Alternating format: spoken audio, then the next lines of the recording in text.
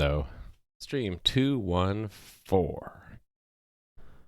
So, today I'm going to be working on putting the Lua interpreter into my game. I've already done this for the prototype game I did back in February. So I'm just going to be reviewing the work I did there to bring it into the real game server and test with some chat commands. I think I'll do that first.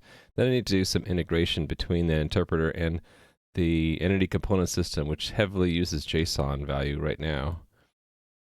And the first place I wanted to use Lua in the game for reals is in the dialog requirements. So, for example, let's say I'm editing one of these dialogues like, build a tiger. And in the conversation state, there might be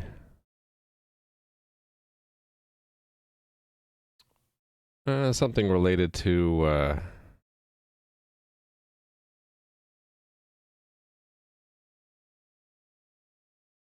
am I thinking of?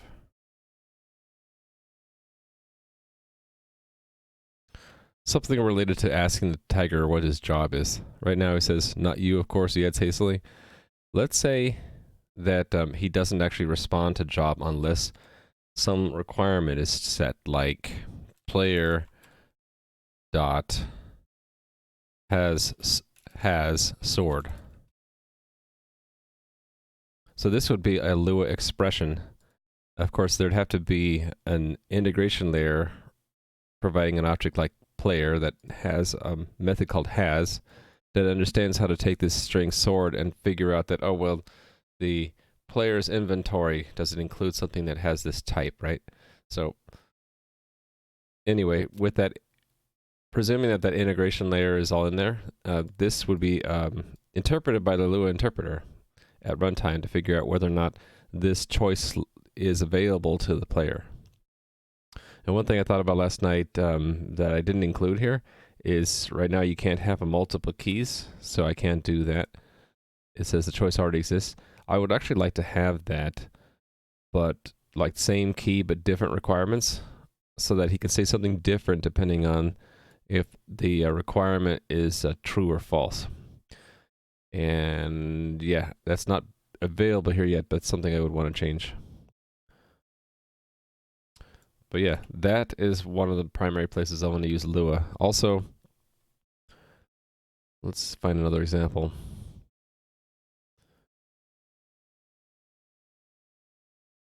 Like, let's say you say tiger, and he says, how very observant of you. It might be nice to have, in addition to adding an action like tail or pause, what if there's an action called script, and then just pretend that this says script. We could say something like player give gold 3. So the tiger gives you 3 gold pieces if you ask him about tiger. Something like that, right? That would be cool to have. So choices in dialogues causing side effects in the game through scripts. The third place I'd like to have Lua in the game is to, I don't have it listed here on the plan, but the game systems right now are all coded in C++. So every time I want to change the behavior of the game, I have to go into the game's C++ backend code, change it, rebuild it, and update the server backend, which is a complicated process. So here are all the systems right here. Each one's in a C++ file. So it would be nice to have, in addition to these so-called hard-coded game systems, to be able to like inject game systems from Lua. And I did that in the prototype game. I did it back in February. Here, all of the systems are in Lua. So the component system just has the components, and in here I didn't use JSON, I actually used C structures. But all of the actual game systems are brought in through Lua. And I would show that here somewhere.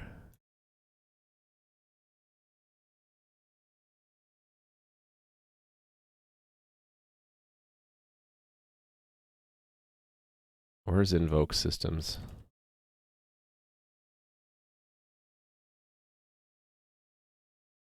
Game?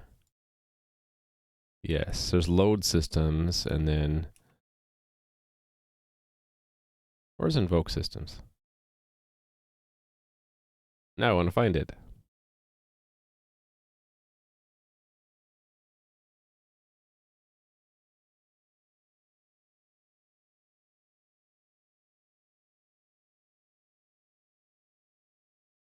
Well, there it is in the real game. Huh, maybe I didn't call it invoke. Let me look more carefully here. Load systems when the game is started. But then there's this worker thread which drives the game. Ah, here we go. Script host call. And there was a global function called update. Where did I put all that code? Ah, here we go. Systems Lua. There's where it was. Yes, so it would loop through all systems, passing in the I guess there was no such thing as an event. There was just one thing you could do with systems, which was update. And I just called the systems directly. So it's more primitive than what I have in my game. Oh, I do have a JSON parse. Interesting. If I already wrapped all the JSON stuff, then this is sweet. I can pick this up as is actually. Ah, there we go.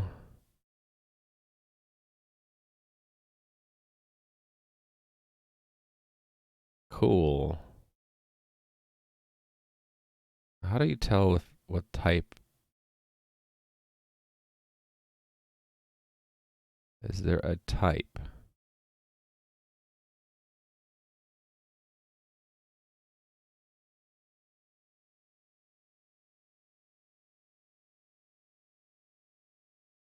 There isn't.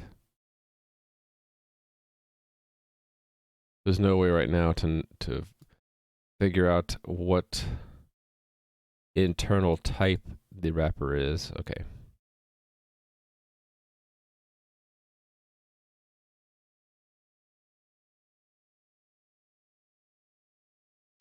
And this one only worked with JSON objects, not JSON arrays. Okay, so it's somewhat limited.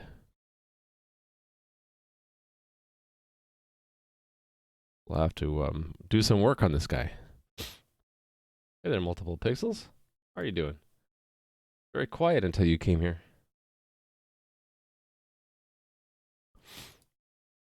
I'm just reviewing the work I did back in February for my prototype game to integrate a Lua interpreter, so that I can redo this for the real game to use Lua in a bunch of places in the backend game. All right.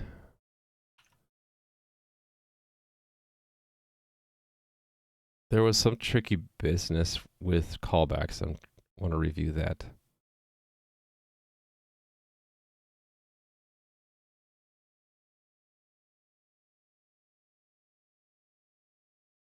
Was it in components? It might have been here.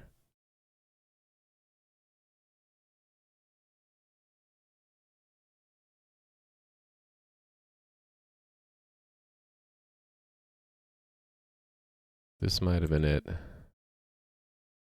Lua property map.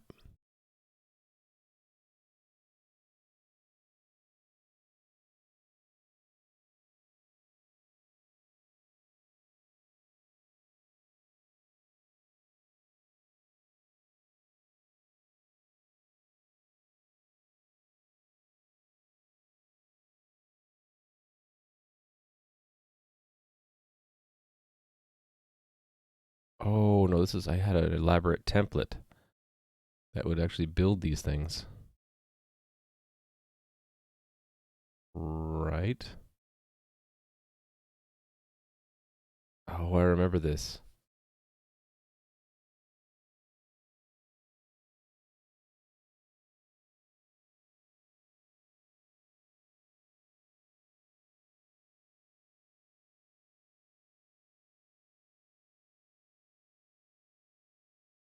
Hold on a sec.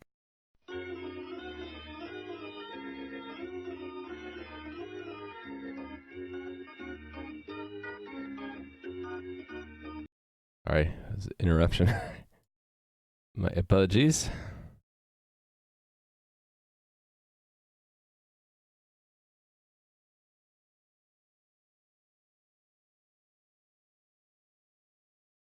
Kind of stressful, hence you're applying for a front end position. Wait a minute, did I miss some chat? Chat, that's the only, I saw a hello and then I saw kind of stressful since applying for a front end position. Was there a message in between there that I'm not seeing? Or that's how you're doing. You're stressed because you're applying for a front end position. But good luck. Either way.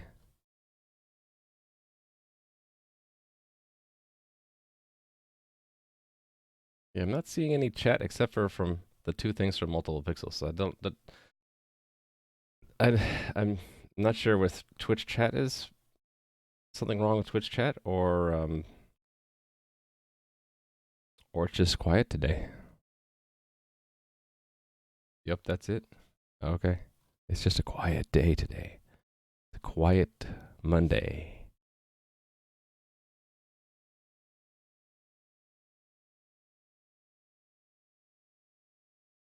Okay, yeah, this is all the hard-coded bindings between Lua and the components of that thing. All right. So we're already pulling Lua in to the build system. They're making stuff here. Wasn't sure if there's something wrong too. Never seen me less than 30 viewers. Well, I just started like 10 minutes ago. And how are you doing? But usually I have a few people that will say hello right away, and that didn't happen. It was completely silent for 7 minutes. Okay.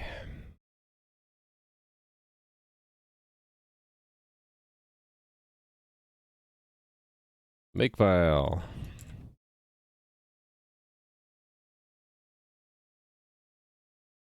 Lua library. Okay, that's what I need.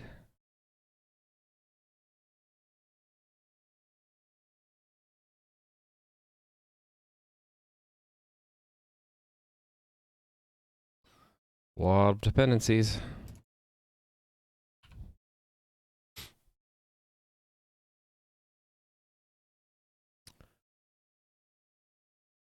think this script host is the key here. This thing is what pulls in the Lua headers and creates the interpreter.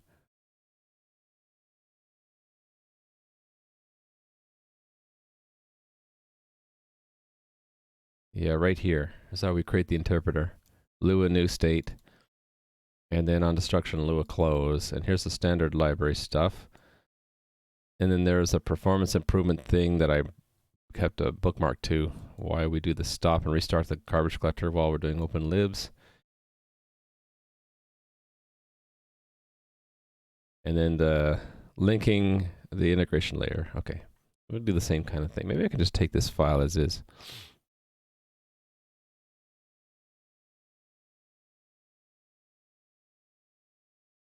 Copy.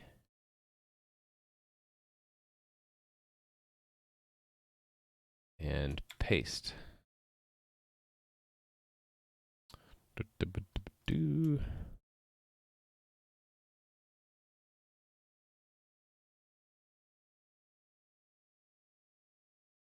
Yeah, this one is fairly independent, right? This one will remove that. Actually, let me pull in the JSON wrapper too. I know I want that. WebSocket wrapper, don't think I need that. Don't think I need it, but we'll see. The allocator, reader state, trace back, okay. Okay, so let's remove that and that.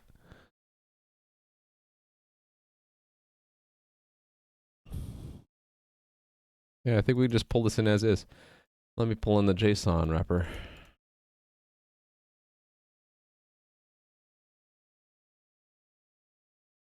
All right.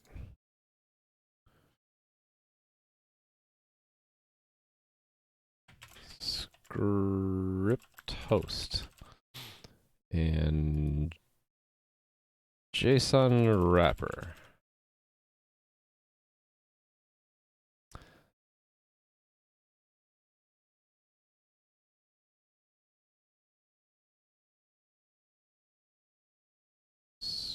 Wait, this is the wrong place. It's an internal file. It's here I want it, right?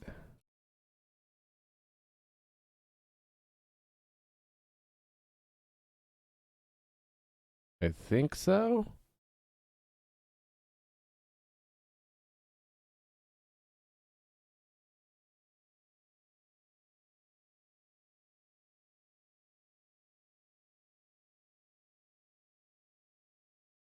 Yeah, see, I've been putting stuff in the public headers, maybe that don't need to be here. Yeah.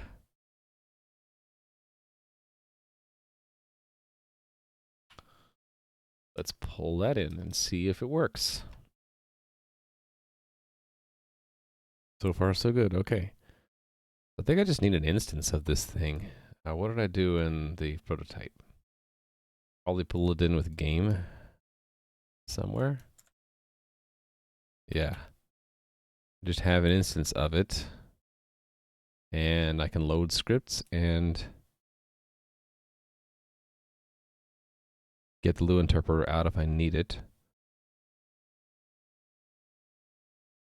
Yeah, this is the main game loop, how we call Lua to run the game systems. Okay. So, where do I tie it in here? Good question. I'm glad I asked myself that. Oh,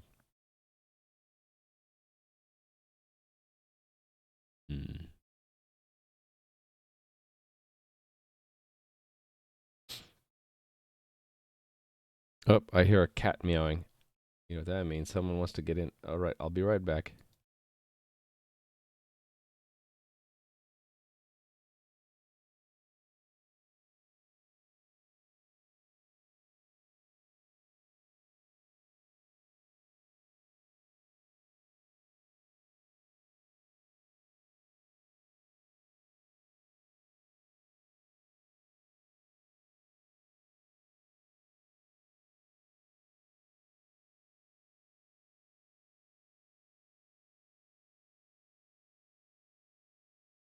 Okay, check it out. This guy likes to interrupt my stream by wanting to go in and out of the house. Very loud about it, too.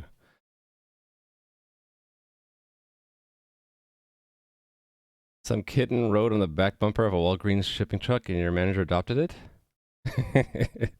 Yeah, my cat is pretty hilarious until he wakes you up in the middle of the night meowing at the top of his lungs.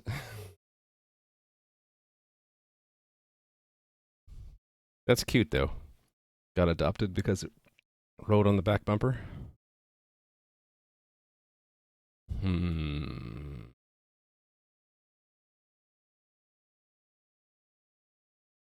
What needs to be able to run Lua? The ECS and coordinator.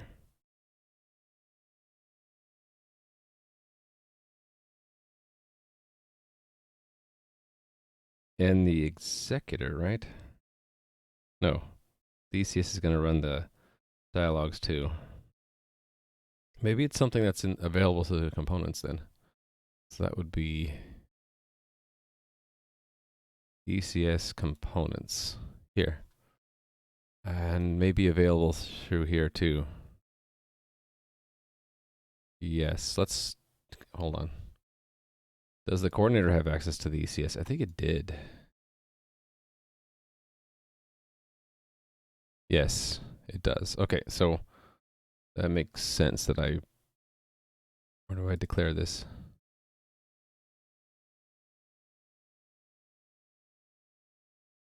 Public header, okay. Actually, that answers that. I need to move then the script host up. That's why everything gets pulled up to the top, because everything's depending on everything else. So take that and put it here. Same thing with JSON wrapper.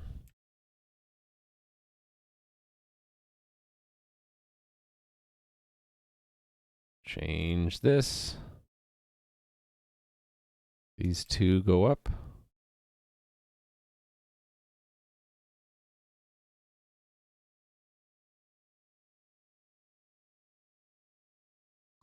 Yes, okay.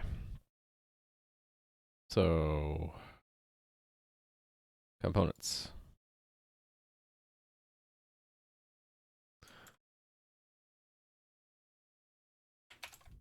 Script post.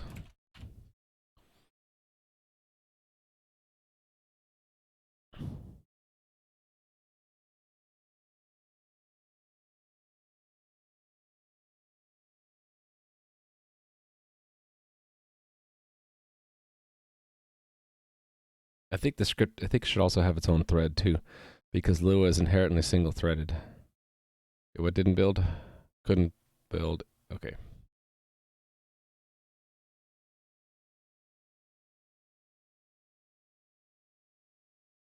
Right. This should be a realm server slash that.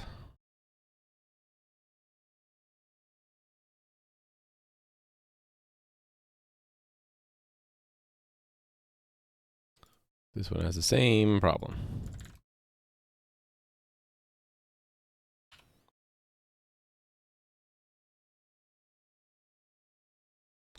Okay. Components.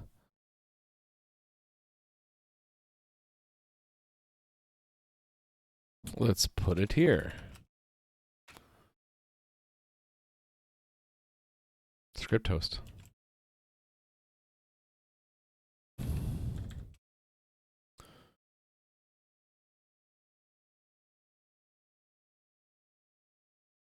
This object hosts the Lua interpreter used for various purposes in the game.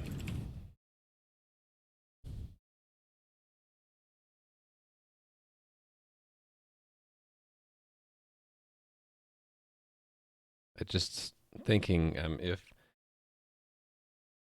I don't need to have any one thread access Lua, if everything if Lua just uses a mutex, I probably already actually have this, then any thread can call it.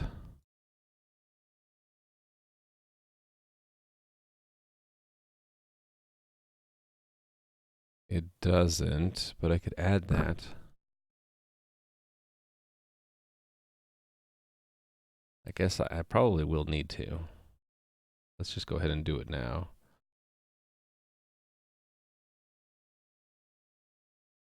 Oh, that's a global? Hold on.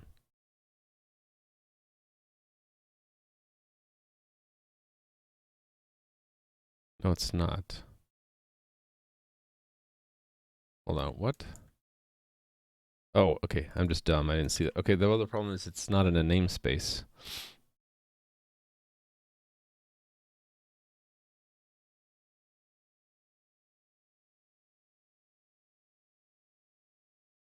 Probably because in the prototype I didn't bother.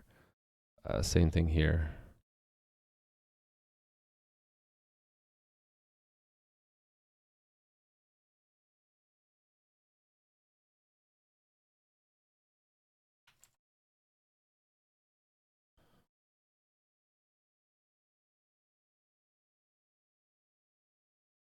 Yeah, okay.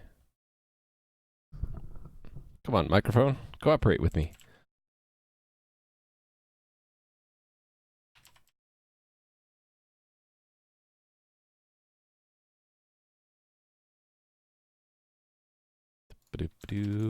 It's very quiet today. Wonder why.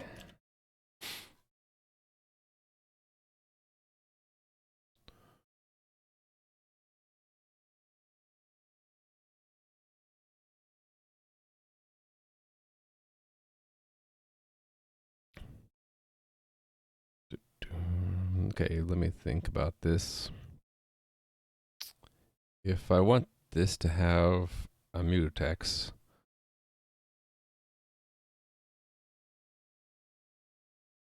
I suppose it goes in here.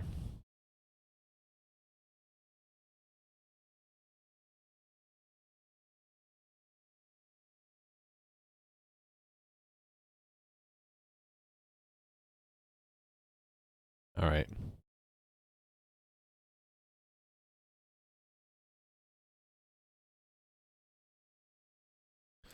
Hold on. I shouldn't just add a mutex just because it feels like I should.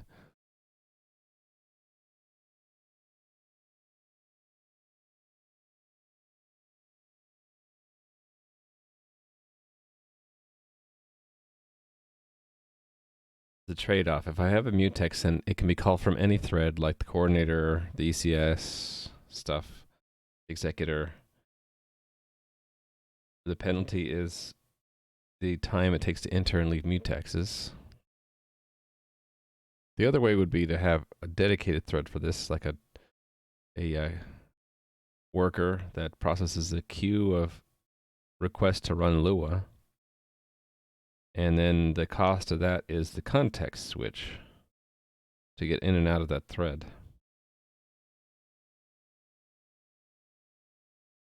I think it's probably a wash. I'm not sure. Anyway, okay. Enough musing. Let me just put it in there.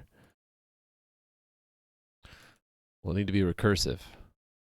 It might, because it's going to call callbacks.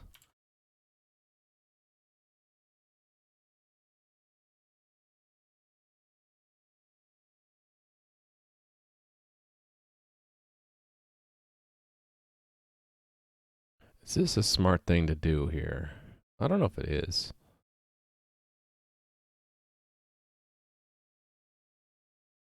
Where do I call that in the prototype?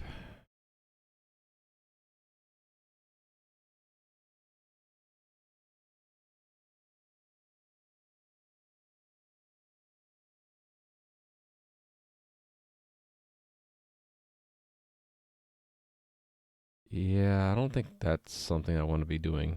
What's calling that?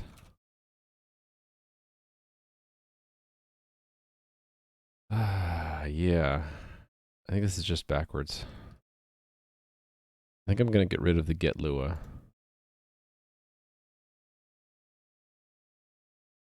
I'm not going to provide it. I'm not going to open up that hole. Which means I don't need this to include Lua at all, actually. I can put it where it should go, which is in the implementation. Right here. Get rid of the get Lua. All right, and then all these places will just, it's a whole big critical section, so lock guard, decal type, impl, mutex, lock, impl mutex. And calls the same thing.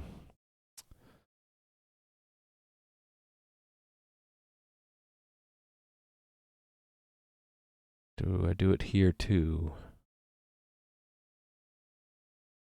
Don't think so. All right.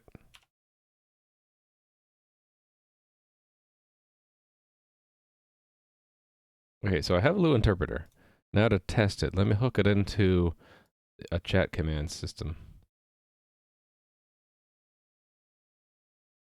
Coordinator.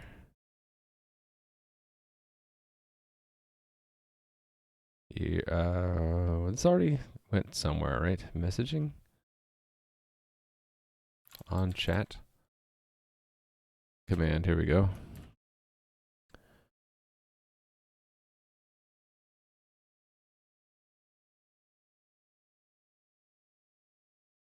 Let's just make it simple. Lua,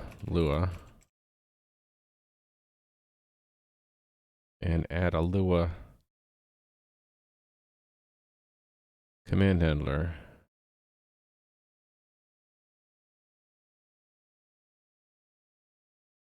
Lua. Lua.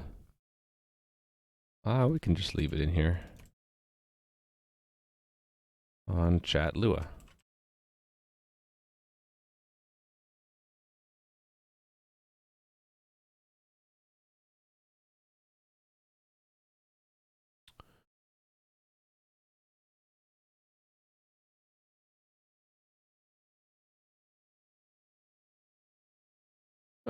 This look goes here, right?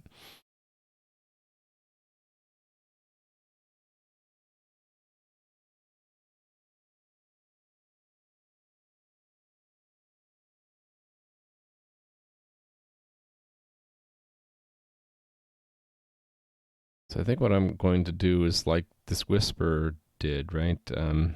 No.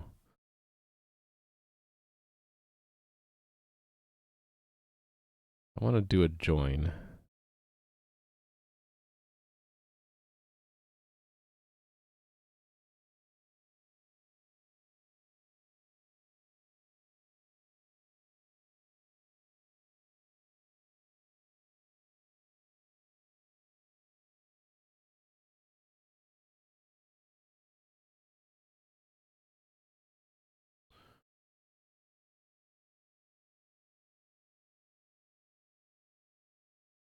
Oh, it already is a string. I'm just being... It's a Monday.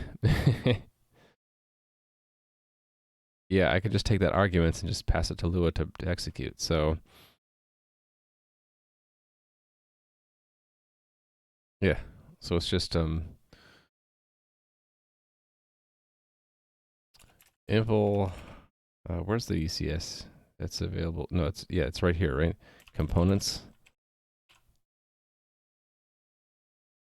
Script. Oh, I don't have a way to get access to the script host.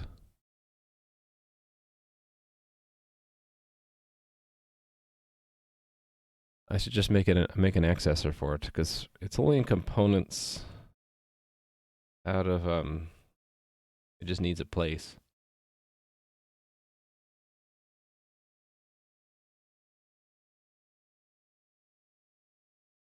Yeah, right. So we'll get script host,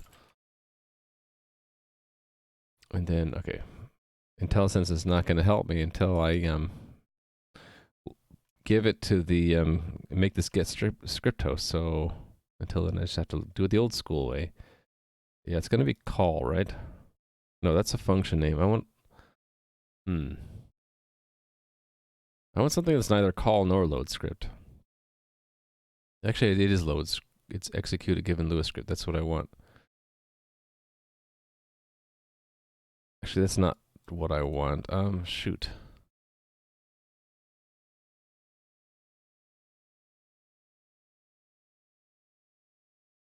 I want to get the return values back out.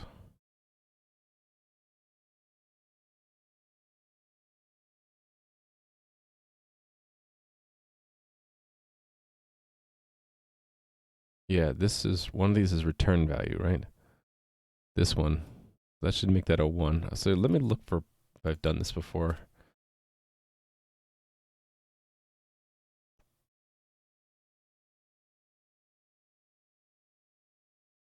Not here, but I've done it in another project.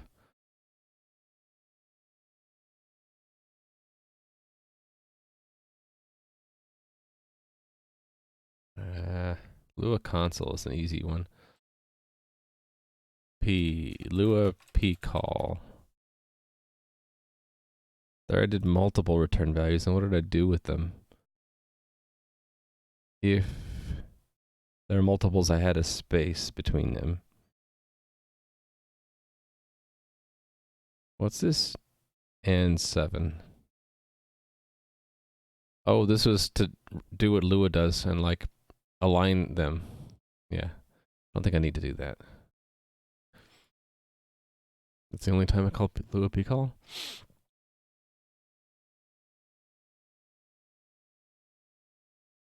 Let me look elsewhere. Where did I do it? Here, maybe?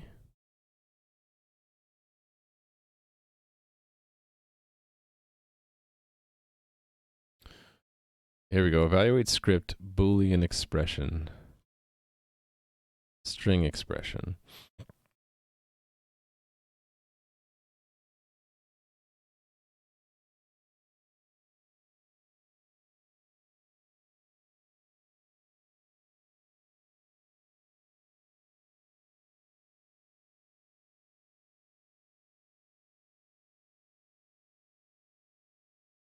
Oh, I remember this. I used this at one point in the same way I plan to use this requirement here. If it needs need a Boolean, yes, no, it takes the result and casts it to a Boolean at some point, right here. Okay.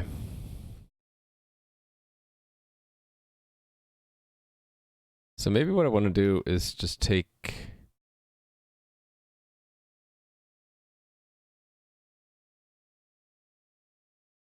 Well, this already has a return value string.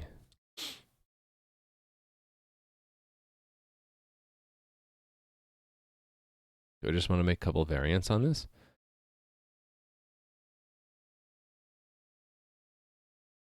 And why does this have both a name and a script?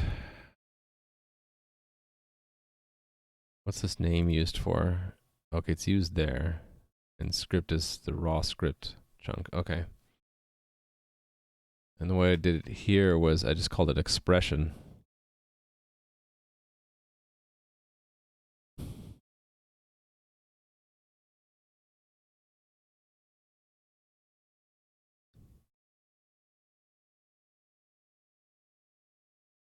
And what if there's an error? Then it's a diagnostic message and then we're done.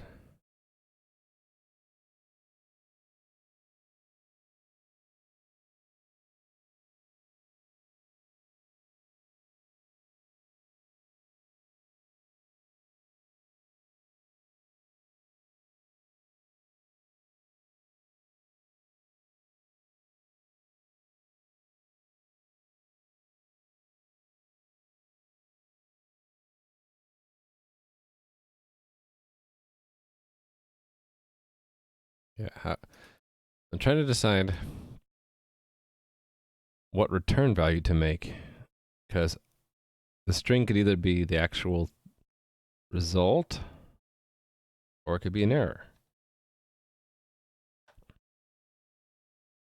I don't want to use exceptions because I hate them. What to do? What to do?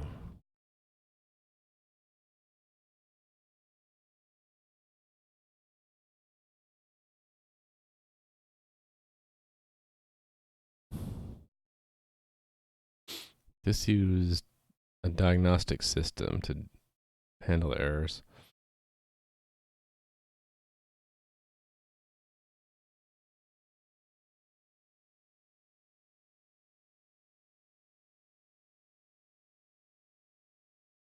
Okay, I think I am just going to make something new.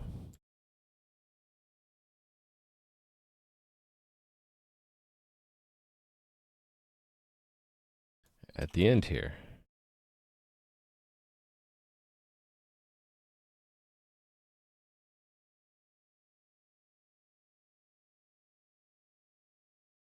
Let's call it evaluate.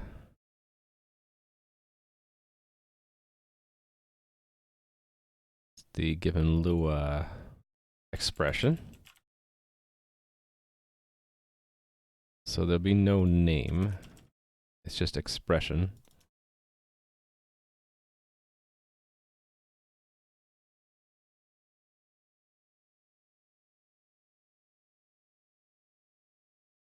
And then the return, we'll have a special return type.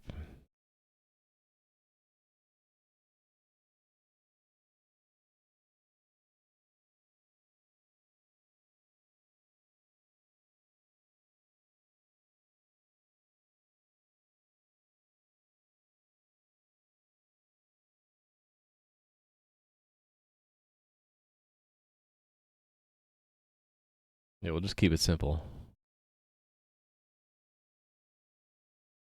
Hey there, 215 or 715209. How are you doing? It's a very quiet day for me. There hasn't been any chat in like 20 minutes. Okay, the result of the expression along with a flag indicating whether or not there was an error is returned. I'll just make a special type here. Eval result. Evaluate result. Why shorten it when I don't need to? Super hot there. Yeah, I read in France they hit an all-time high last week of 44 Celsius. Crazy. Crazy hot. So struct. Okay, this is used to provide both the results of a Lewis expression evaluation and a flag indicating whether or not an error occurred. Hey there, Nui. How are you doing? Hasn't there been a while since there's a excuse me. Haven't been here in a while. Is there a new recap video? Yes, I just produced one yesterday. So on the there's the link. So there are now 2 videos there. One for May and one for June.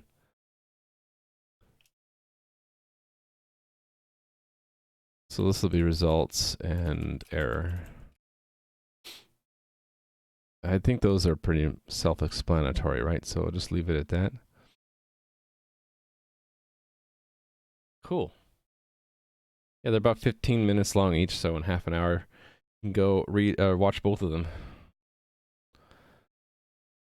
All right. What did I not save here? Oh, I didn't finish that one. That's right. Okay. All right.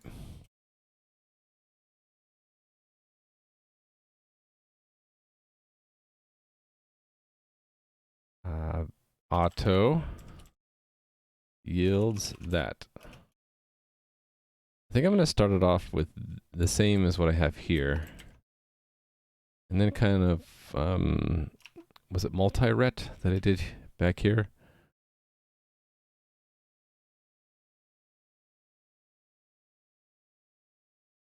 Why do I have them in? Okay, that's Iron Glove. Never mind.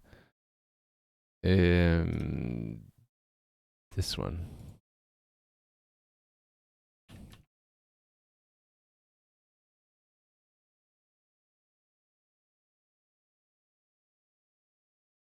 Oh, I use LuaP call a lot here.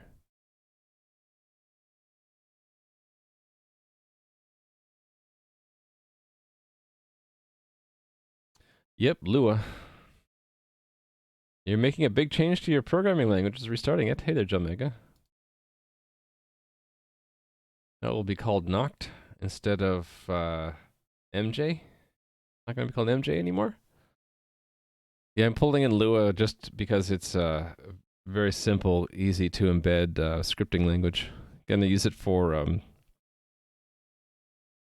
parts of the game system logic, dialogue logic that I want to be able to edit from the client side without rebuilding the server.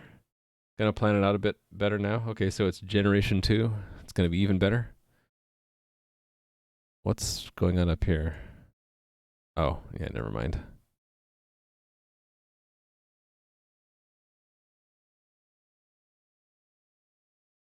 Okay, yes. So there. Wait a minute. What am I doing here? Oh, I copied from the other place. This one's expression.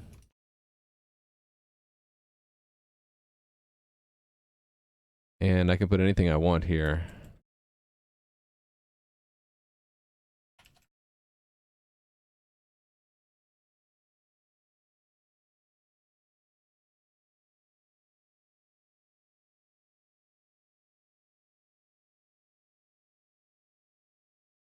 Okay. I think I want this multi-ret thing because it could have multiple return values, right? Or do I just want to get the first one?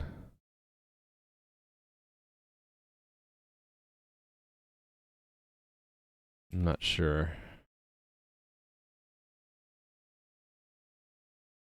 And technically, what I want is to turn it into JSON. I don't know what I want. Okay, so the number of return values is when you call get top, you get it.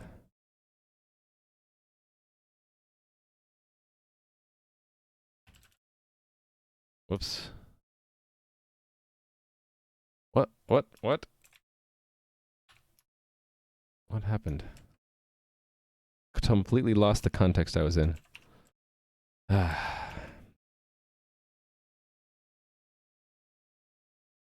bootstrap will exist out of two programs: the compiler that compiles to IL and an interpreter that interprets that IL. Will be in C++ now. Okay, cool.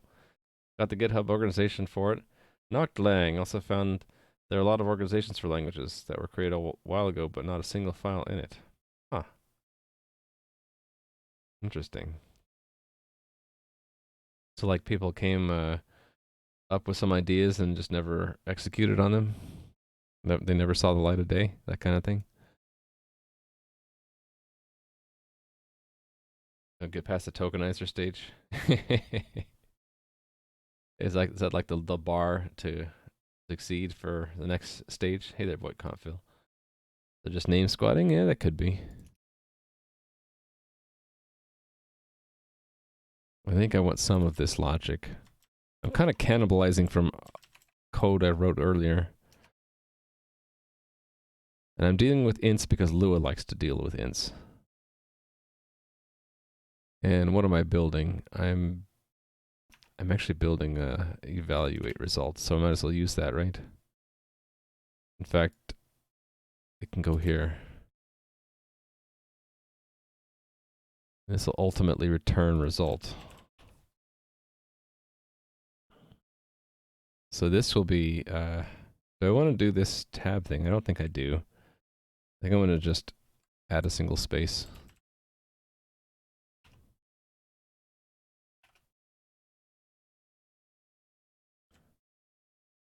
All right.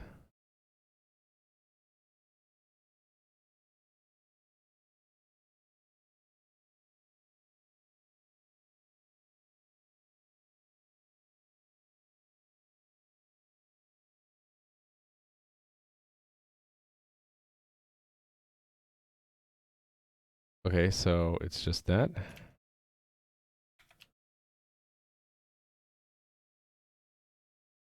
Hey there, it's Coder Life.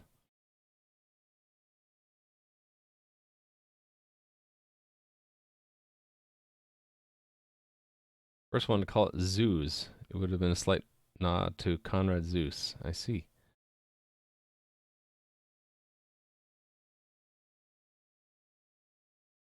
Why do I have this if not is nil? I don't remember why I did that. I did it everywhere though, so I guess I'll continue that tradition. So I should do this result dot error is true.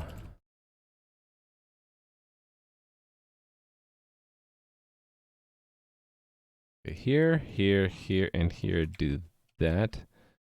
Result dot results equals.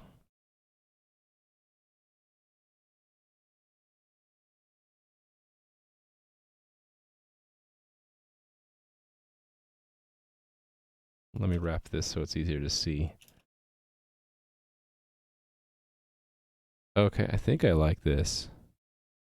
What's wrong here? It's incompatible. Why is it incompatible?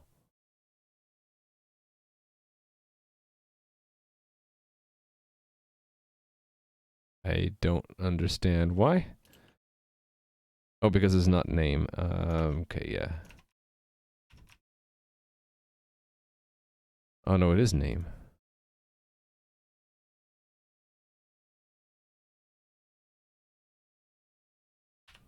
Is it just IntelliSense being lame? I think it is just IntelliSense.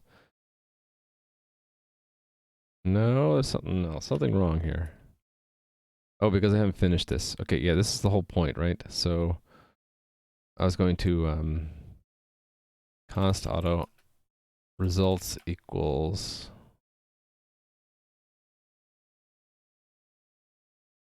I should use a better name than results. Or a better name here.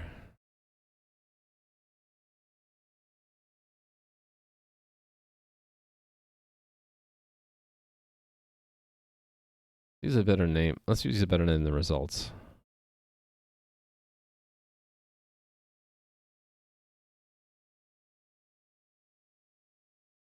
Or I can call this results with names. I can't I can't decide on the name. Why is this having a problem here? Incompatible. It's not incompatible. It's exactly the same. I don't know.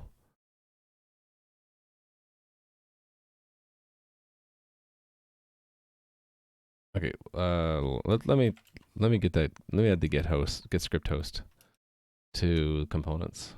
Get that out of the way. So here.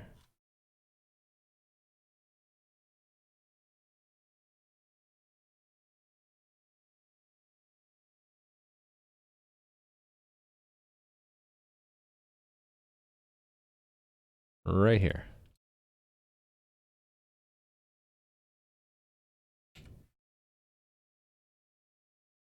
Provide access to the Lua interpreter used in the game. Access, this is returned. And then this needs to then include, or do I do this relative thing? I guess I can do it that way.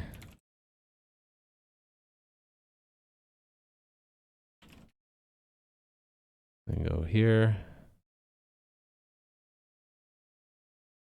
Do that. Hey there, Cthulhu.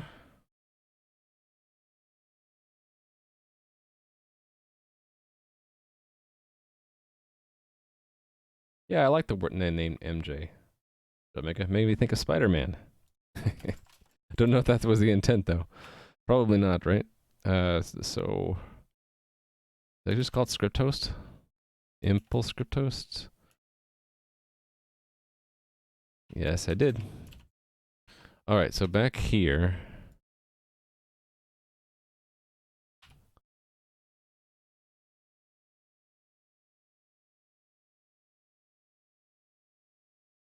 Okay, something's not right. What is it? What's wrong with this? Declaration is incompatible. Why the heck is it telling me it's incompatible?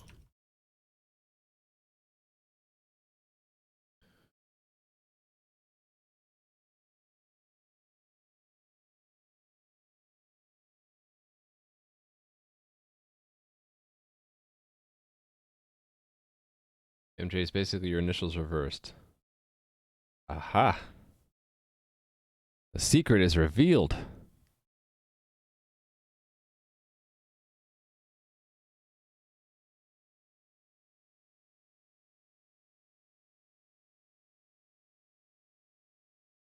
Okay, why are we looking at this? Oh, I had that open from before.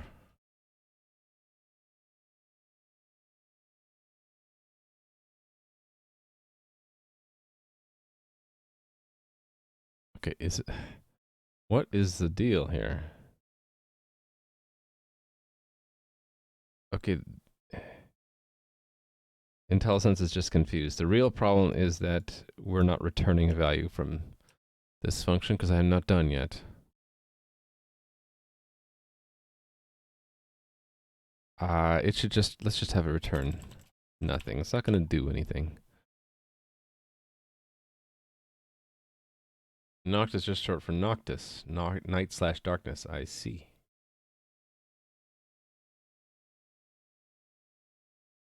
Well, it's just a name. Pick whatever name you want.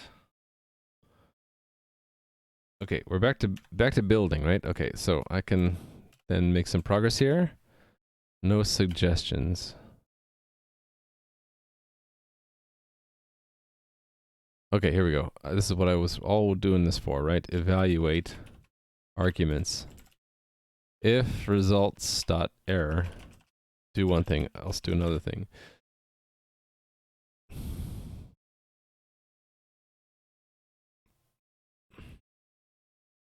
I think I want to directly respond, just for testing. I want to directly give the response back to the player, so it'll be a do I have to get access to their client again? Why am I only passing the player ID?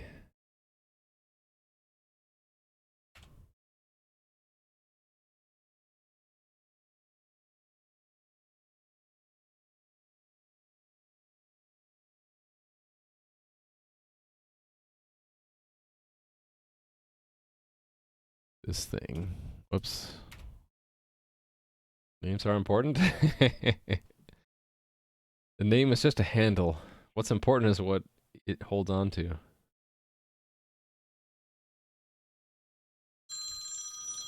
Dang it.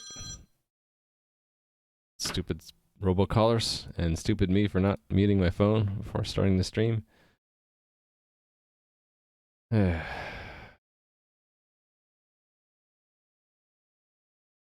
chat command.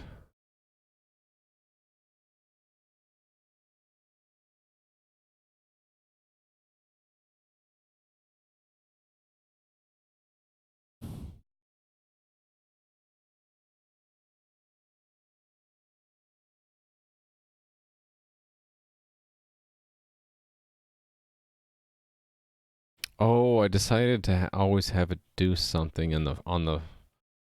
Oh, this is bad. It's always going to forward it to the leader. Okay. Well, yeah, that's because I wanted these things to be able to make commands to the game.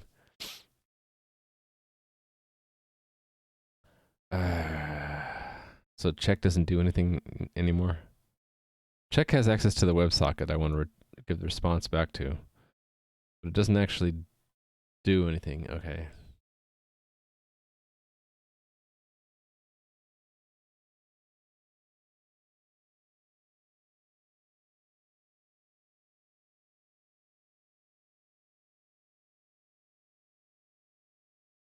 Okay, so it's gonna be routed through the chat system anyway.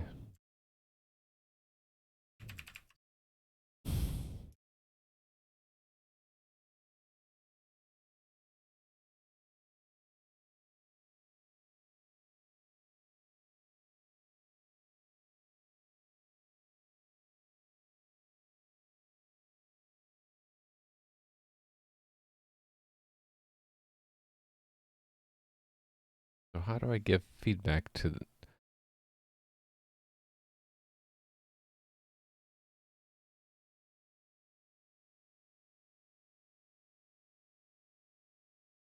wait a minute, what is this? Why is it feedback action type?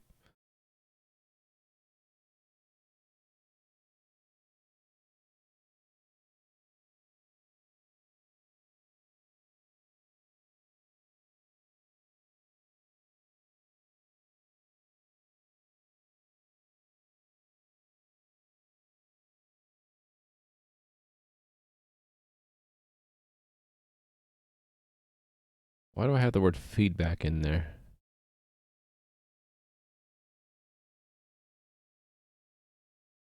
I don't remember.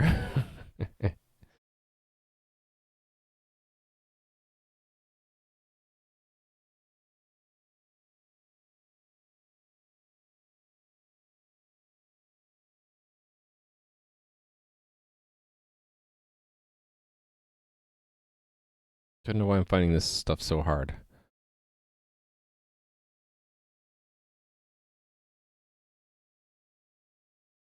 Yeah, I think I just want to do chat commands. Right. Okay.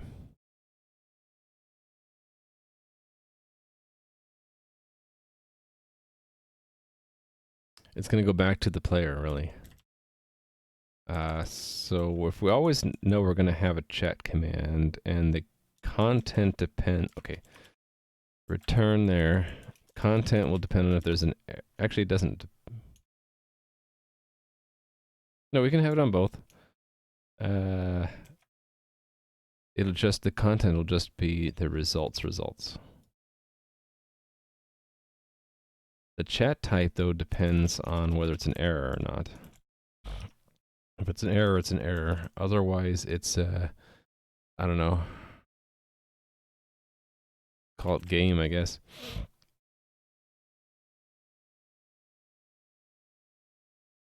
Target is player ID. Source is not set. I don't think it matters because it's an error of the game doesn't matter. Okay, let's try that.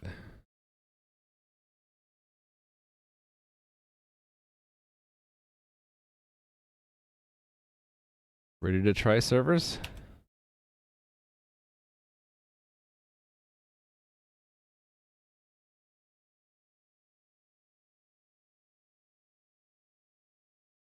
Nox, but that name's already used. Empty repo, Android emulator specifically for games. Yeah, Nox sounds familiar. Programming language name, factory settings factory. Factory for factories that make factories. Yo dog, I heard you liked factories. Put a factory in your factory. This thing again? Oh no, it always does that the first time. Okay, never mind. Alright, we're back. So, chat. Lua, 2 plus 2? Unexpected symbol near 2. Do I do equals 2 plus... Oh, return 2 plus 2, right? 4. And why did I get a function back?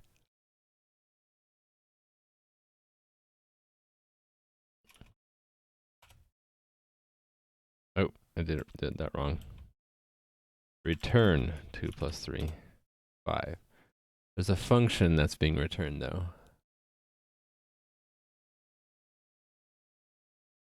The reason against the Java and the factory way of doing things.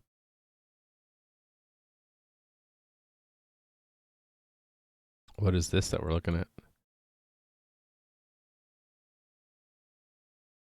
Serious businessman for serious business purposes.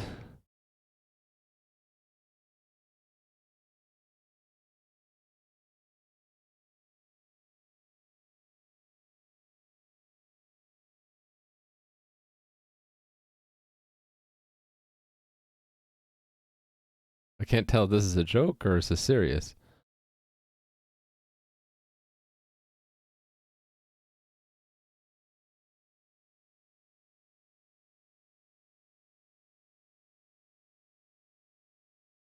Okay, yeah, it felt like a joke. But then it was like, it's got more detail than I expect a joke to have. Anyway. Oh, it says bottom. Okay. It literally says it's satire. Okay.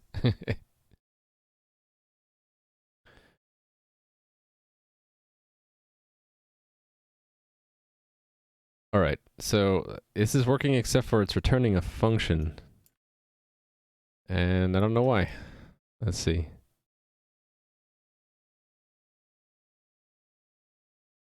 It might be because there is a function in the way. What did I do back in the other place?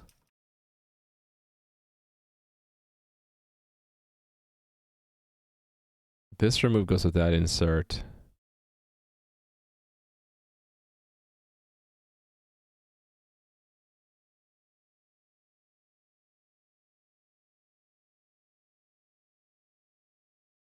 I did push the traceback function here. This just does this not do a traceback function?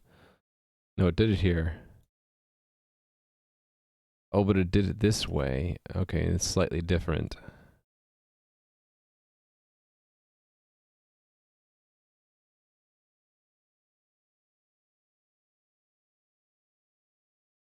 Okay, what did I do up here?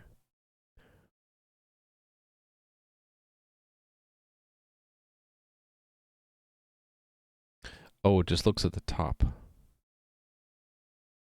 The top of the stack. That's what the -1 means. So really I want to pop it off here.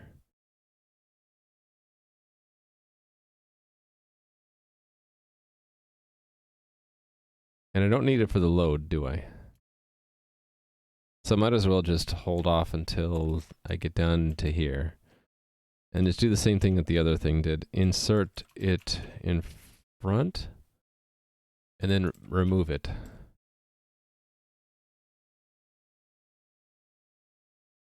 Yep.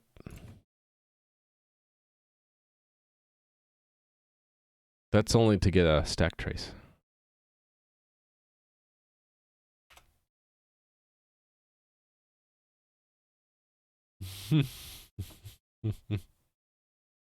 Enterprise License Manager with USB dongle, quarterly subscription model. Quarterly? What about monthly?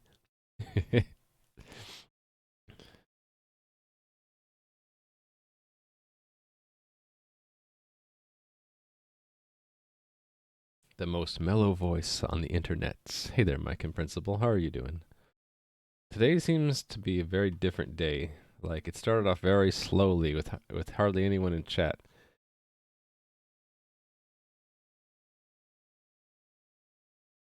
I enjoyed watching you wash your car, as odd as that sounds, Mike.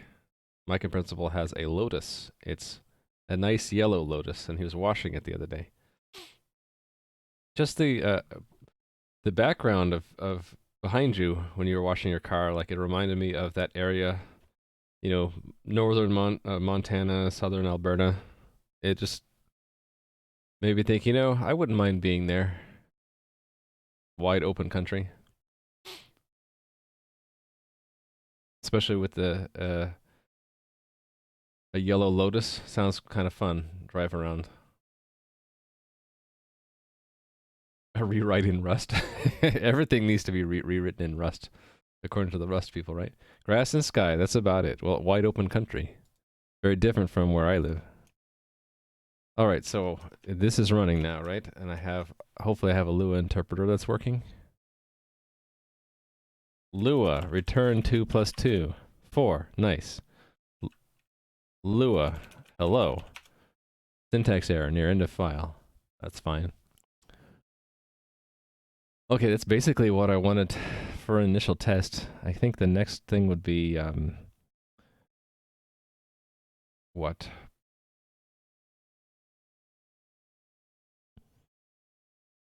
Yeah, well, I already did that before. I guess it's that?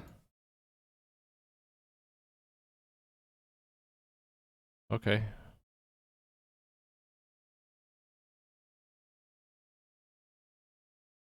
What are the red rotating boxes? They're markers for where there are special things, so that's a teleporter. Anything with a trigger component that's in the world will show up with that marker. So that's a teleporter trigger. This right here is a trigger for sending a message to you when you step on it. And here's a trigger that starts a dialog.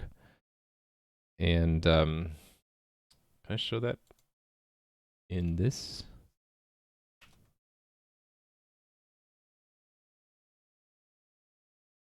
When you're playing the game, of course, you don't see those markers.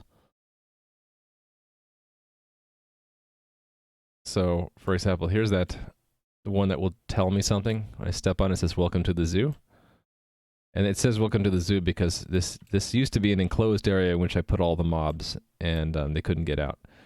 So the one on the bridge there, when I step on it, it says, "As you cross the bridge, you notice something." The bridge seems to have no supports at all. And what was the other one? That's the sign there. You step on it, reads the sign, and then up here there's a teleporter. Doop, doop. So yeah, I figured I needed some way to see if there are special places, special things in the world like triggers.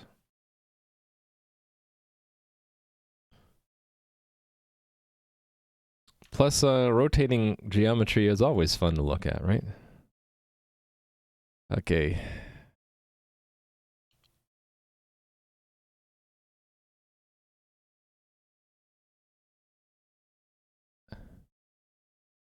Animations are everything? Yeah, well, it's mostly just to catch my eye. as I'm going through world building and all that stuff, I want to be able to remember, oh yeah, that's the place where that dialogue happens, or that's the place where the teleport happens. Have I seen JW's talk on Game Juice? No. I don't know what that is. Alright, so the dialogue requirements. So, for example,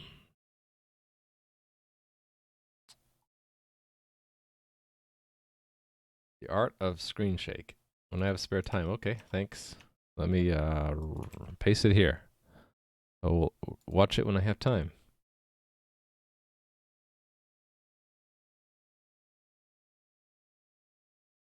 Something simple. How about true, false? So,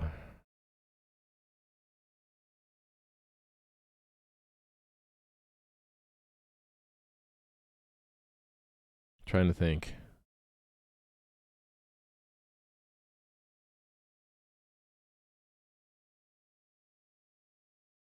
I don't know. I'm drawing a blank here. What if I just use an existing thing? Guard. Let's say I say false here. Save. Now right now it won't evaluate that, so I can go find Bob. Where are you, Bob? I think he's on this island. I can talk to him and say guard. And he always responds, but I wanted to set it, if it's false, that means that this choice is not available. So that means when you enter the choice, it should run that, it should evaluate that expression with Lua to see if that choice should be made available to you. I'm 1 pixel off here. Okay, there we go. All right, so where do I do that stuff? ECS, dialog, I think. Where you make a choice. Dialog input.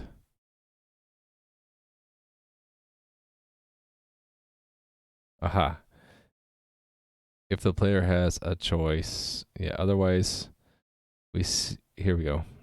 If there is no choice, the choice is not valid. So here's where I could put it in here. If the choice is valid, it might not be available. So we have to evaluate the requirement. So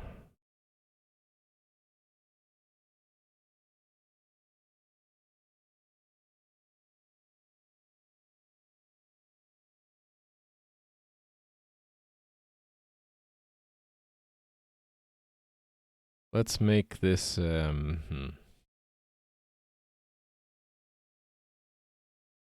this is just a generic evaluate.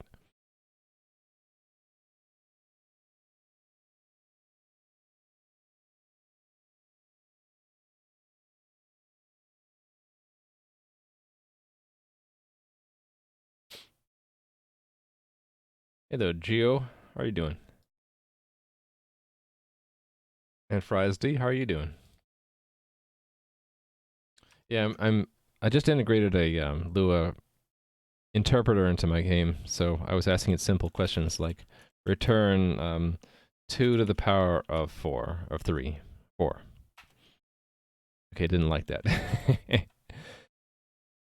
I thought that was how you did it. Am I thinking of Python? Is it caret for power? Okay, yeah, it's caret. 2 to the power of 4 is 16, right? So I can evaluate Lua expressions in chat, and now I'm working on adding it to be requirements for dialogue choices. Problem with this is it...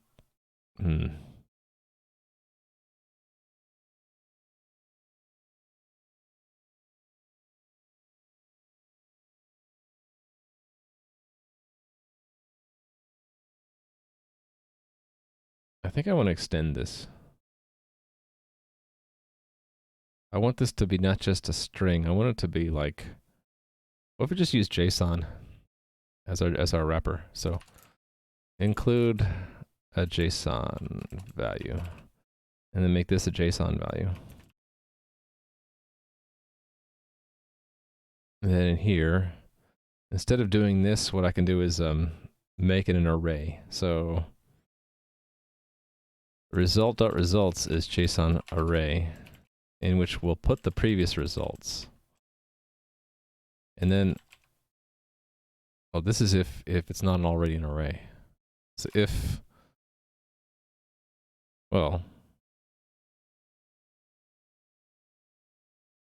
hold on. That's if it's equal to 1 exactly.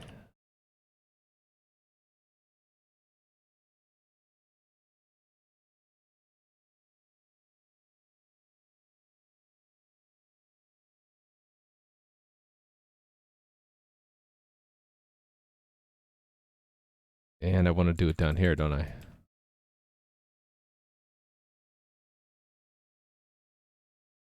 Results add value, else result.results. Actually, it's the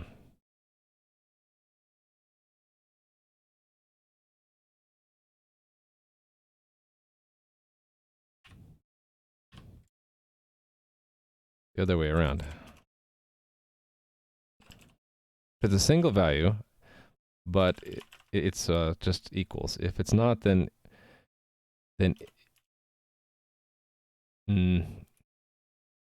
if this is the second value, take the first value and put it into the first index of an array, and then regardless add the next value.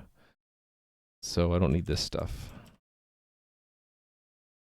Right? And then this could be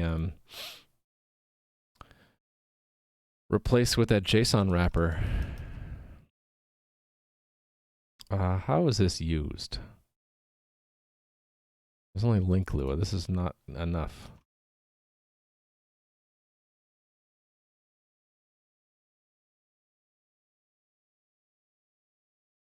I thought I had a way to push a new one onto the stack. Yeah. Where is that used? Constructor? Oh, so we can call, you can do the call. All right.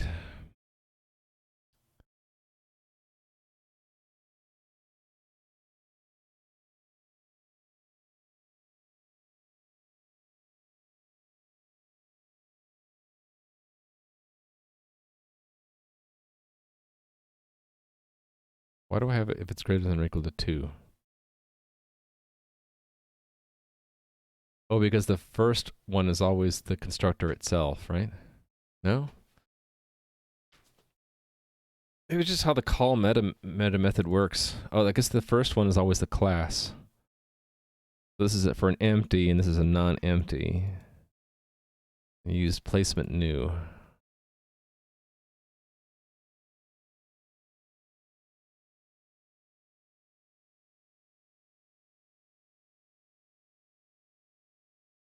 Aha, I see. Yeah, it's been a while since it's been a while since I wrote this back in February. Your stomach hates you for some reason? Well, my stomach hates me all the time. I've had that for years and years. I have to be very careful what I eat. If I'm not careful, stomach problems. Okay, you have a great lunch, Mike. See ya. Okay.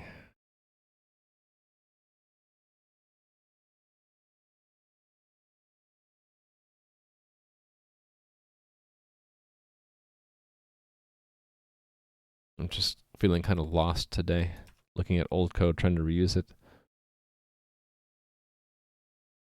In essence, I want to replace this. Instead of getting a string all the time, I want it to be smart and use this JSON stuff, which looked at the type. JSON value from Lua value. I really want to expose that, don't I? But that is, it's available through the constructor, so if I call the JSON constructor in place, it's just been a while since I did Lua, so... Won't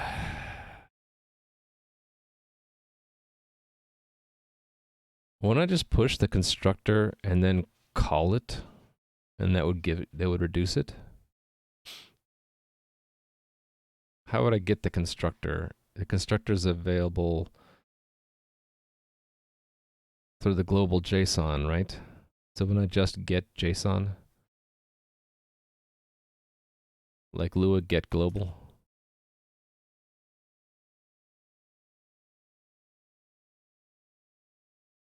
Yeah, Lua get global, right? So when I just do this, Lua get, no, not set, get.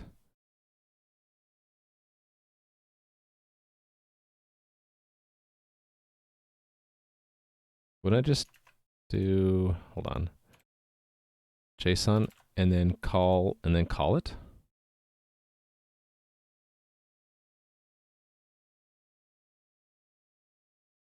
I want a P call, don't I?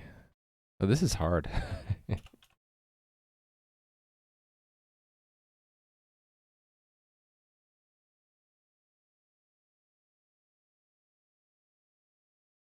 Or does it matter? I guess it does matter.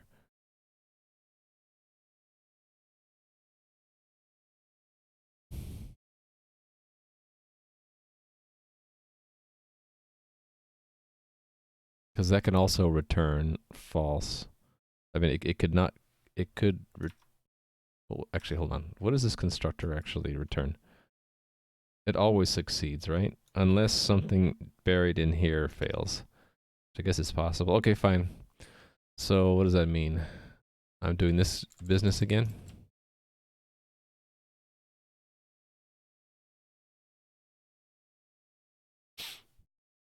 Couldn't I reuse this trace back and just by mine not removing here? I could remove it down here. It's just then that this will be off by 1.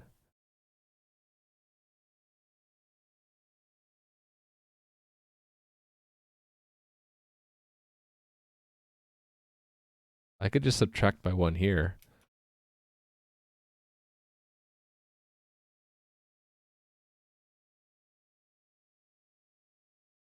No, but then it throws this math off.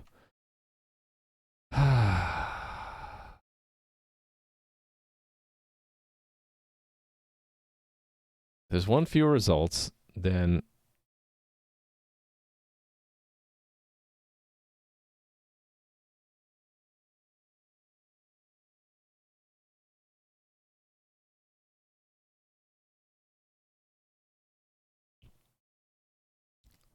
Let's say that the results are 2. And one of them is... Okay, let's just put this down here where I want it to go. So if there's one return value, then there's actually... This will be... The top will be 2. There'll be 2 results. So get top will be 2, minus 2 is 0, plus 0 is 0, plus 1 is 1. So there will be indexes 1 and 2. Right, so it's reading the bottom up. So I always want to add 2, subtract 1. This will be 1. 2 minus 1 is 1. Plus 1 is... So I don't want to add... It's just that, right? So if top is 3, like there are 2 return values plus 1. 3 minus 1 is 2.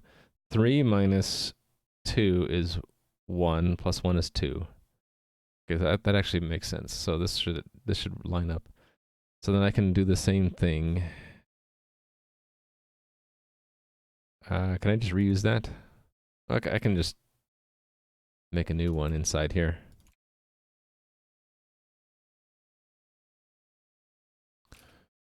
Number of arguments, 1. Number of expected results, 1. And then 1, right? So then I'm not popping it. No, I am popping it, right? How do I get the JSON back out of the thing?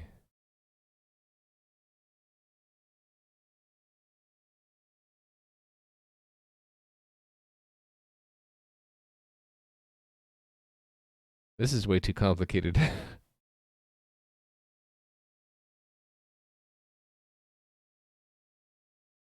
I think I just want to expose this thing. Yeah, okay. Backing up. Back.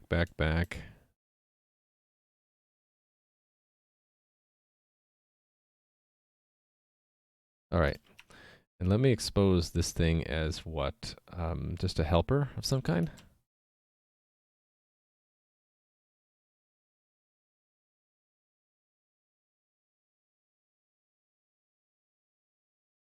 Sure, we can just make it a static.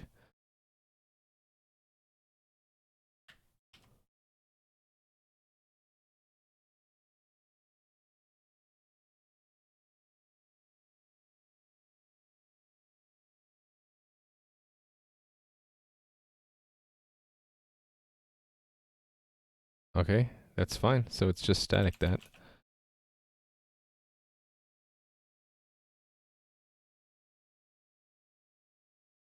And then this doesn't need to be here.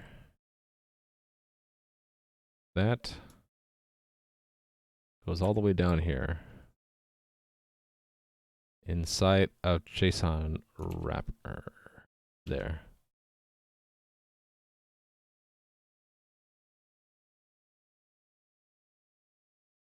JSON wrapper. Server. JSON wrapper.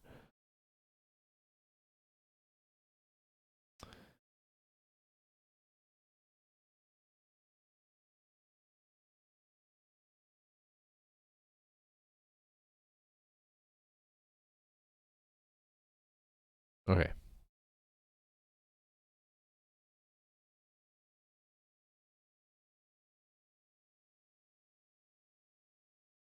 The other way is I could do the JSON constructor and then just get the value out of it. No, but this is less overhead. So I just call const auto value equals JSON wrapper that, and it's impl Lua index. Then pop it. I think that'll work. It's just when I use it inside of here, I gotta be careful. Not done here. Let's just mark this to do. Hey there, 2 bud. What are you doing?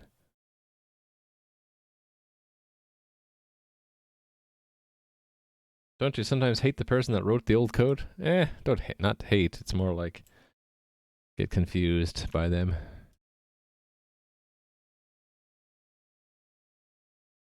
All right, so this took the results. I can't do that, can I? I have to do this dot to encoding. Oh, let me make sure that this works and I didn't break it. The test will be to have it to turn an array into a JSON array and then to a string.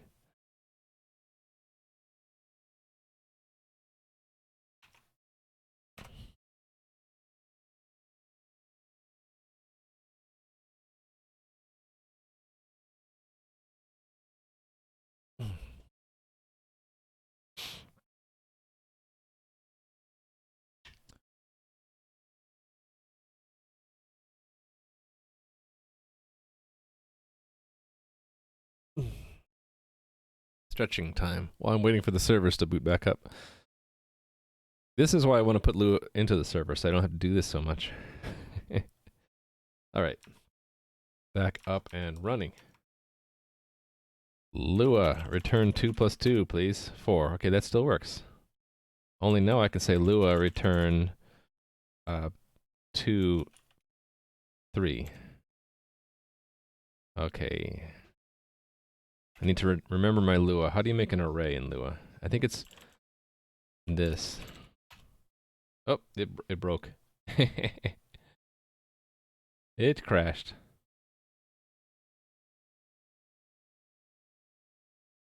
So it crashes and then the orchestrator restarts it. Meanwhile, one of these other servers will have taken over, right? Oh, it hasn't timed out yet. They're timed out. That became the leader, and that became a follower. Now we're back up. Only the camera's not working. Interesting. The code I have in there to get the camera back doesn't work. I had to reload to get it back. Huh.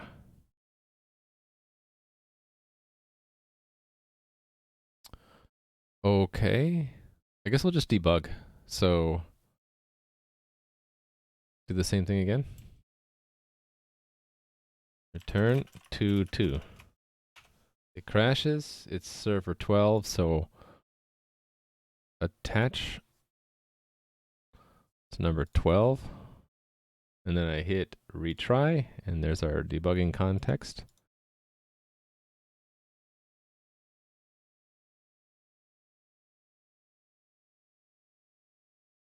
We have a Lua error.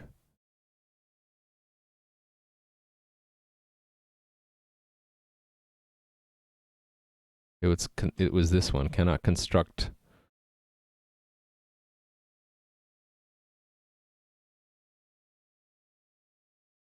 All we can see is the C. I think it's cannot construct a JSON value from a whatever it is.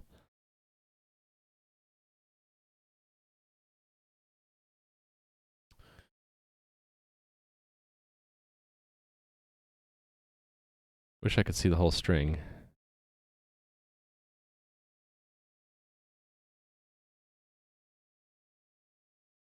So yeah, this is not protected. That's the problem.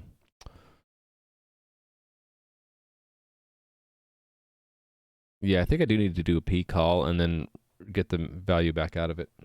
Hey there, prof elements, and hey there, Dename. There's some library that can hot reload C++ code. Lua array in Lua is just a table with numeric keys. Yeah. Performance will be excellent. You're sure? It's not like we're doing it like several times a second. It's like once every time you hit a new dialog choice. Hey there, people. Got a great snack for this weather. Ice cream. Yeah. Sounds great to me. Alright, so the problem is that this is not a protected call. So I'm going back, but it should have worked anyway. Why wouldn't it have worked?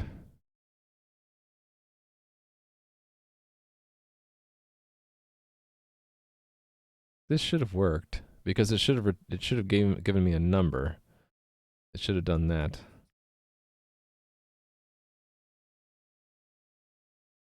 Well, I guess we'll find out.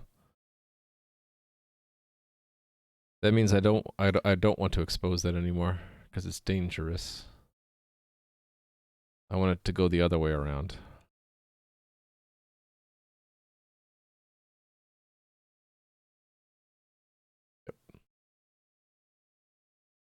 Thought I was moving core game logic to Lua. Well, it's that I wanted to put prototype logic in Lua so that it's hot swappable, and then when I get to where I like it, then I would convert it to C++ for the speed if I need it. For game systems that are rarely invoked, I might as well leave it in Lua. Okay, so I'm gonna remove this guy. I think I can just go here and hit undo. Not undo everything, but undo a lot of things.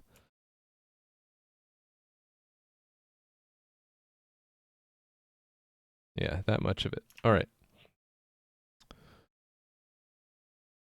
So I'm going to do that trick again. We're going to have all of this inside of there to use the trace back, and then this will do a Lua get global JSON. And I got to do impl Lua in front. And then Lua peak, well, the same thing. This.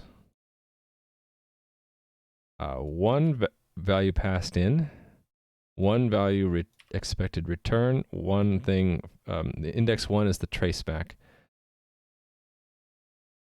And then instead of, well, before popping it, I need to extract the, if it's okay, then extract it out.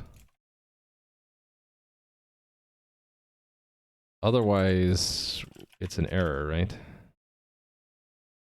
Otherwise, it can't be interpreted as JSON. So what do I do? Turn it into a string? I guess so.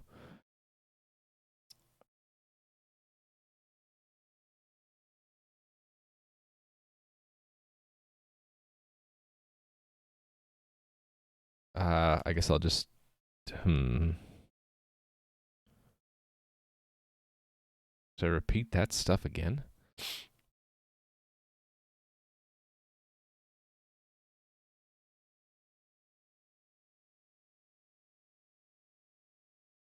I think I'll have a JSON value.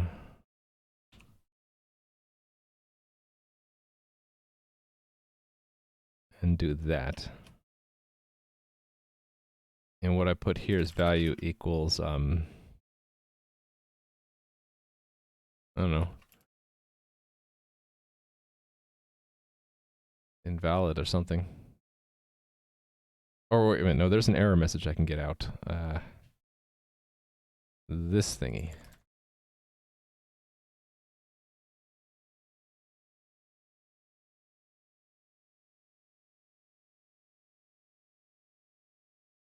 Value equals that.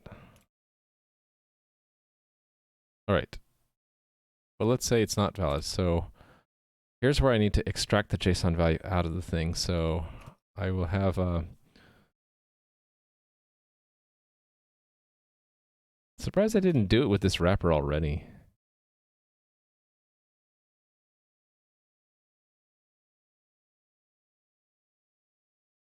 Did I do it here?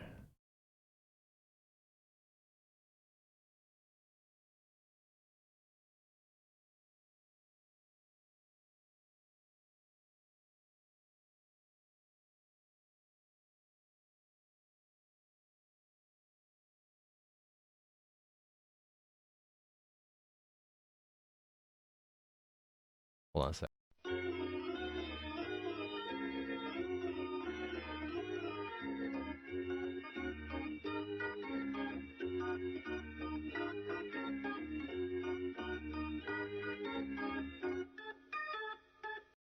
Sorry about that. Oh, this code? Yeah, it's super messy. This is the precursor code. I'm just trying to get something that worked out of it, so I don't have to repeat my work.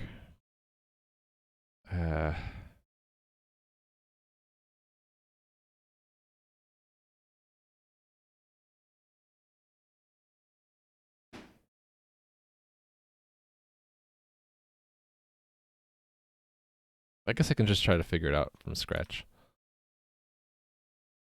Why am I implementing Lua? Because of I want to be able to implement dialog requirements using Lua. Add a dialog event type that invokes Lua scripts so that I can go into here and where did I put that in here? And have scriptable requirements for dialog choices and scripts that are run when dialog choices are made, so that while I'm doing the world building, I can actually put the logic in as part of the dialog system and not have to write C++ code and rebuild the backend server or write server plugins or all that stuff for evaluated logic, really. Luajit is pretty good scripting language, yeah. Oh, thank you, Daneem. Although it gets a little complicated here.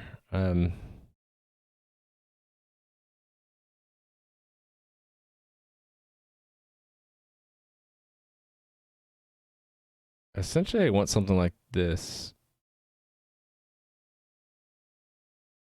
Just exposed. Yeah, so let's make a new function here. Static JSON value, const reference, since we don't need to make a copy of it.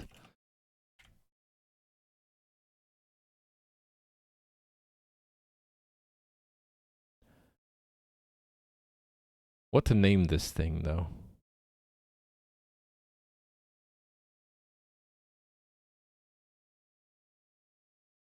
I guess it can be whatever index I want, right? So from Lua, and then Lua state, and then index. I probably used the same convention back here. I just didn't find it from. No, maybe not. Provide access to the JSON value wrapped by the object at the given index of the Lua stack.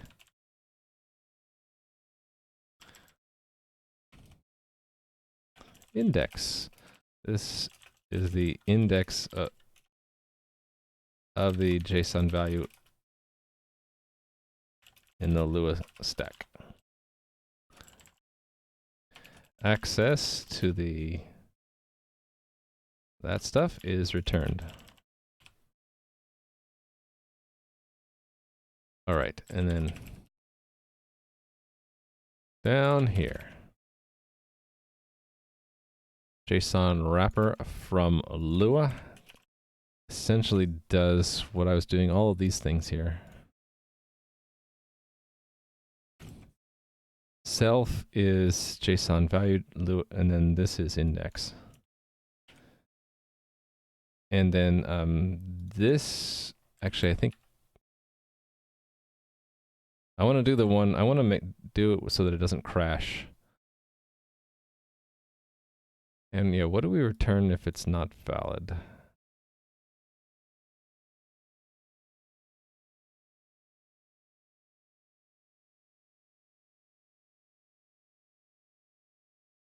Hold on. Check. Really? I don't call check uData anywhere here?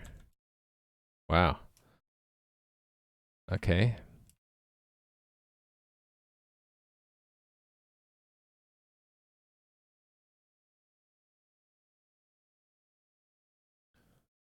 Oh, it's test. Here we go. This is what I want.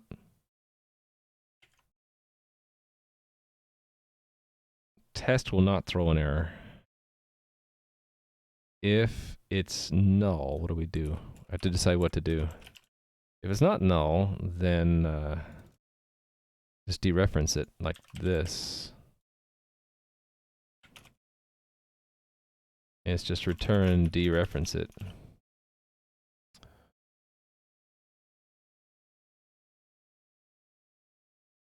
I guess I can return, there's a special one, right, in JSON value.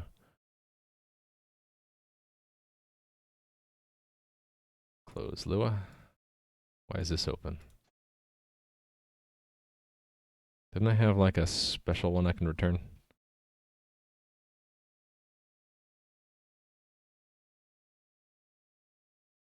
Like a null object? Maybe I don't have it. Maybe it was buried inside the source here.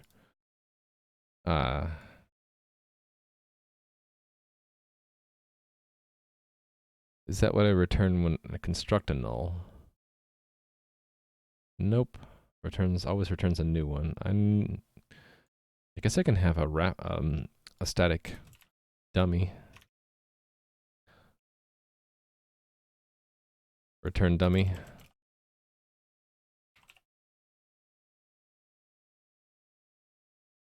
And trying to modify it has no effect. Why?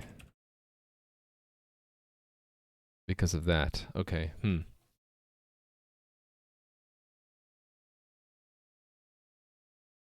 This is returning const anyway, so it's not modifiable. Okay, we're probably fine. So then I can call say value equals, this will make a copy anyway. JSON wrapper from Lua, impl Lua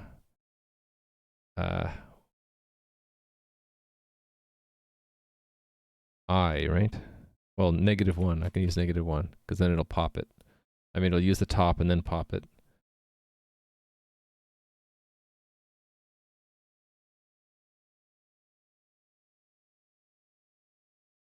Oh, and I have to push a copy of it, don't I? So Lua push value. I. I can't. I can never remember the order of this. Is it arguments and then function? So I'm gonna look it up. Dev docs. We have Lua. We do have Lua. Which one? I want this one. So Lua p call.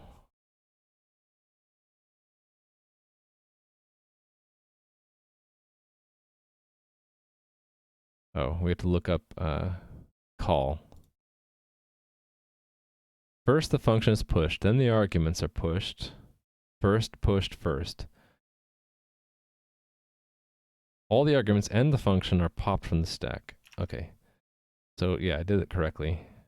Push the function, which is the constructor of JSON, push the value to pass to the constructor, call it, and then it'll pop these two and push the return value, which we interpret here. If it was okay. If it's not okay, then okay, here I need to actually I need to always pop one, don't I? So always pop one.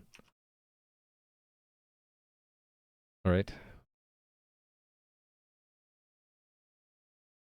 Oh, and this is 0. Hold on. I shouldn't use I should use index. That's better.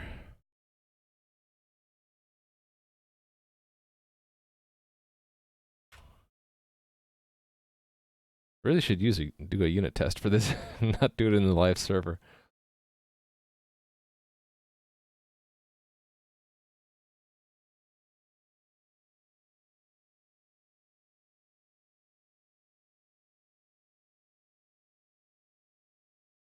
Very, very gross.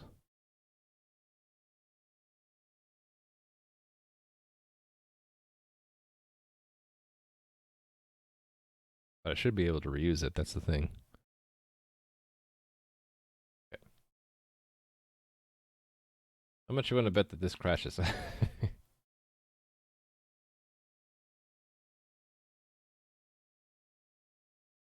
Chat. Lua. Return 2 plus 2.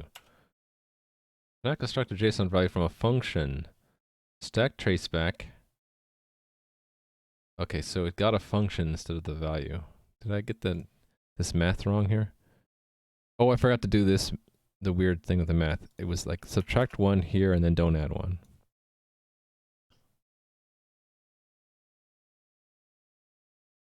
But the error stuff worked. That's cool. It returned that. So it got a value. It just couldn't interpret it as JSON.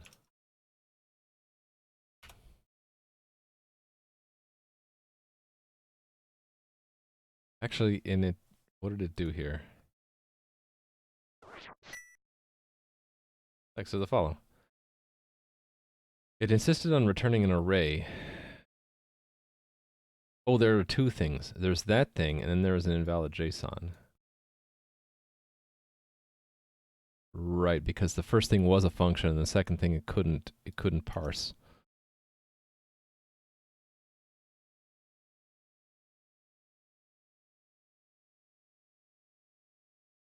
Okay. Try again. Lua, return 2 plus 2, please. Okay, so it is down to a single string, which is an error.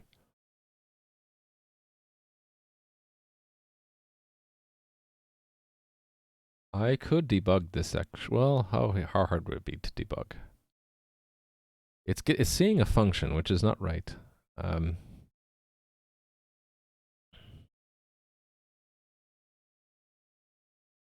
I could debug this. I just need to see what server it's running on. Server 10. So attach to server 10. And I guess we'll put breakpoint there. And 2 plus 2.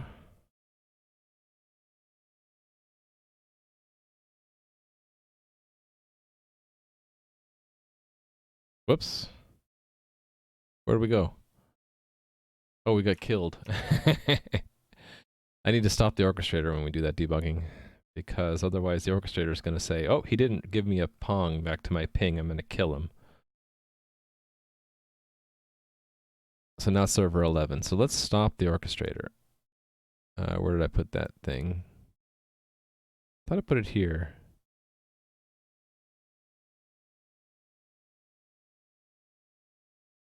Ah, here it is. Shut down orchestrator. So orchestrator's dead. Let's attach to server 11 now. And then type our command again. All right. How many results are there? 1. Okay, cool. Index 1's not correct though. It should have been 2. So do I need to add 1? This will be 2. Minus 1 is 1. Plus, oh, it's plus 0. Ah, okay. Let's just detach here. Run that. Stop it, and then, yeah, I need to add 1 after all. Off by 1 errors. There are only 2 problems in this world. Off by 1 errors and everything else, right? No, I didn't say that right. I'm not very good with humor and jokes. I'll let someone else tell the off by 1 joke. Programmer humor.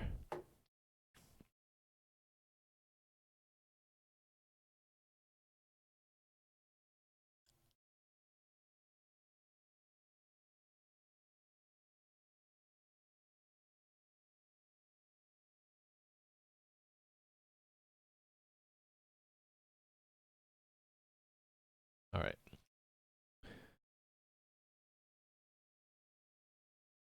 Well, that's interesting. Oh, it just took a while. Okay, anyway. Lua returned 2 plus 2. Invalid JSON. Okay. Should we try this again? Stop orchestrator. Who are we? So it's 12. Attached to 12.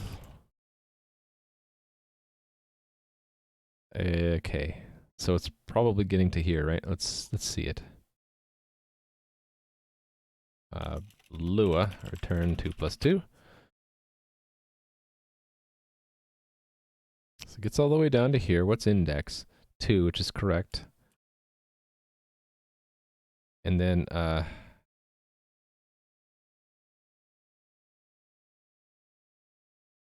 I should put another breakpoint in the constructor, shouldn't I?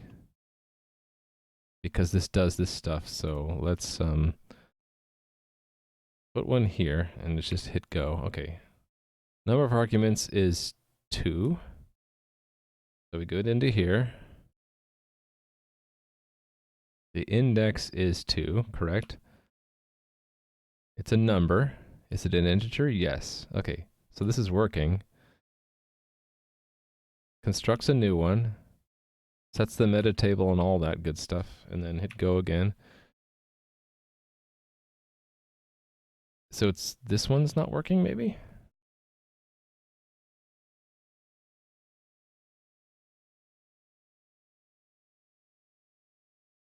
Index is -1. Oh, I had this backwards. Okay, I feel dumb. All right. Start it up again. Stop the cluster. This should return the dummy. Let's just do it that way. Earlier return if it's not Lua. I mean, if it's not JSON. Be an invalid JSON object. There are only 2 problems in programming: naming things, cache invalidation, and 1 error. Oh, and scope creep.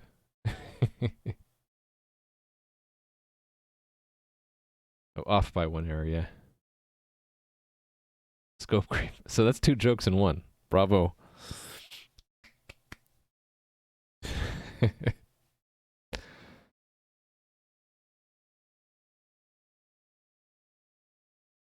Okay, I'm hoping this works. So I could take this ugly stuff and hide it under the rug. Somewheres. cluster is. Ooh, look, we're at term 900. This is some kind of weird milestone. 4, yay. Now let's try a more advanced case. Lua return 2, comma 3. Cannot construct a JSON value from a table. Oh, I never did that part yet. Okay. What did I support constructing from? A number, a boolean, a string, or another JSON value, but not a table. Okay, but there's a way to return more than one thing, right? I can just say return 2, comma 3. There we go. So it puts it into a JSON array 2 and 3. And the more advanced thing would be return 2, comma hello. Nice. Okay, so that much works. So it can't turn a table into an array or an object, which is fine, I guess.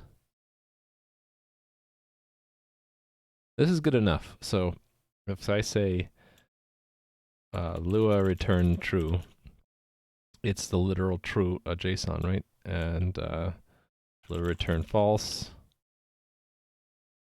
Lua return hello, it's a string. Okay. So that means I can go back to what I was doing in the dialog. And I can say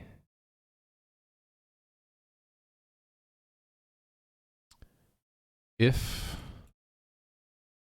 well, we have to get the requirement.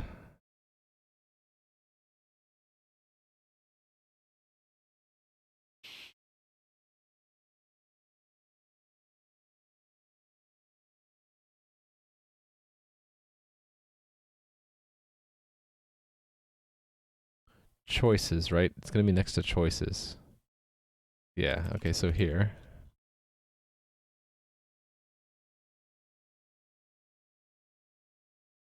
It'll always have a requirement because that everything has requirements. So this will be requirement.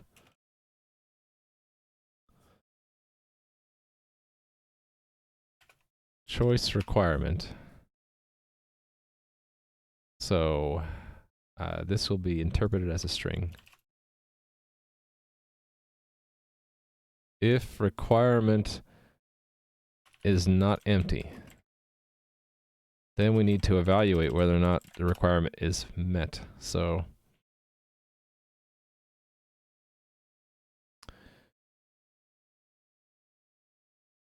if it will be interpreted as a boolean, right? So if I do, well, actually, I'm not sure. Let's just be extra careful. Or we'll just do it here. Const bool requirement met equals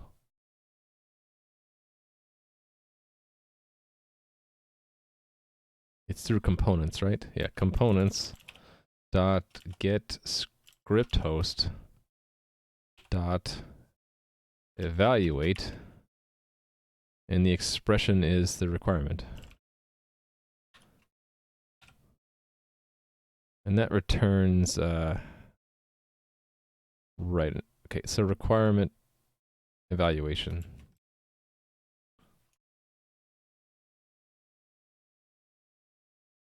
If requirement evaluation dot, okay, why is this not working?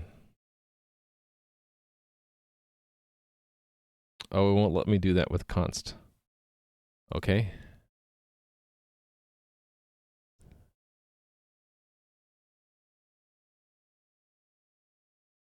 Sure. I just thought of something. If we want Lua to be able to affect the ECS, it's got to be through a feedback mechanism. So it's safe to do const there. All right, never mind. We're good. That just has to be const.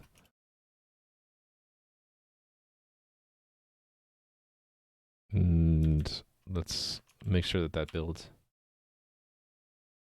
You're also using actual EBNF for your spec now, so you can do this. Unicode character minus quote, meaning any Unicode code character except for a quote.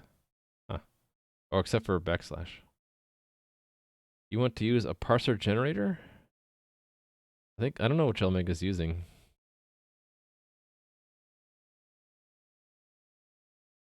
Exactly. But yeah. He did have a GitHub posted earlier.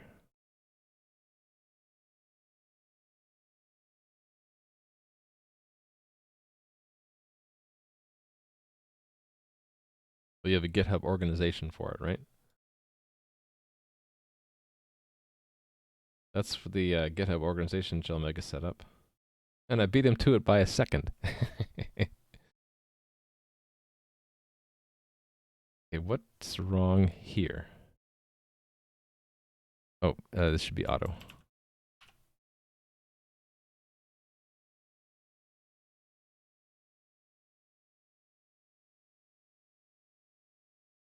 Okay, so if the requirement evaluates, let's just say if the requirement evaluates to an error or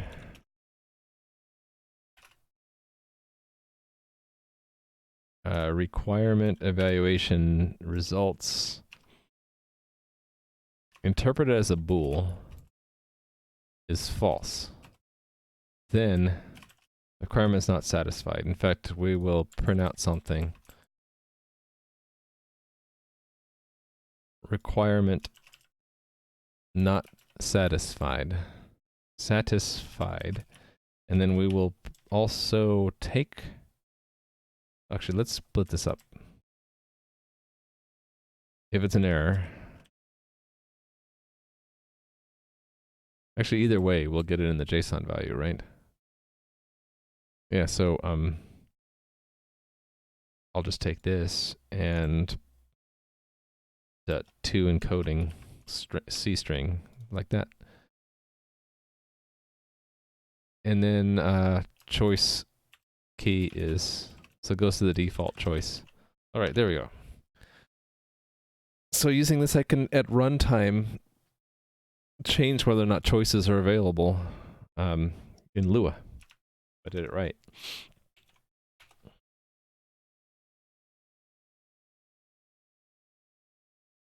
So Jelmega, don't think of it as starting over completely because you'll probably leverage a lot of the work from the previous iteration. I would calling it just you're starting the next iteration. Because hopefully you're not throwing everything away from the last iteration, right? Yeah, like hopefully you didn't delete your previous repos. All right, up and running. So let's go test it out.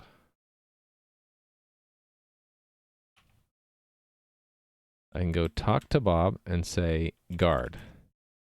Okay, so that didn't quite work. Because I thought I set false for the condition.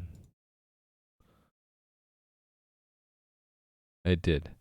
So something didn't work right. Oh, do I have to do return false? I might have to do return false.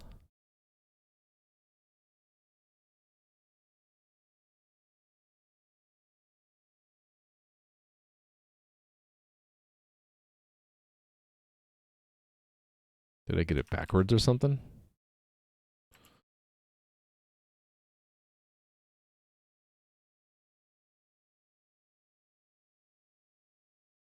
Let's print out what it is.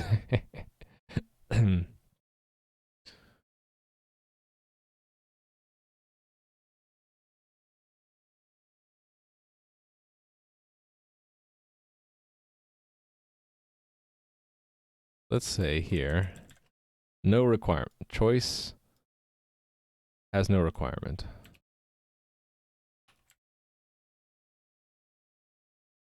Let me copy this before I change this. This should just be string. And this is has requirement. And this is a requirement to string.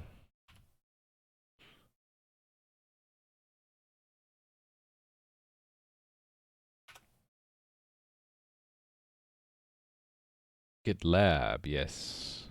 GitHub, GitLab, Bitbucket, these are all different places they could be.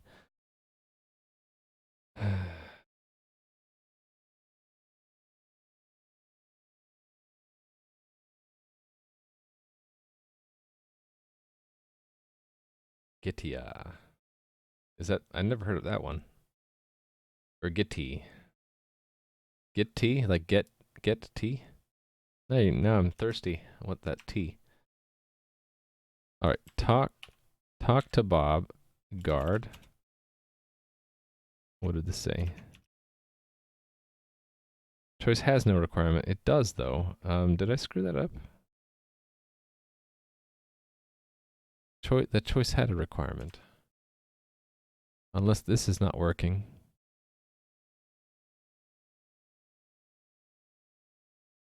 It has a requirement. So what did I do wrong? This choice has no requirement. Oh, it's looking at state. I'm stupid. It needs to look at the choice.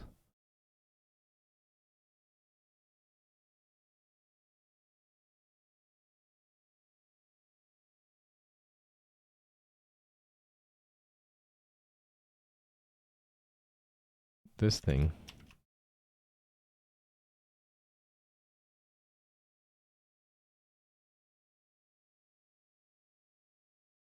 Choice is the current state. Choice is choice key, and if the choice has a requirement or not.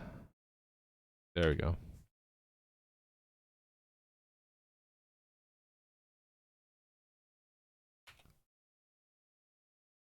Okay, I'm gonna go use the restroom just a second.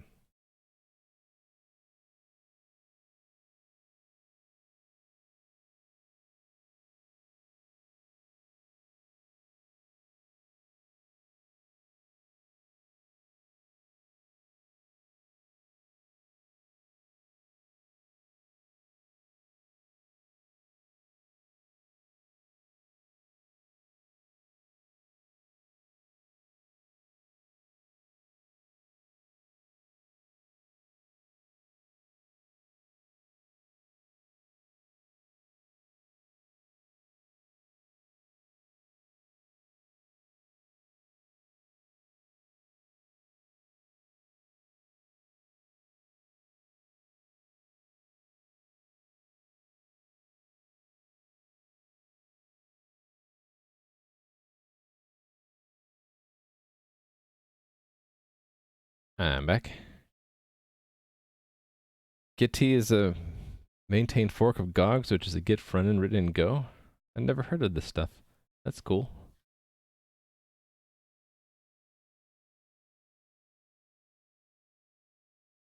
Guard. Okay, cool. So I should be able to turn it off then, right? Say return false. Save, and then guard. There we go. Can't help you with that, because it's false.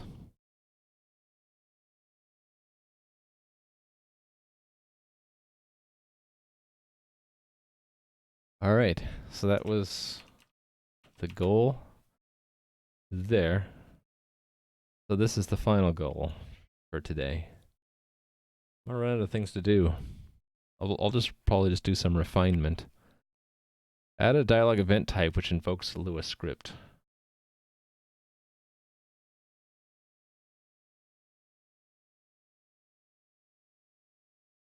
Does the backend care at all about the types?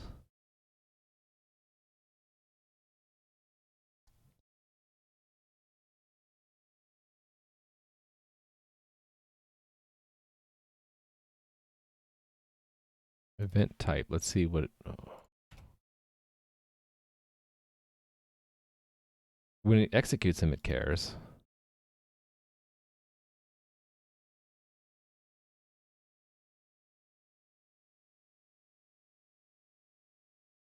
Okay, yeah, it doesn't. It's only here in execution that it cares. So if it's a script, I'll just have it run. I'll just have it execute the script. Looks suspiciously similar to a very popular Git hosting provider. Oh, right, Gogs. Without the S? Oh, no, not. Wait a minute. What looks suspiciously similar to a very popular Git hosting provider? Hey there, Spheros. How are you doing? I have Lua in my game now. Check it out. I can say Lua, return 8 times 9. 72. Oh, Gitty looks like GitHub. Oh, there's not much difference when you think about it between these different hosting providers for Git. It's just providing access to where you can put your Git repositories, and maybe with some tools on top of that, right? See, for to do more than just trivial calculations, I need to hook the script host into the ECS. That's how I can do fun things. So maybe that's what I'll spend the rest of today on after I get the script stuff in here. So I need to add an action, a front end action for script, and I need the back end to actually do something with it. Let's do the front end one first, okay? So maybe I should actually, before I do this, let me check in my work so far.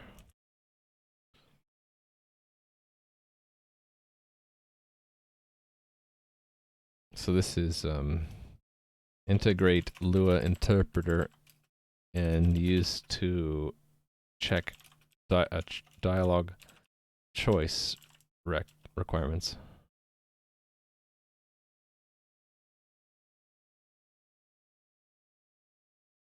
All right, front end work. This is in React. It's in a panel called the dialogues panel. Actually, that goes to game dialogues, which will go to game dialogue. Right, so it's events, right?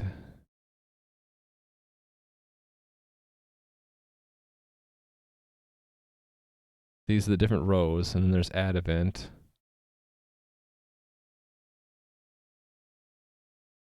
Here we go. So there's a tell, a pause, and actually, let's put script before pause. Add script event.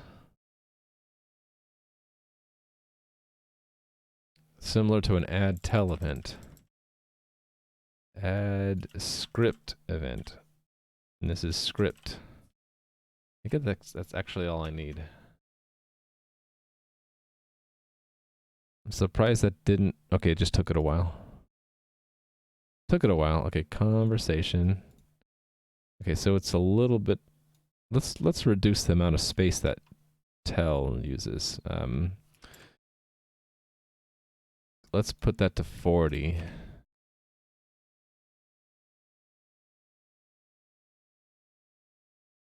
Better. I can give it a little bit more space. How about 50?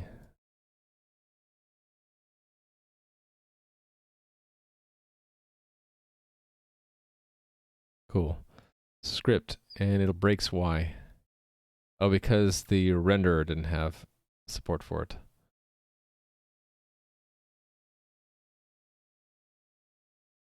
Right, so it's kind of like this script. And it's not M, it's S.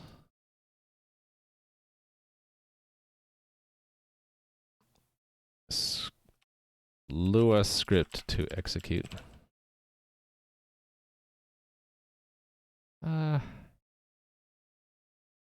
Yeah, let's see. Let's make this, oops, script text area, rows and columns.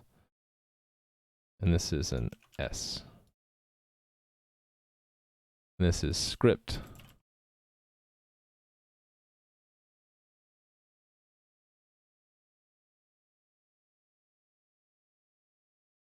Script.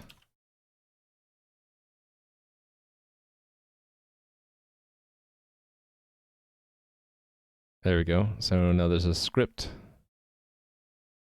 And the backend won't care about this unless I try to...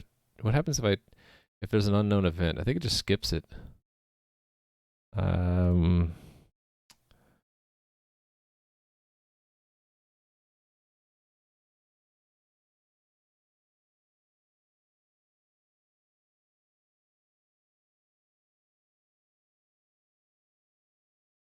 Let's wipe this out again. What's something that would make sense for the guard to do? How about let's say sword? I'll eventually make it so he gives you a sword if you say sword. So it tells here you go. The guard gives you a sword. And the requirement should be something like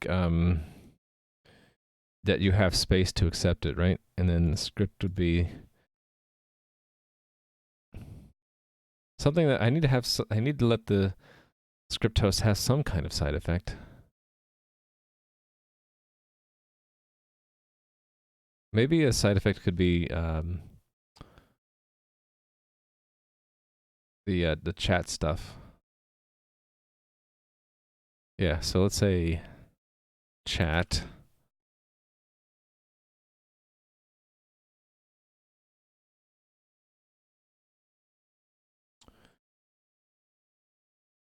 Later, when I have the ability to do this, I'll make something else. For right now, it's just a test. Actually, let's get rid of this. Let's change this to chat, I guess.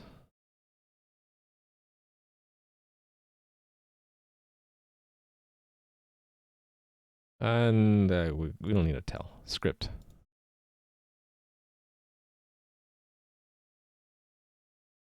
We're calling this game. To who, right? Player. And then the message. Hello world. Save. So if I go back in there and it reloads it, it's in there as script, but the backend doesn't know what to do with it. So if I were to go in the game here and say chat, it doesn't do anything. At least it doesn't break, though.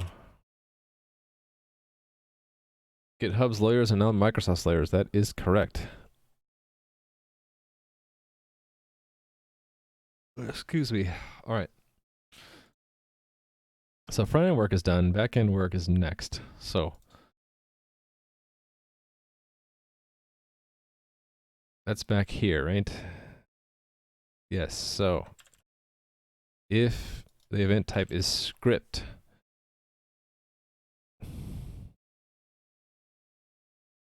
then we can directly execute it, right? So I can say extract the script out.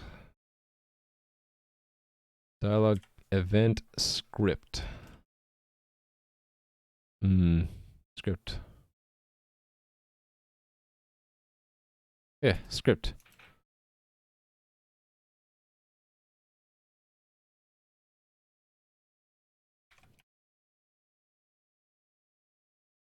Oh, wait a minute. Next state is S. Oh, is that going to mess up?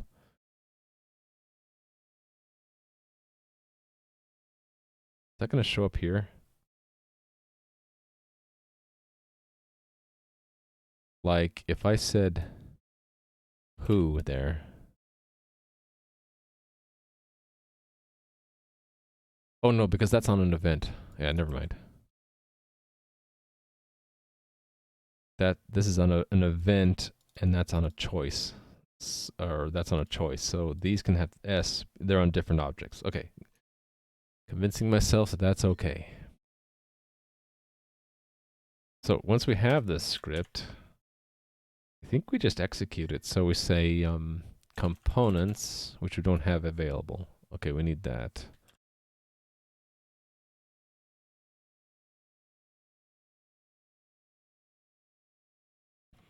So forward components on to execute events. There we go. Components dot get script host dot. I think I just want to call, don't I? When that calls a function, I guess I want to evaluate it and just, what do I do with the results? I just toss them? Yeah, script. And then toss the results. Or do I want to check for an error and maybe log that? That might make sense because I might on the server side want to do something with that. Const auto script results. If script results error, then oh, I don't have a way to do diagnostics here, did I? I kind of want to add it though. Can I do that through feedback? Or do components have diagnostics in there? Subscribe to diagnostics. There's no way to generate them though.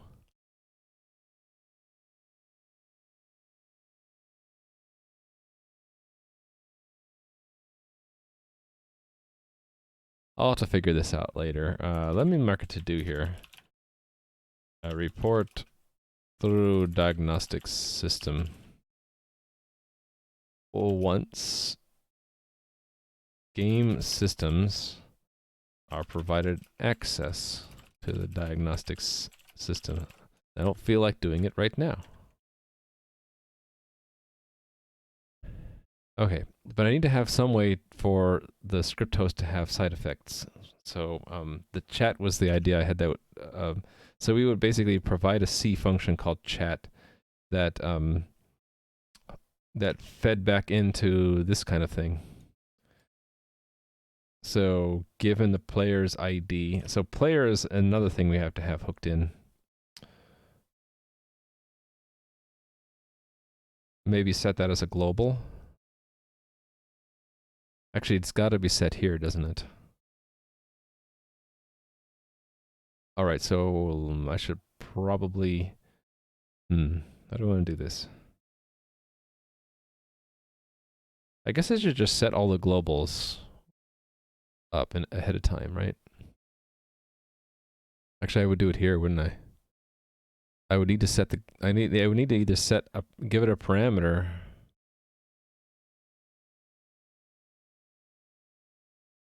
or set it as a global. What's the easiest? Setting it as a global? Guessing that version 0.1 of your language will basically be limited C. Yeah, start with something small that you can get running really quickly and then build upon it. That's what I like to do.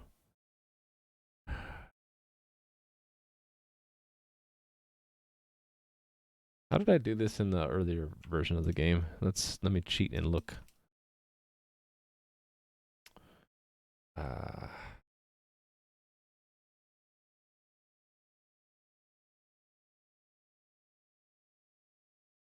Because I had some of this working. I don't remember where I did this though.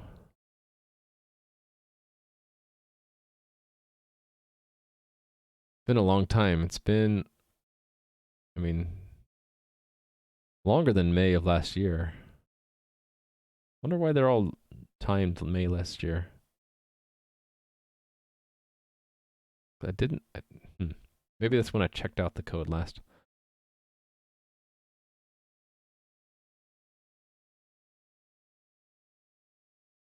I don't think it would be here, but let me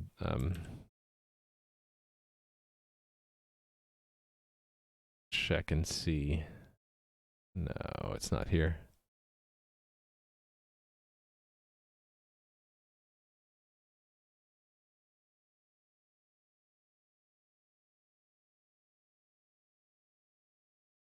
I don't remember. How did I do the dialogue system? Did I even get the dialogue system done? I don't know if I even got that far. So it was essentially a single player version of what I'm doing now in Omnia Reignia called Phoenix Ways, and I never finished it. Well, actually, it wasn't single player. It was also multiplayer, but it was not web based. It was like a LAN thing. I don't think it's... I'm not going to be able to find it.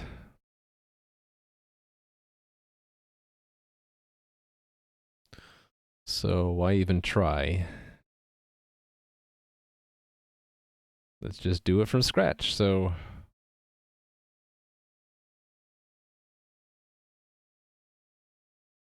yeah, I think I have to set globals and then unset them.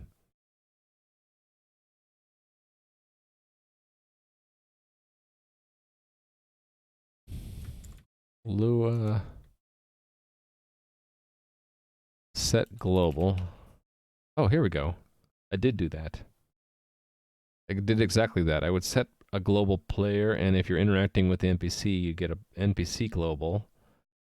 And after the call, I would, okay, push nil set global removes them. Okay. So you know what I'm going to do? I'm going to build that into this evaluate, I think. An option, well, I think what I do is an optional map from a key to JSON value. I'll just make everything JSON.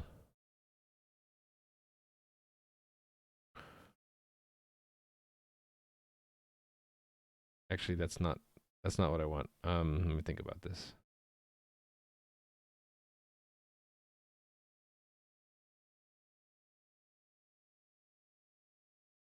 They have to be Lua objects, actually.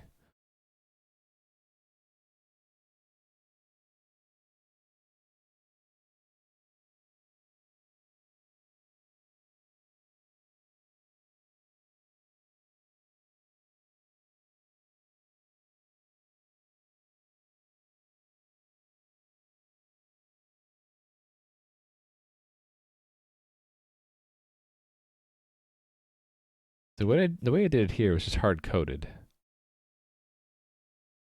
Well, no, it was a parameter player. It's like, what is the context? What are the contexts in which we're going to be calling Lua?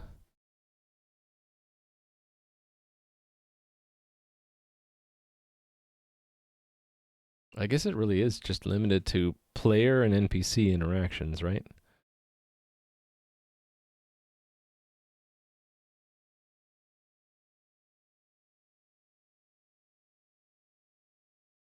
Yeah, so I could just build that in. I can just say that they're optional arguments. So script, and then the optional argument player.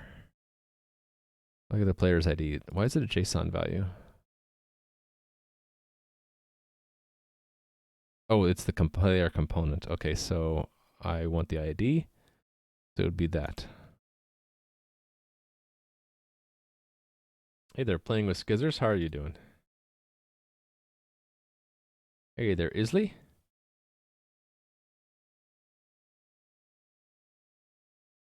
I got Lua integrated into my game. And right now, you can't do much other than have it evaluate stuff. Like, so I can say return to and hello. And it gives me back as a nice JSON array. That was the first round. Now that I know that I have Lua interpreter in place, I'm trying to build it into my dialog system so that one of the things that can happen in a dialogue is you can have scripted feedback to execute in the game. And this is my test: is that when you say chat, I want the guard to feedback into the ECS system, sending a game message to that player saying "Hello world." Sounds super abusive. As in, like, it can be abused by players, or that it's slow. I'm not sure what you mean. This is only this can only be used by an admin. Actually, did I make sure I don't know. Actually, let me check. I need to make sure only an admin can do that command.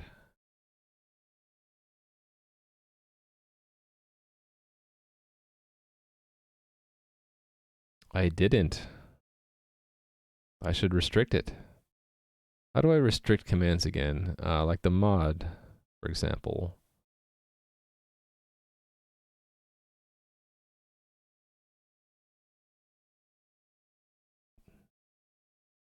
Aha, this is what I did. Player ID has to be 0. Okay.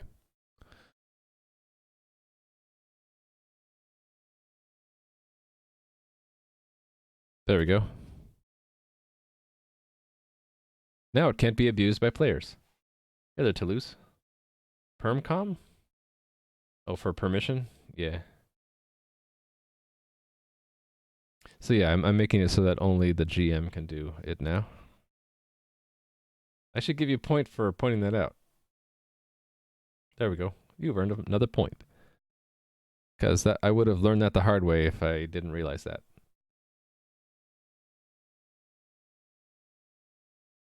Okay. I guess I also want the NPC. How will I know the NPC number? I actually don't, right? We only have the dialogue and the player. That's a whole nother thing I forgot about. Let me write this down. So, need to know which NPC the player is interacting. Actually, the player can only be interacting with one NPC, right? Yeah, so I already know that. I know this. I can get it this way.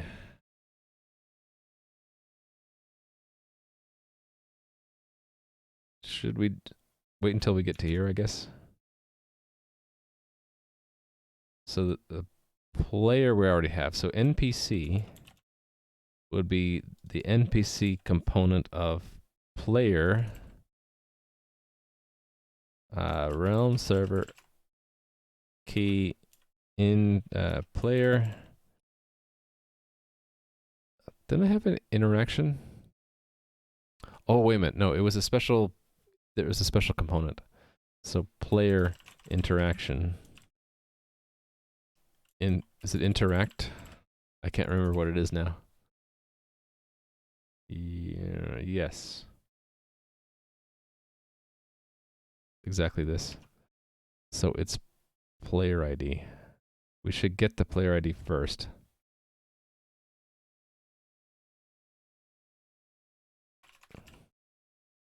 Then, hold on, what? No, the character entity. Okay, I don't know the character identity here. I don't need the player ID. Well, I do. Because why? No, I don't need the player ID. This is the wrong thing. This is only if I'm going to... So this should just be player. And, well, it should be the player component ID, player entity, which we don't have yet. Let's have access to it. Player entity.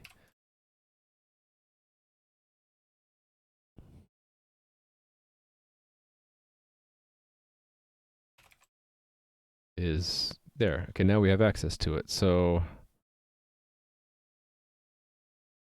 player interaction, this is player entity.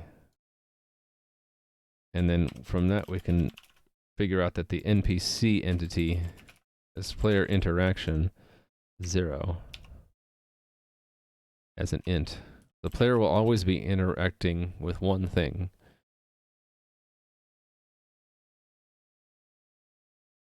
At least for now. Is it possible for the player to interact with multiple things at once? Yes, and if so, how will we know which one we're doing? Well, the player can only be in one dialogue at a time. And how do we store what dialogue they're in? Oh, it was player dialogue, wasn't it? Key dialogue name, right? No, wait a minute. It was player dialogue. So I could just add it here directly, and that'd be cleaner. Yeah, maybe.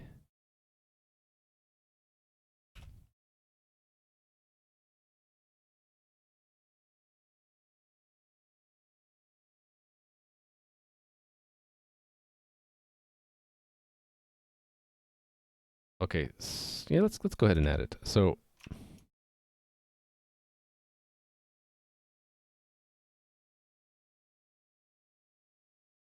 I'm gonna use a more generic thing though. Instead of NPC, it'll be dialogue target. Because you could maybe talk to something that's not an NPC but still has a dialogue, and you might want to interact with that entity. So it'll be T for target. No, DT, because T is used for something else. Yeah, okay, dialogue target. There we go. So where I clear dialog, we'll also call clear dialog target.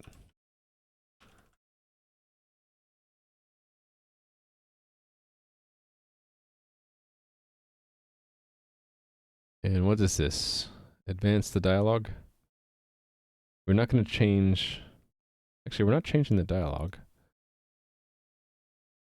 Why am I bothering to change that there? Shouldn't this only need to change the state?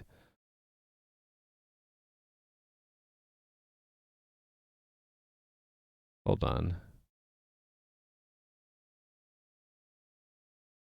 Oh, advanced dialog happens when you enter the dialog, so you might change it.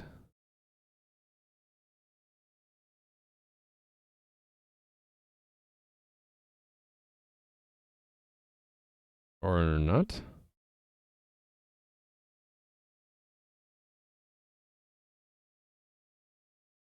Yes, dialog start can be triggered outside. Right, okay. So that potentially does change it. Okay, fine.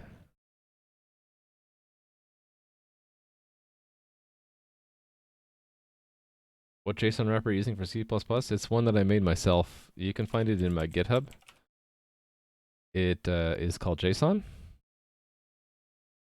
It looks like this. So you can do the standard things that you would expect. Encode, decode, add, remove, set, insert, add, index, various ways. You can either index by an integer or a key, so if it's an array or an object. And you can get all the keys. You can see if something has a key. If it's an array, you can get the size.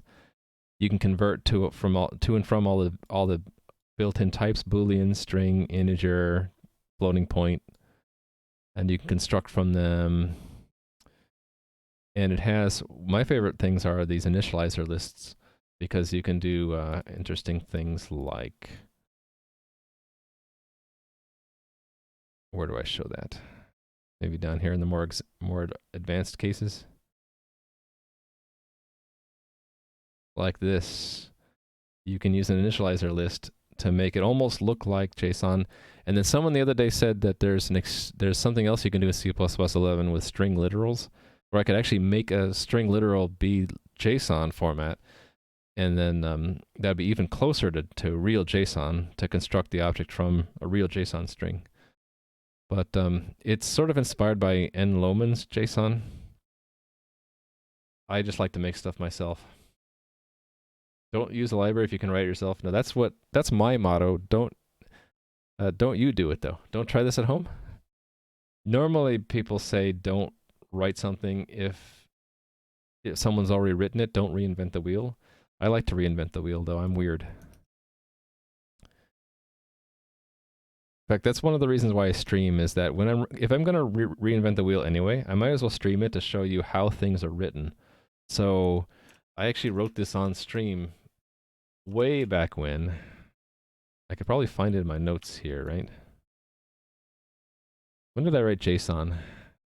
Way back here somewhere. Here we go. Stream 21, back in July of last year, I wrote this JSON class in about 4 days. Like, I don't know, what is that? About 20 hours?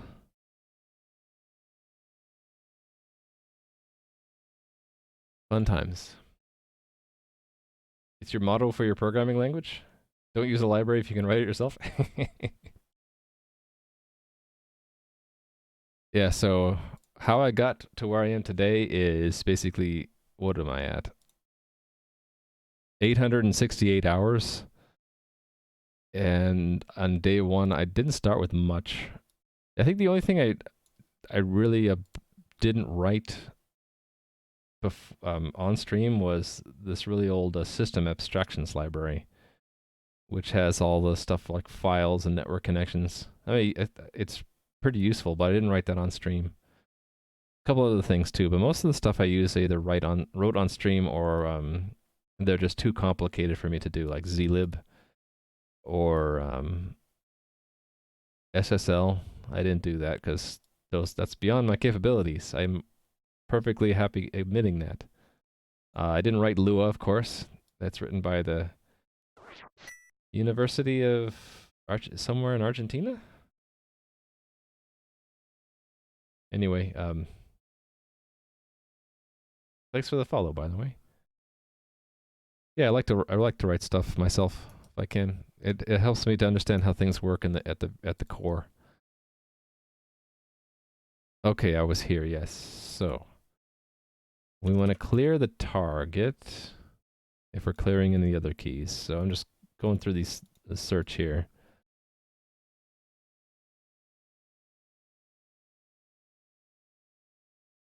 This I will want to set. So, okay, I'll get back to this one. Here's where we're clearing it, right?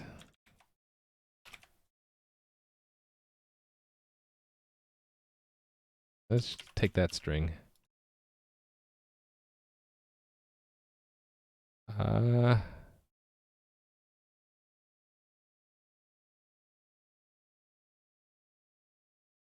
Hold on.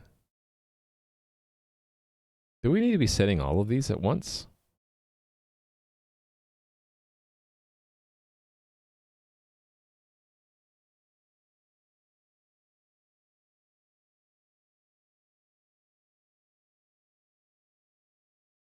I forget, what does this return? Declare, please. Not going to tell me? Go to declaration. Fine, I'll find it myself. Oh, it is there. I never documented it. So what is it returning? Oh. See, now I regret not writing the documentation for this. I forget what this is supposed to return. Oh, this returns false if we're not done executing all the events. Okay.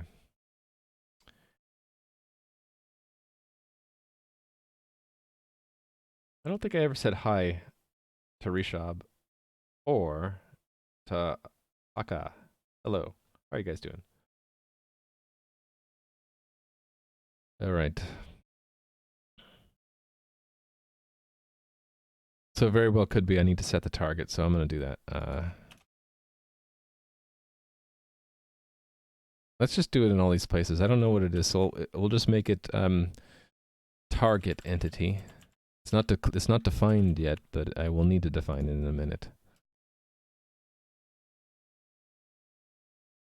And we're still searching on this, right?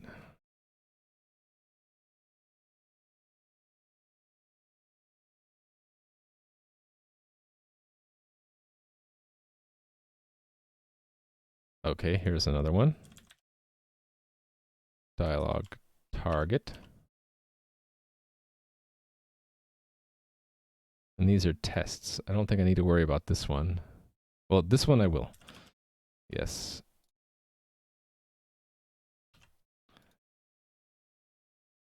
And this one.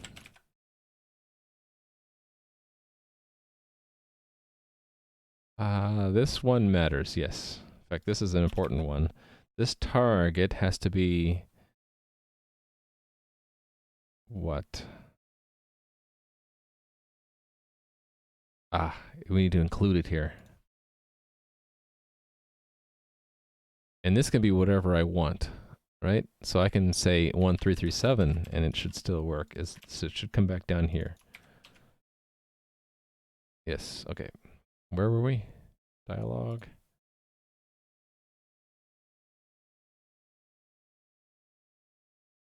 Right, okay. Hey, just dropping in, didn't know the programmer streamed? Yeah, I didn't know last year either. In fact, like about 2 years ago, I thought, it would be cool if Twitch supported streamers. I didn't even know the category creative existed back then, or else I would have streamed like years ago.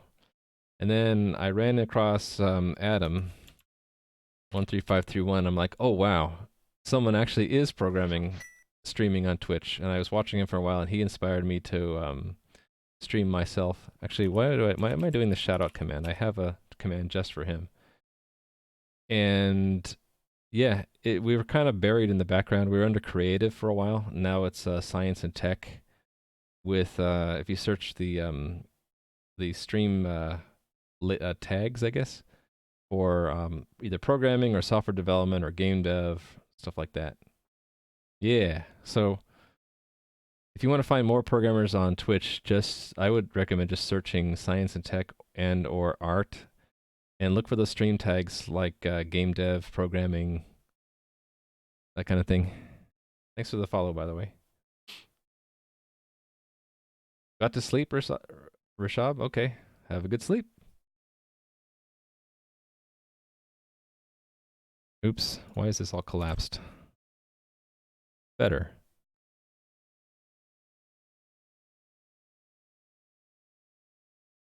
Okay, yeah, I just didn't care in that test to check all the keys. Okay. So compiler error-driven development. I know this will have some kind of error. Oh, React and Redux are JavaScript libraries. I chose to make the front end of my game in JavaScript. So to make all of the HTML dynamic so that, if I start clicking here, see how the web page is changing? It's actually building the document, the HTML document, using JavaScript.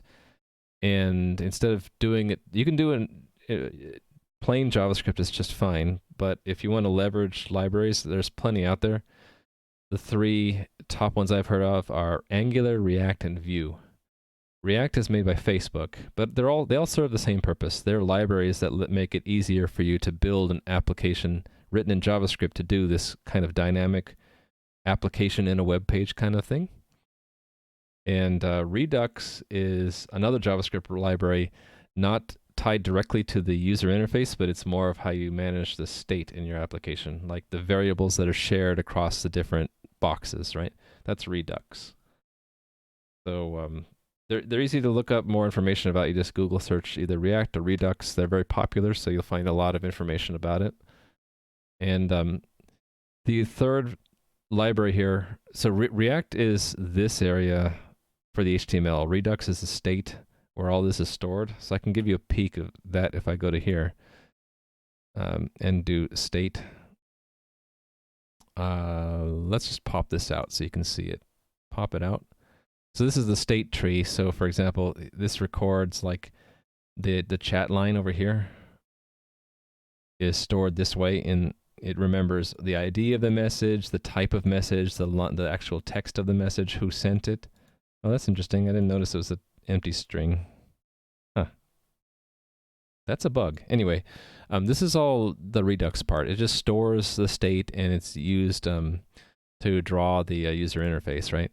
So the third library I use is called Phaser. It's one of many out there. Pixie is another one. It's just a JavaScript library that helps you build Canvas or WebGL graphics inside of a web browser. Oh, I do have commands for those. That's nice. Do I have one for Phaser? I don't remember. Nope, I don't have one for Phaser. Maybe I should add one.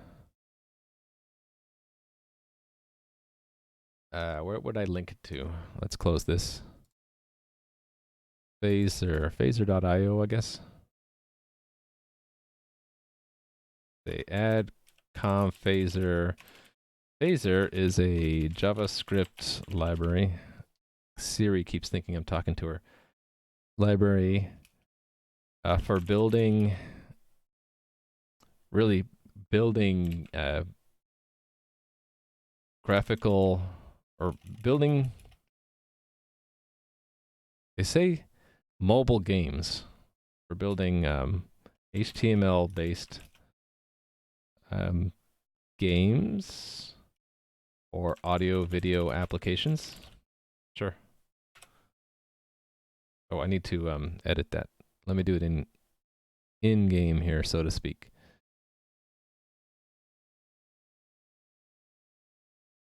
What do I want to say? To learn more, see that, right? And let me try the command again. That worked. All right. So far, you're a low-level programmer. 90% of what you make is either assembly or C. You haven't done very much in higher-level languages. Yeah, it's kind of like a building or a pyramid where assembly or C might be considered to be at the bottom. Higher-level languages like JavaScript or C# or Java are just built on top of lower level things, and they're just another way of building up a program. So once you've learned assembly in C, you have the foundation. You can have an easier time understanding the higher level languages, I think. Let's sue Twitch for labor standards. They make money off of you while your bank account is at zero. Well, they take a cut. I don't know. I tend to think that Twitch is giving us a platform, which is nice, and so they get a cut of whatever we get from that. That helps maintain the platform. Yeah, so it's debatable how much money they get versus how much money they let us get, right? I don't know. I feel like I'm not qualified to even give my opinions on Twitch. Other than to say that I like it, I don't know. The ability to be, example, one place, do something that place. When you come back to the place, it's different, called phasing. Yeah, I need to have that simply because it's multiplayer. I know I'm going to have phasing. What I'll probably do is end up having these same zones in the game, like this secret island, or this lonely island where Fred is there. That this is the base zone, and then on top of that, there might be entities that are phased, and you only see them if you're in the same phase. I think that's how World of Warcraft works. So you can't interact with something that's not in the same phase as you. If you make a change to the game, it's a phased change, and the base layer remains unmodified. Or maybe the base layer is what's there if there is nothing in that phase, like, and it's like the default, right? So I haven't added that yet, but yeah, definitely we'll have to have something like that. We deserve at least a minimum wage. Well, that's if you were an employee. I think we're all treated as contractors, right? Contractors don't deserve any more than the contract they agreed to, right? That's the thing about contractors. If you don't like it, then you shouldn't have signed the contract. But yeah, I agree. If we were employees of Twitch, we would deserve a minimum wage, but we're not. Interesting fact, did you know that the wrestlers in WWE are also contractors? So they're not entitled to a minimum wage either. Also, that they don't get health care. Shouldn't exist in capitalism because you're literally starving. I'm sorry to hear that. I don't know if, yeah, it's it's complicated, right? My opinion is not as important, I think. Yeah. I'm one of those people that if I don't feel like I have a lot of facts to back me up, then I like to tell people you shouldn't listen to me. My opinion isn't that great. Okay, I was gonna go by the compiler errors, right? Are you gonna tell me the compiler errors? Yes? Okay, there we go. Here's one. It's that this I wanted to pass actually not just a player entity, but I also want the target entity. And I want this to be given it too. So this needs to know what it is. So this needs it too. So that means that wherever that is needs to be updated. So this is a target entity. And it looks like it's in 3 places. Whoops. How did I get there? That happens sometimes. I'm not sure what button I'm hitting to get there. All right. How do we know the target entity? The target entity, we're going to extract, well, for the dialog start, it's in the message. I think I called it target? No, but I should call it target here. Yeah, this should be target all the way.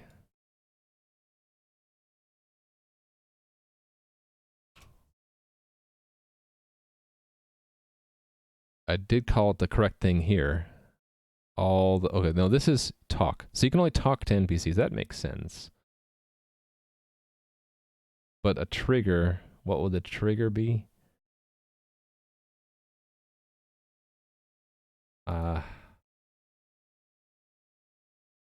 Wait a minute. Okay, it's called here. It's going to be the trigger itself, isn't it? It's going to be trigger entity. Yes. I guess I'll put it there.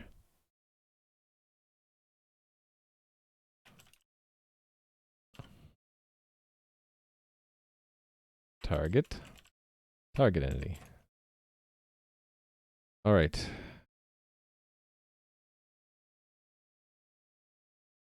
Interesting. I have two functions called enter dialog.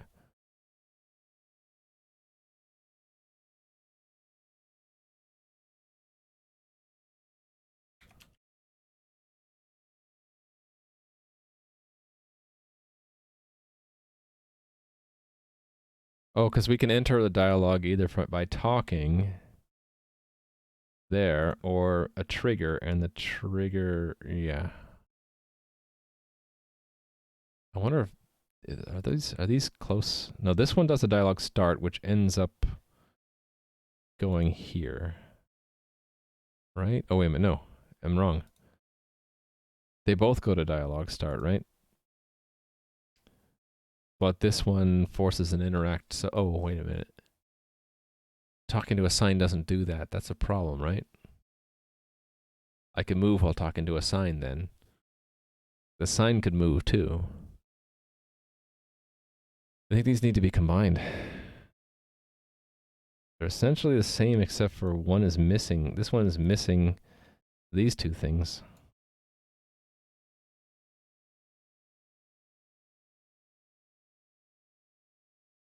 I don't want to get caught up in these side things. Let me remember to do this later.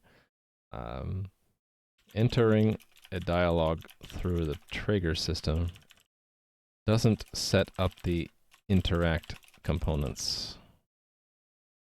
We should probably combine the two dialog, was it enter dialog? Functions to force, to encourage fixing this problem. Not really a problem because the signs can't move, triggers can't move right now, but if in the future they will be able to. Okay, so dialog start. Okay, these tests all have to include that target now.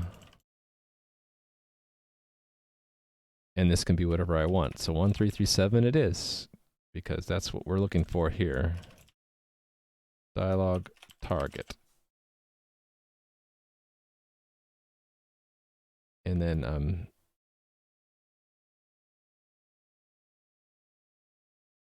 this should be target. Correct? Correct. All right. And this is a target entity. Moving signs, yeah?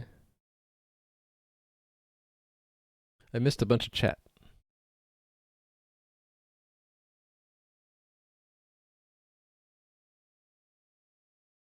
Oh, you haven't seen the ads on Twitch? I see them all the time because I don't run the ad blocker. I feel like it would be, what's the word? It didn't feel right to block ads on Twitch if I'm using Twitch's platform myself. And the ads aren't, I don't think the ads are that obnoxious. They're like only a few seconds long usually. Anyway, everyone's got a different opinion.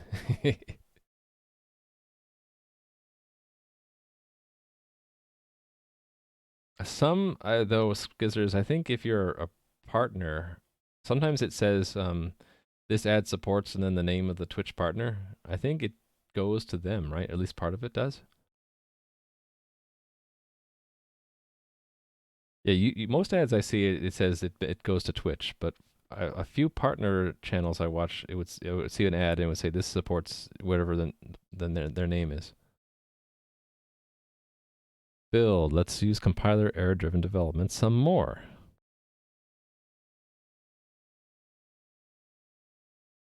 Target entity not declared there.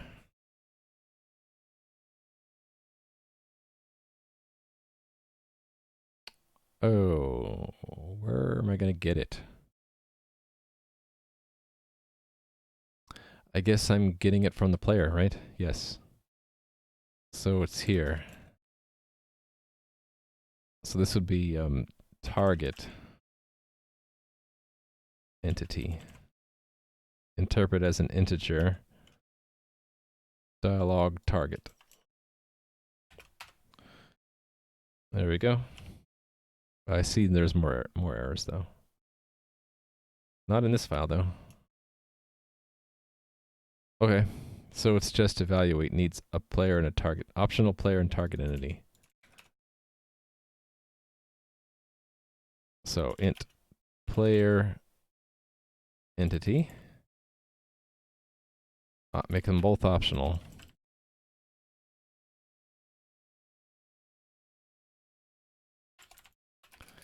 If non-zero, this is the unique identifier of the game entity. The player, actually, let's be more specific. The player entity to provide to the, and this is not an expression. Well, provide to the. Really, I should call it script, shouldn't I? Yeah, let's say script.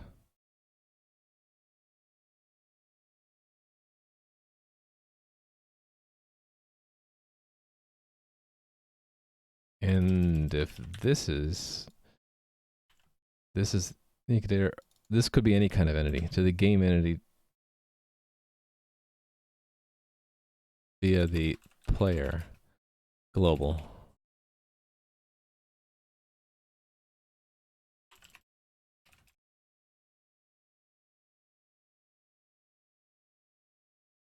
It's just the same as all the time. It's for worthless series of Prime Video. I've already seen them enough. Don't want to see them again.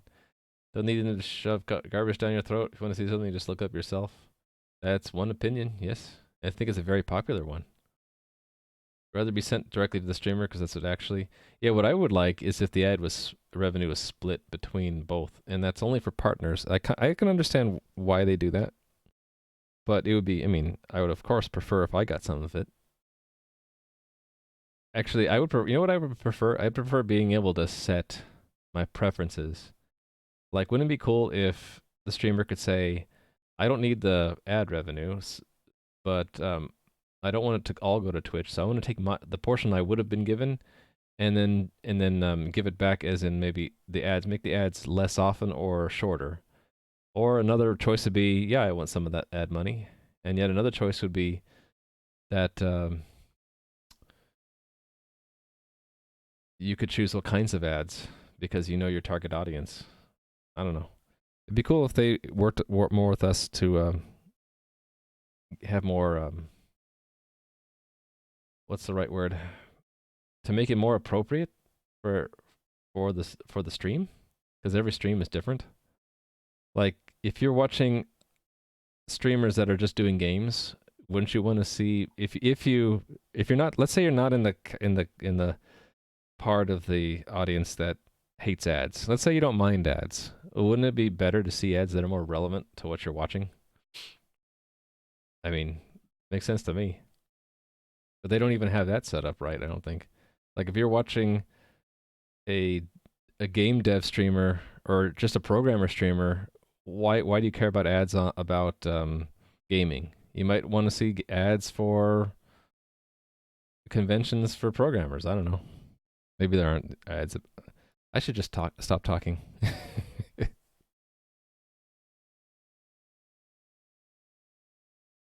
Because shareholders, yeah. Like Uber could be great for drivers, for example. Imagine if driver you could set a rate per mile, people could choose to ride with you or not, but companies don't want to share control with the workers. Yeah.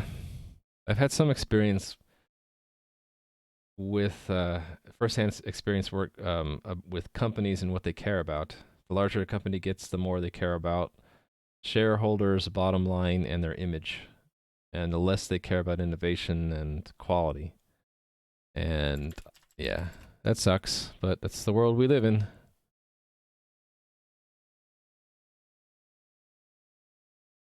All right. I just wanted these two things, didn't I?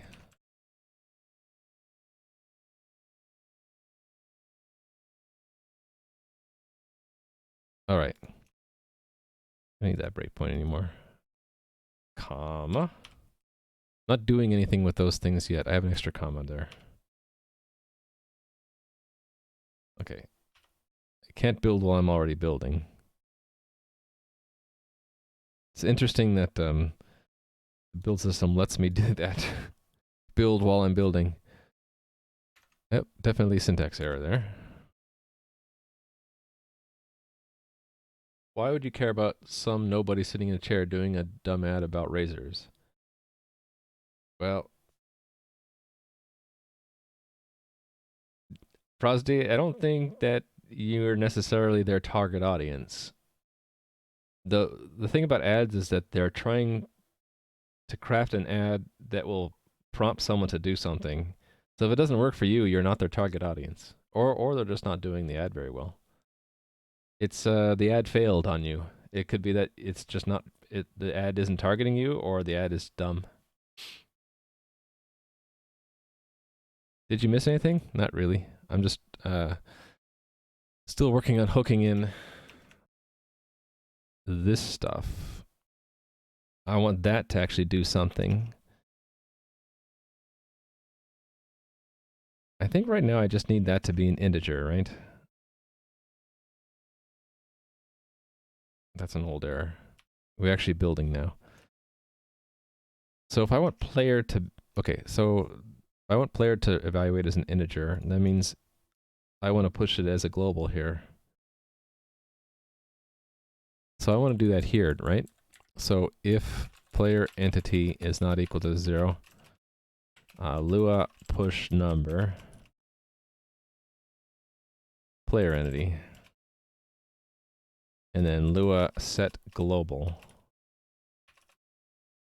player, and then let's clear it at the end, way down here.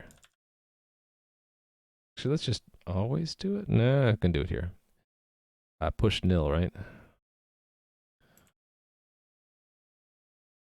That's how I did it in the place I was copying from here. Push nil, set global. Okay. Okay, the only thing missing is I don't have chat. I'd like to make that a global that's always available, I think. So that's when I set up the script host. I think I want that when I set it up right here. Yes. I guess after the wrapper types.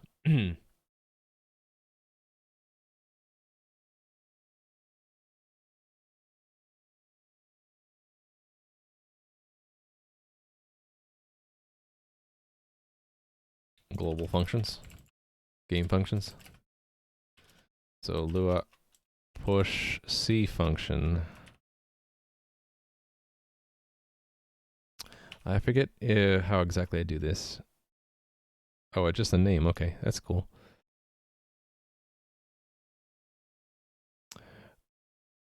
Right. You push the C function, then you set global. I think that's the right way to do it. So this would be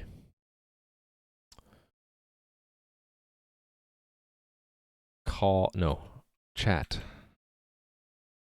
Lua set global. Impl Lua chat. This has to be in the string. There we go. And I don't need impl, do I? And then chat. So these have to be a certain signature. They'll have to look like this. Static chat. Return 0. Cool. So actually it'll do something. To actually hook it into chat though, I need to get, it has to expect 3 parameters, and then string integer string and it has to go back and call the feedback delegate. How am I going to get access to that, though?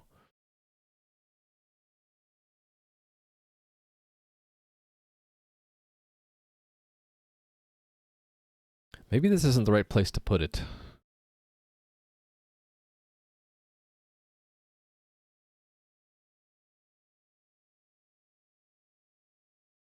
Shouldn't I do it in components?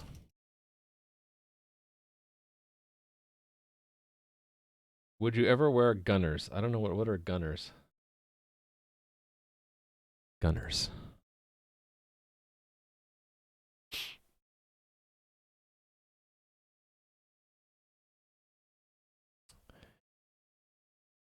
Optics. So, oh, gaming glasses. Um, have now that I do a lot of stuff in dark mode, I find that I don't get as much eye strain. Yeah, I haven't really had as much strain on my eyes since I switched to dark mode stuff. You don't know if it works though? I guess it's something I could try if I had eye strain. I haven't had it in a while though. I go dark mode and then I have the font size bigger and it's really reduced the strain I used to have.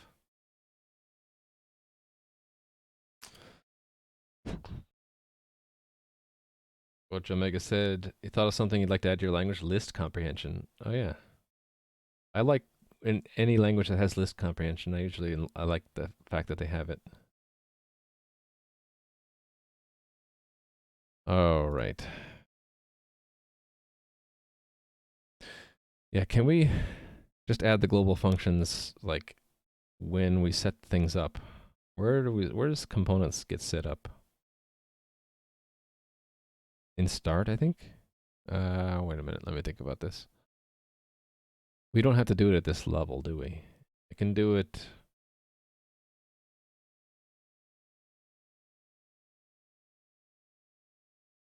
Where is it? In here? Here.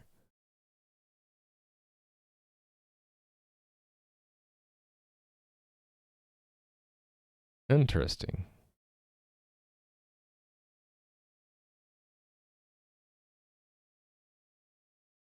Oh, one called the other. Yes. Anyway, yeah, I could do it at this point.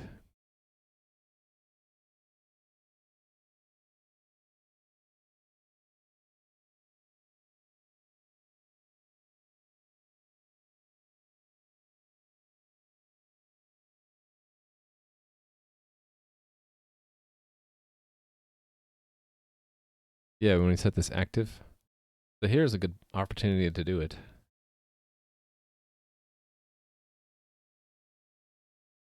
Oh, wait.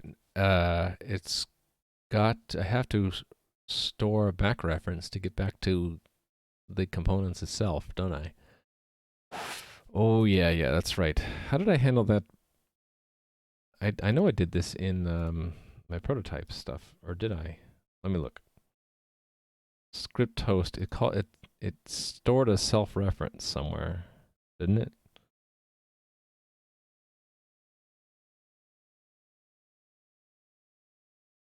Maybe here.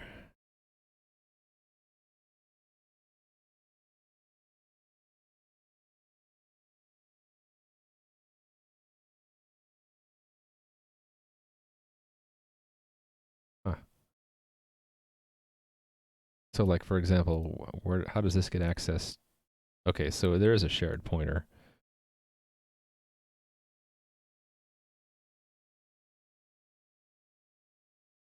So where is it added? I can search for this.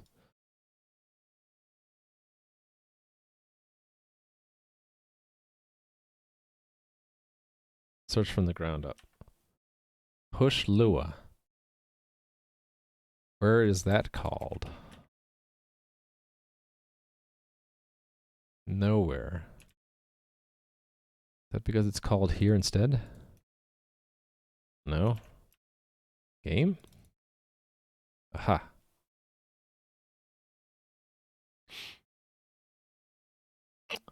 Okay, yeah.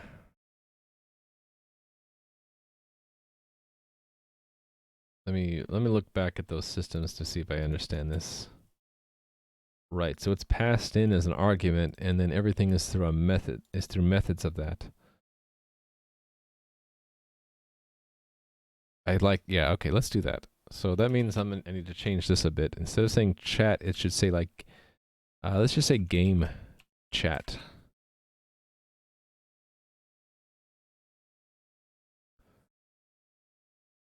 Save.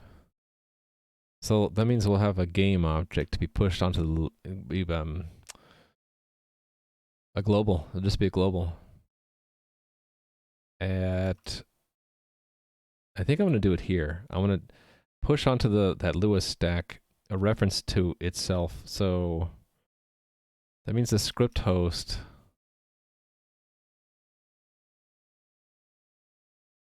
This is the other script host. Our script host here actually should do the same thing. It should just do that.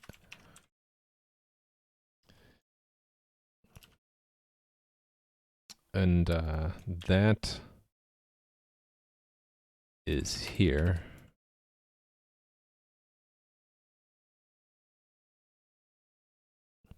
There.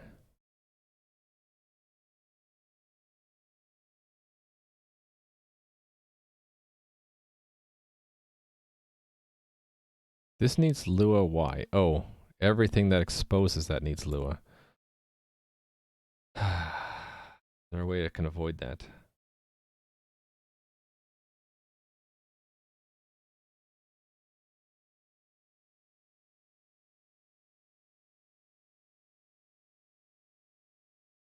I could make it an opaque type. So, in fact, this could probably also make it opaque, right? I don't need to include that if I just say that that's a struct. What is that actually? Got interpolated strong? String strong, yeah. So it is a struct.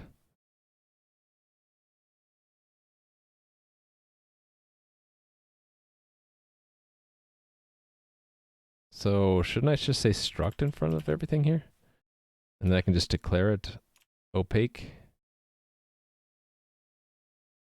So I can just say struct Lua state, or was it extern? I forget how to do this.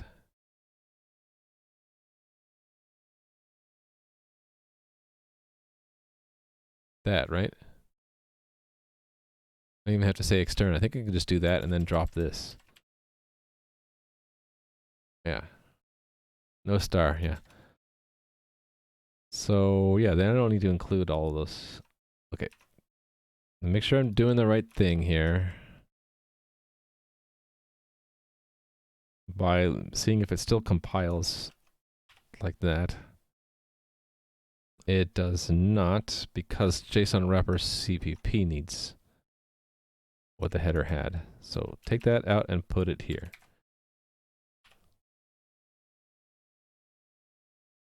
Okay, cool. Because I really don't want these header dependencies at the header level. Okay, so let's require that and then do the same thing. Have a struct or at this point, and then where there's the link thing, make that something that this can call. I mean, something we can call for our own components. Where are my methods?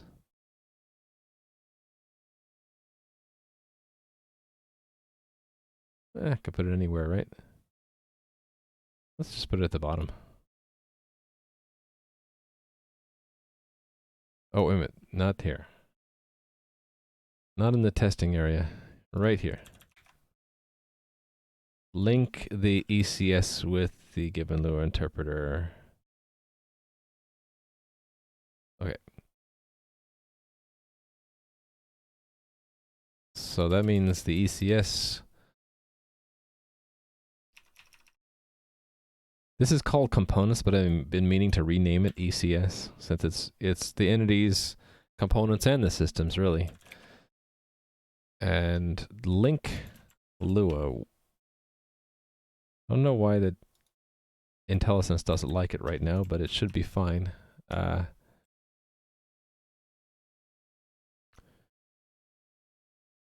Get script host goes right under there. New meta table game. Well, no, I don't need a meta table, do I? Oh no, I do need a meta table called game. And there's a global called game.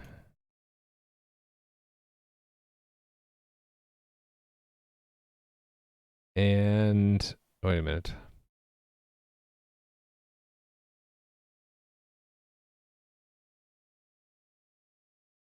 I definitely don't need a constructor.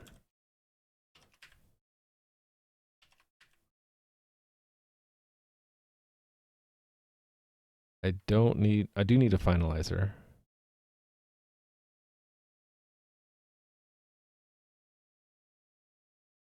Okay, these are all off.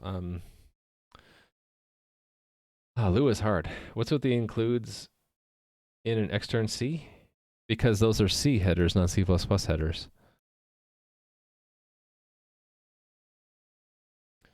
So if you didn't have extern C, it would evaluate these headers as if they were C++. Since Lua is pure C, it doesn't have any if def C++ in there, so it wouldn't link properly because all of these would end up being what's the term? Jalmega knows. Mangled. The names would all get mangled because the linker would assume that the compiler would assume that it needs to tell the linker to look up C++ functions with these names and not C functions. So extern C basically tells the C++ compiler that all of these definitions should be interpreted as C and not C++. So then it would give the linker the correct instructions to find these functions because their implementation is C code, not C++. So it's actually kind of like a shorthand. You could do extern C in front of every single one of these functions, and they would do the equivalent. Yeah, Lua doesn't have the ifdef C++ guard at all. It's completely missing. The only guard they have is the multiple includes guard. Unless it's buried in here somewhere. I mean, I don't think it's here. No. Yep. Okay, so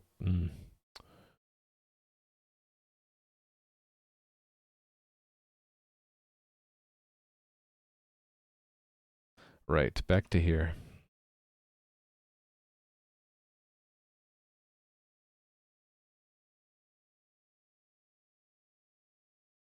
These two are just to make the meta table available as a global, but that's actually not what I want.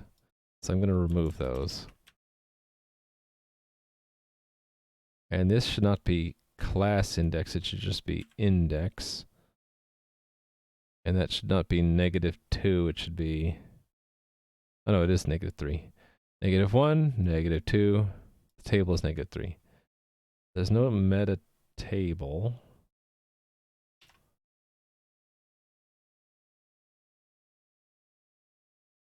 And at the end I wanted not...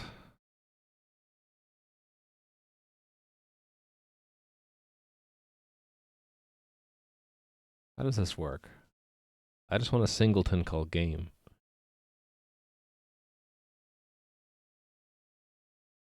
I think I made... Okay, I need to do the same thing that like this does in its constructor. Constructor, where art thou? Right, I need to make a new user data. Oh, no, I don't need to do that at all. It's not for this one to do. It just pops. Yeah, so we're fine. And I need to make the right functions. Let's see. Let's just do index and finalizer. And these are out of order. Let me put these in the right order.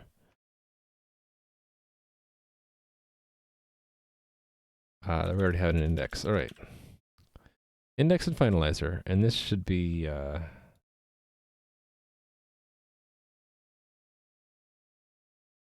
hold on. This should be the address of impl. Finalizer and index. So that means I need to have those declared in here. It'd be funny trying to figure out why it couldn't find the function when you're looking for C++ mangled functions. I mean, that's happened to me before, and so if I saw it again, I'd be like, oh, it's probably it's a C++ mismatch.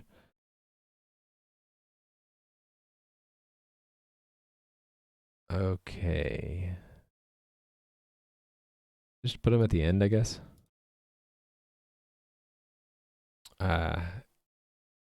Index Lua state static. Let's just declare them, make sure that it builds. So this will be finalizer.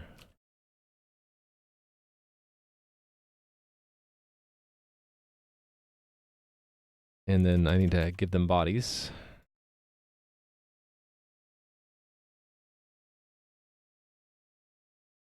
Oh, hold on. Where am I?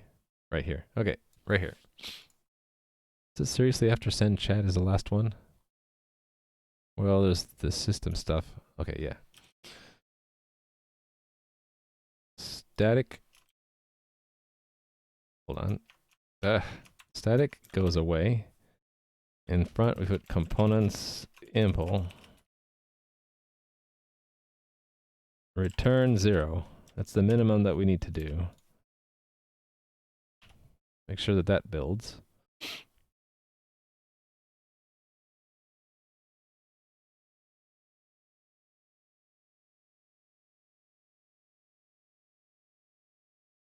And for completeness, I'm going to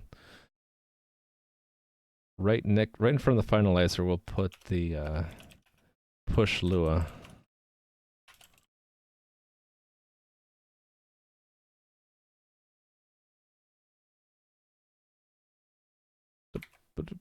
Push Lua, and let me copy from here.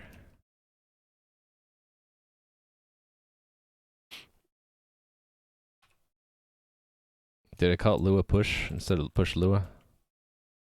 Okay, well this will work. Maybe not. Where? Let's just go back to Iron Glove.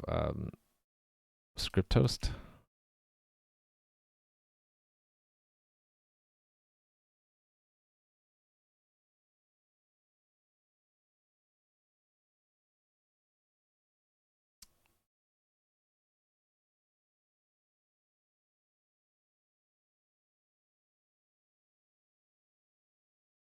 Oh, okay, where was it?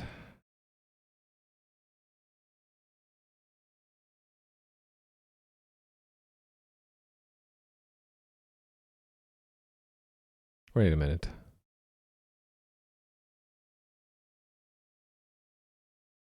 There are two different files. Okay, fine. I'm just getting confused. Well, there's what I need for the finalizer. Let's just copy. Yeah, it's a shared point. It's through shared pointers, right? No, wait a minute. The lifetime of the Lua interpreter is just as long, so I don't need to do. It doesn't need to be a shared pointer. Hey there, Tim. How are you doing? My turtles are fine. How are your turtles doing? You guys should check out Tim's channel if you haven't seen it before.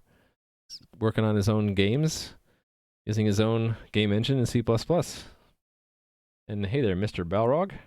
How are you doing?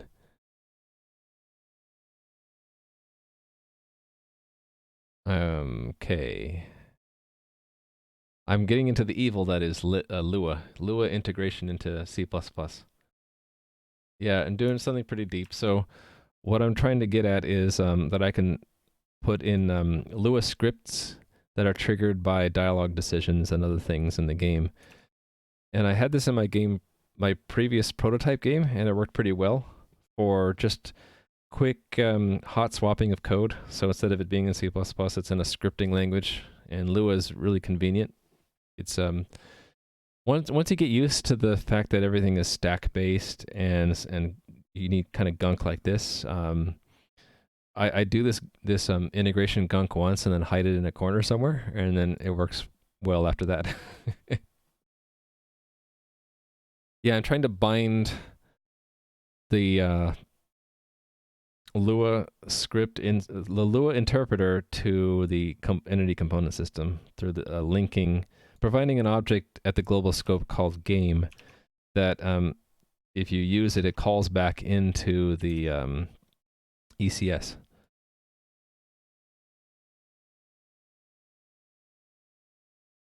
I just forget where this stuff was. All right. Okay, yeah, I was gonna... Do I need this? I don't need a finalizer because it's not gonna hold a shared pointer at all, is it?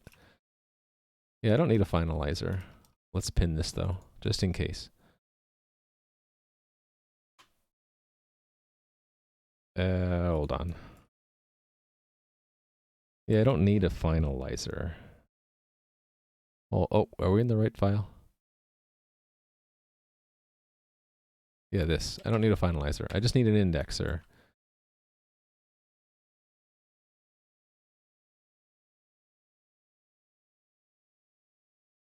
In the meta table. Yes. Why doesn't it like that line? Anyway, I know I'm screwing stuff up here. That's okay.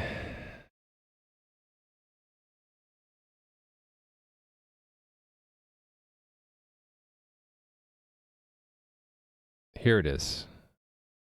Yes. I want that there, but I'm not going to create something new. It's just going to be a existing pointer. Size of the pointer. I don't need to do placement new. It's just that equals this. No, that's right. It has to be a double pointer.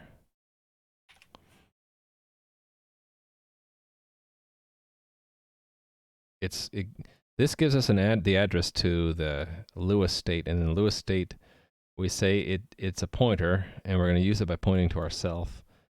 Set the meta table, and this is game. Hiding messes is always good, yeah. Don't put your idols on a pedestal, they're all humans. Elon Musk said Chomsky. I don't know what Chomsky is. Well, you have to realize Elon Musk is an eccentric, so he'll sometimes say really strange things that might offend people. And he also does strange things. It's like, as a society, do we benefit more than we lose by having him around? Probably. Maybe just we have to learn how to work with him, how to teach him if we can. It's a linguist, I see. We don't need a finalizer. I just want to see, can we get here?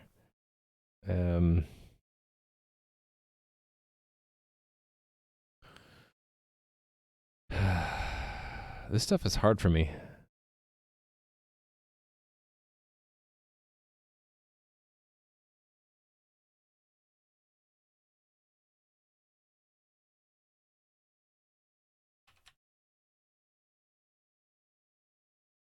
There we go.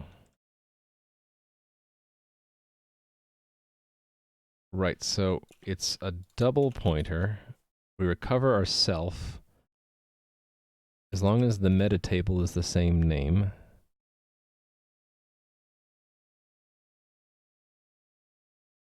And then I want to say if, well, we need to get the field name. If field name is chat,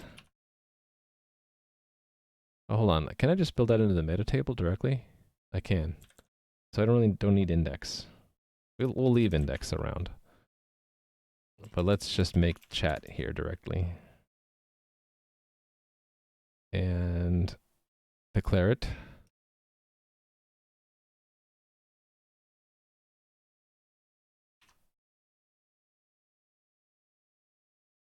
All right, the fields of chat are, it's a string, integer string. So this is chat type.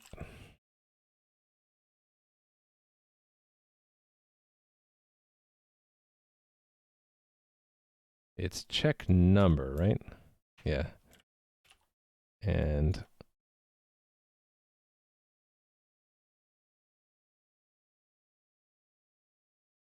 chat line. Okay, and then and I'll end up doing a self feedback delegate. And why copy when you can get from somewhere else? I want to just get it from here. Chat.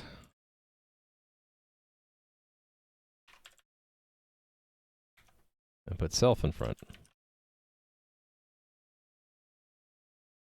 Okay, and the player is... Okay, I didn't give these names correct. This is player ID. Player ID. Chat line. Chat type. And we're done. We're done with that. I need to pull in chat. Is this how it's done? You just do that? I don't remember. It's been like several months.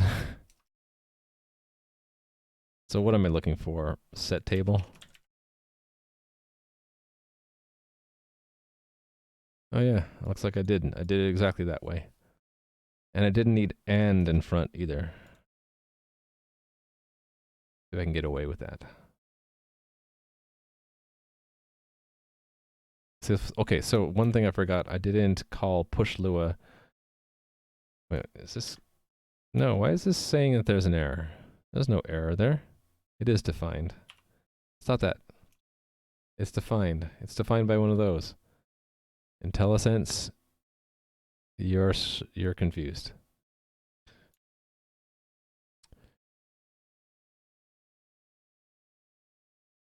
Push Lua.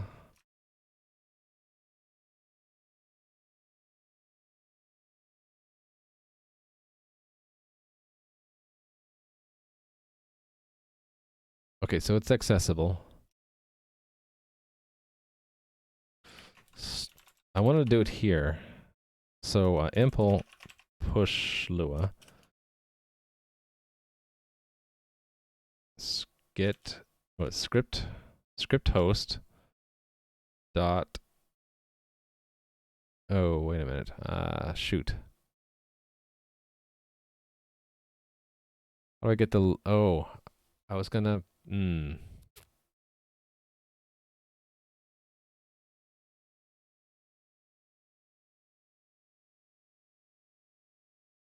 I need to make a method, a script host that takes our object, I guess.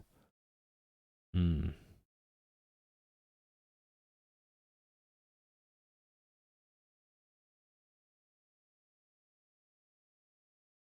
could turn it around though. I could have it allow us to call a C function.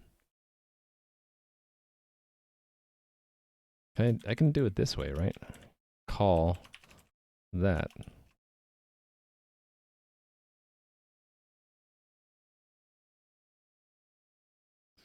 Hold on, but this has context in it. Oh, now it's really confused. I need to stop and think for a second. Oh, the -3? Yeah, it's Lewis stack notation. It means like the third thing on the stack.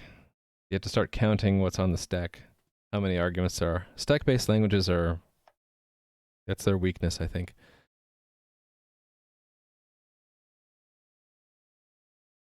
You really only have to deal with those in the integration layer between Lua and whatever you're embedding it in. When you write the Lua, you don't really have to worry about stack indices. Pay me to write code. No time to think.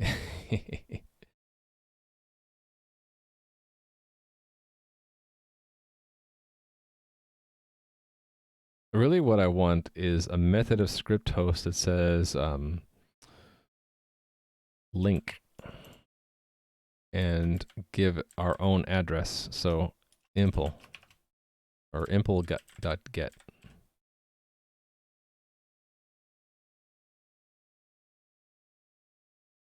I suppose when we stop, we should unlink also, right? Does it matter? It won't get executed anyway.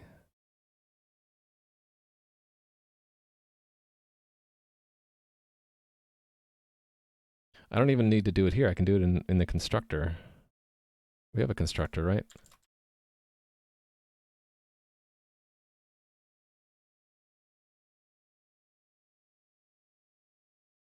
Actually, it would be best to do it in the impulse constructor if I have one.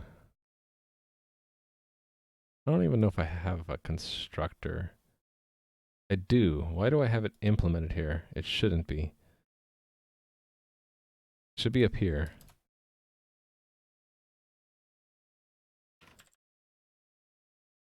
This should do this.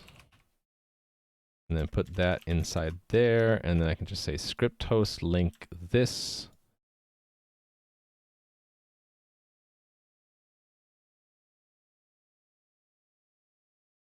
And then just declare it. And let's do the right thing here. This is the default constructor of the structure. All right, so link. Link. Link.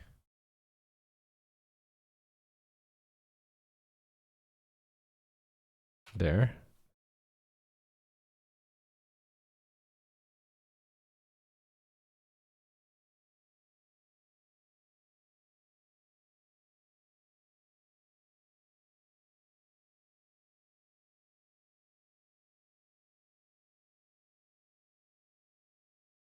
It needs to do a callback.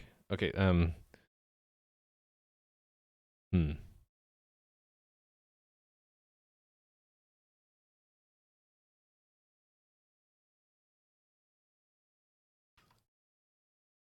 Shouldn't be called link then.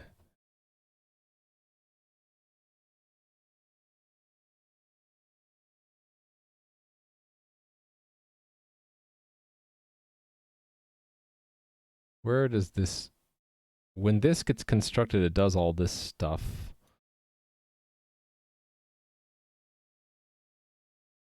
And this is the wrong place for chat, by the way.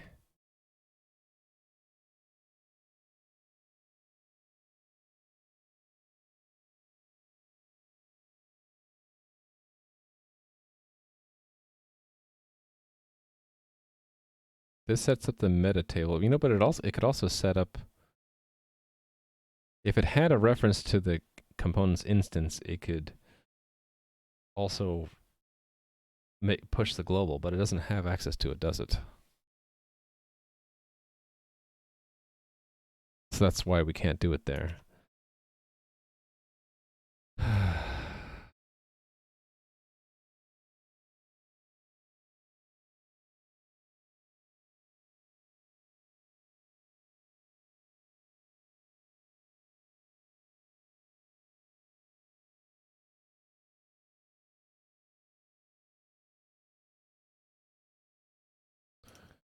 Yes. This doesn't have access to components impl. We just do it indirectly. So something like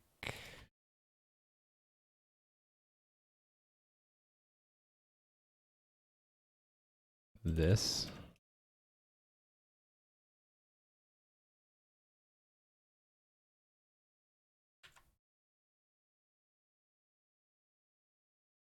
And then, sorry, I'm jumping around a lot.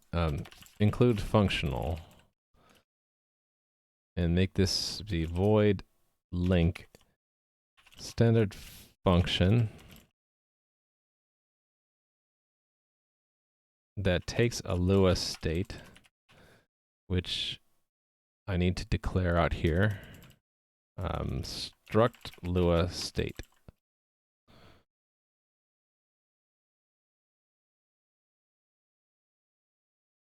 This is called delegate.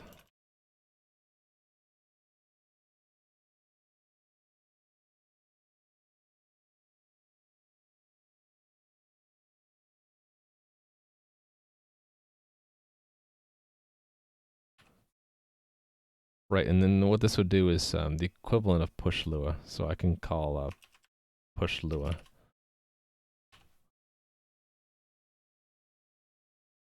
Actually, can I just... No, I need to capture this to use it. Right, that's important. Okay, so let's implement this.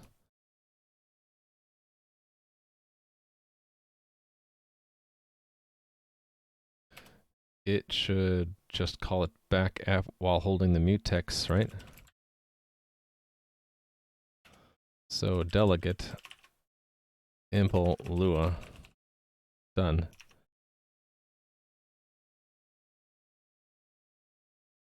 This will set it... Okay, that sets the meta table. Okay, it has to push it and then set it as a global. Lua game. All right. Then through a roundabout magic, it should, because we already have set up the meta table for chat, it'll end up here, and it should just work through magic. I have no idea if this is gonna work. Probably gonna crash and burn horribly. I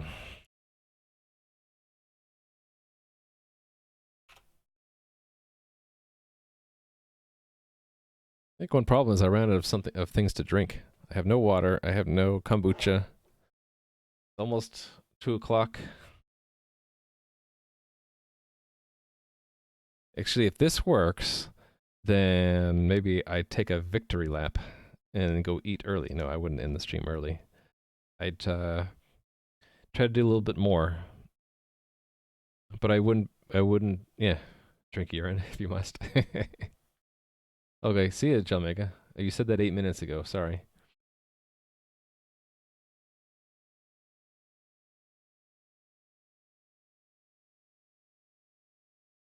If this works to start my 24-hour stream, yeah, right.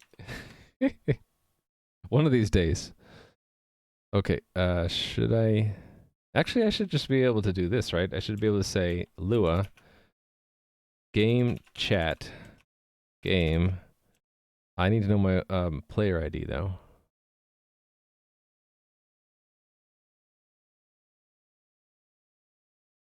I know the player ID, don't I? Isn't it just one? Hello? Nil value. Okay, well, let's say return game. It is user data. So what if I do Lua return game dot chat? Invalid JSON. Because it's a function?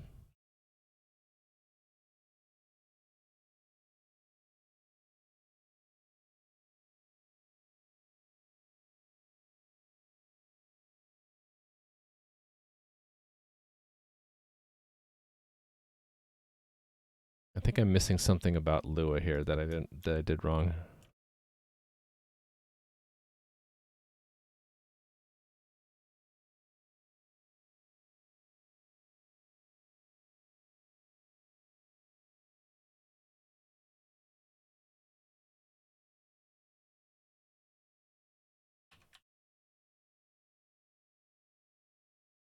Oh, where was it?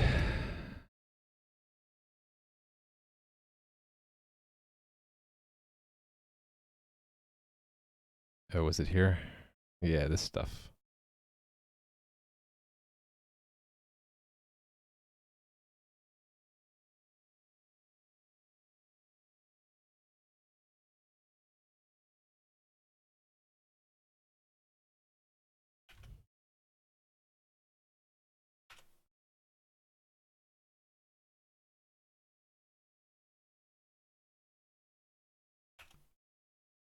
It's nil. Okay, it's coming back as nil.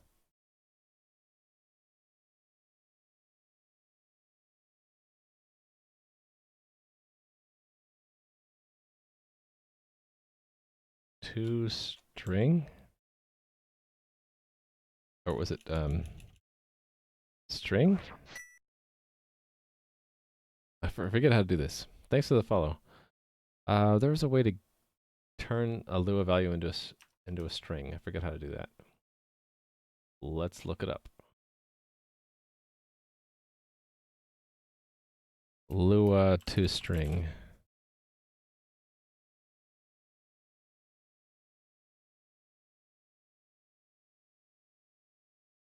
It's just to string. Okay.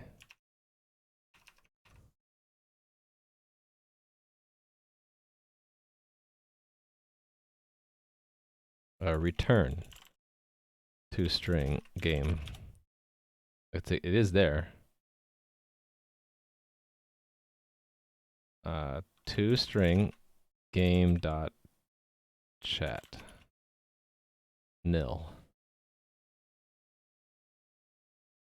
So the meta table isn't working then. Oh, did I even set the meta table correctly? Hold on. I might have. No, I did set meta table. Right, because that's why it says game in the first place. Did I not give the right name for the meta table? I called it game. All right. Maybe I'm doing this wrong. It might be going to index and not picking that out.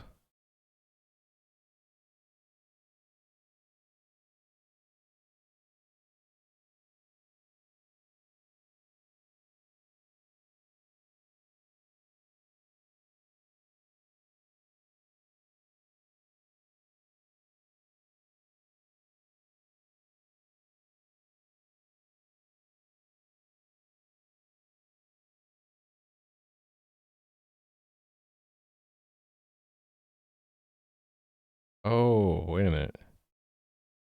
Is this raw get?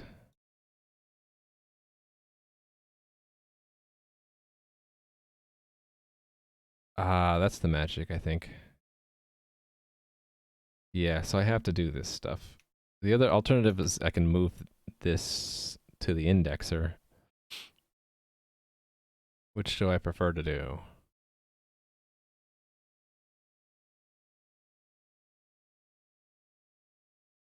I just move this to the indexer. So, indexer, if field name is chat, then push the C function, return 1.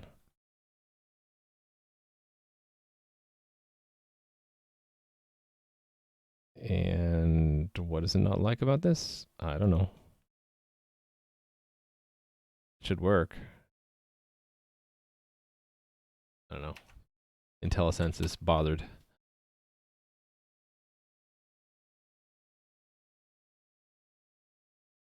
Excuse me.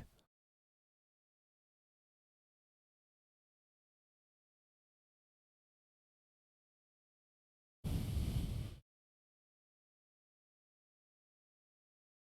thought there was a way you could set it up all. Okay, I mean, this is like it's like pass-through. It says if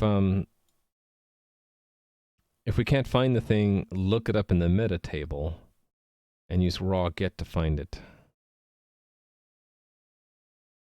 That was only so I can make it make this a combination of meta methods, and then the meta table it doubles as a direct lookup. Yeah. Anyway, let's try this again. Lua to string, or return to string game. All right. Game.chat. Okay, cool. So let's try chat then. Game chat. Game one. Hello. That's fine. It returns invalid JSON, but it should have. Oh, there we go. Hello. Why did it do that? 2.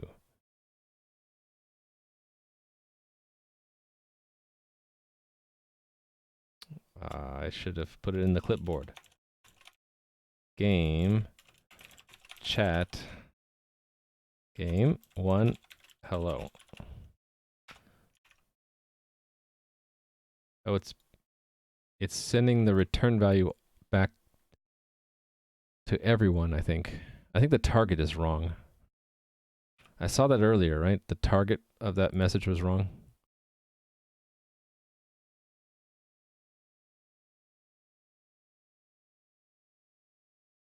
Yeah, the target was a space character.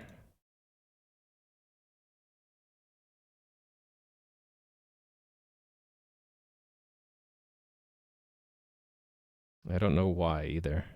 It should have been directed just to that player. Anyway, I'll fix that later. The thing is that I should be able to talk to Bob and ask him about being a guard.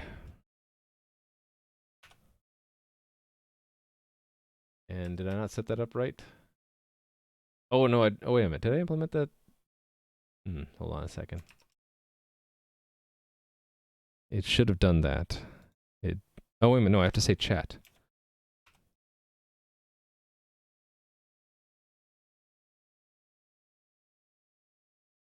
Player 523? What? It got the player number wildly wrong. Okay. Interesting. Oh, that's the player's entity number. Shoot. That is the correct. So it's in the execution of this of chat actually. So it's this guy. So this is not the player ID. This is the player entity. To get the player ID from the player entity, we have to look it up. So const auto player equals get entity component of type player. Wait a minute, can I not call that?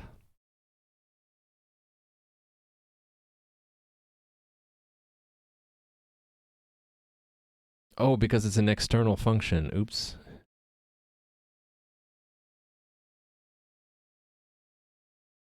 Where is that? Get entity.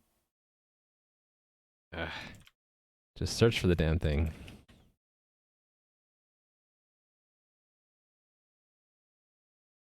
Yeah, I need to push these down one level. Or alternatively, it can be not an impl method, but an outer method. Really want it to be an impl method. Okay, so, how am I gonna fix this for now? Clean it up later.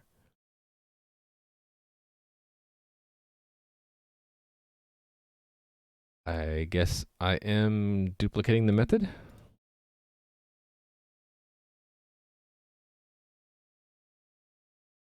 No, I'm moving the method. Okay, so let's say. Oh, but it doesn't need to be returned. Okay, so doesn't need to be returned a copy, right?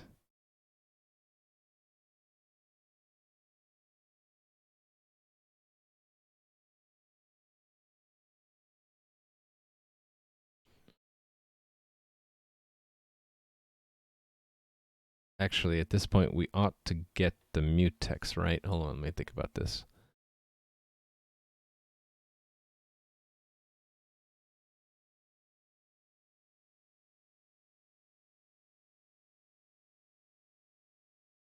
Yeah, we could be invoking this in a roundabout way.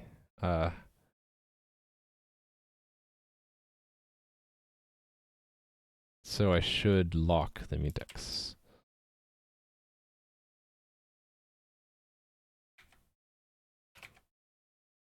Self.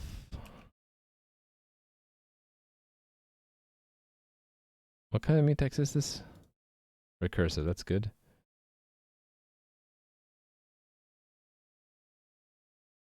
Okay, anyway, player entity. This doesn't exist yet.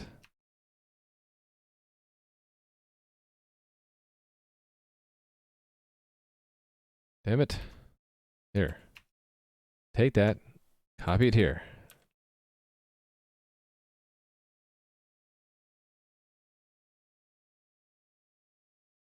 Wait, what does this send chat do?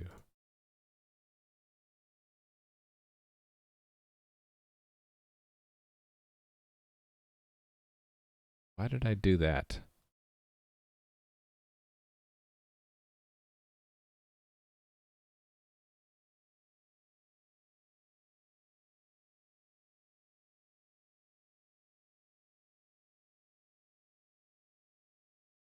What?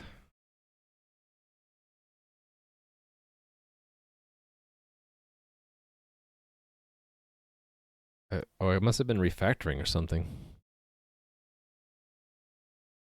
I think I think I have this in a bunch of other places and they don't go through here. In fact, this didn't. Yeah, this is chatting to the whole game anyway. I think this is obsolete or something. Yeah, anyway, not get distracted.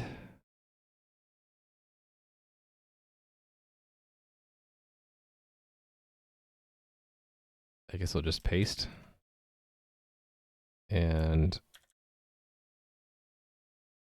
this will be an internal method, right? So I can do that.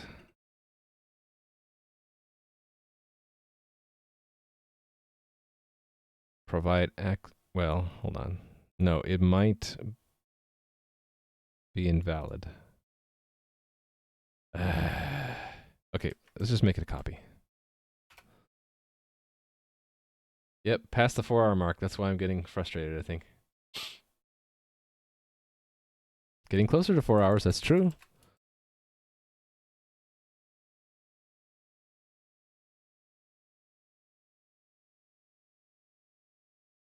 I just want to get this to work.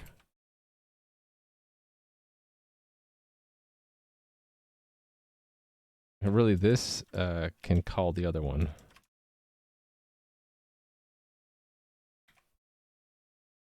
I just don't need impl in front.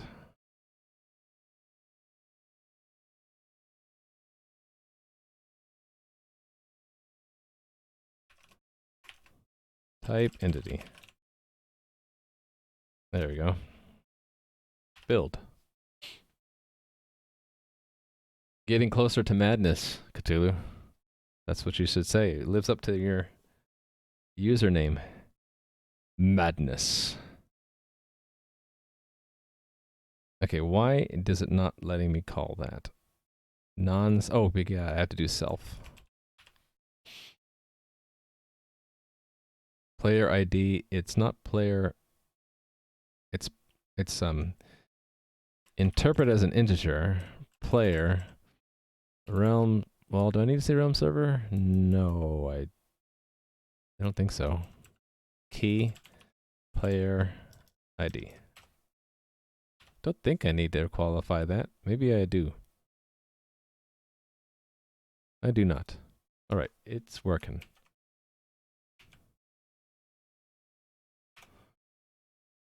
Yes. Yes. Closer to madness. Closer to madness. You play with madness? I suppose if you're Cthulhu, you can play with madness.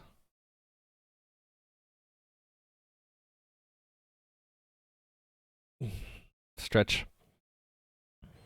Yeah, I should end the stream soon. Get something to eat.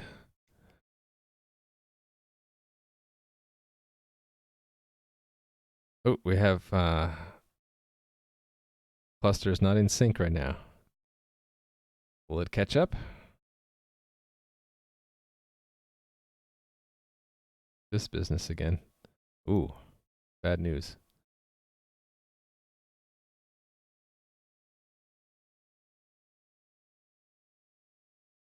Okay, forget it. So stage, delete, journal,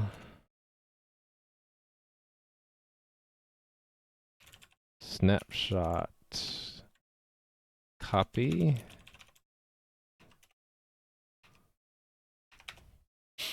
One of these days I'll make a script that does that.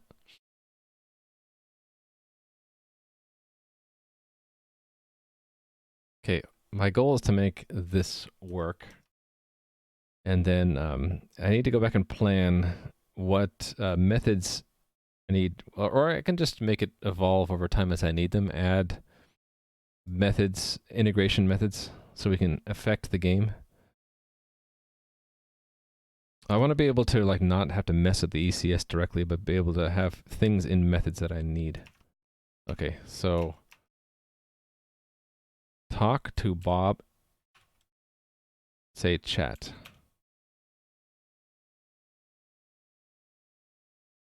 It has no requirement, but it didn't do anything.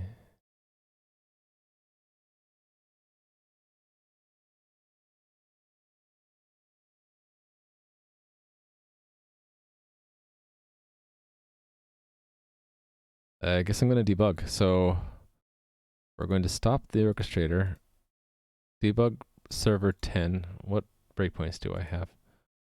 Turn off the breakpoints. Go to server 10. I want to see what happens when I get to here.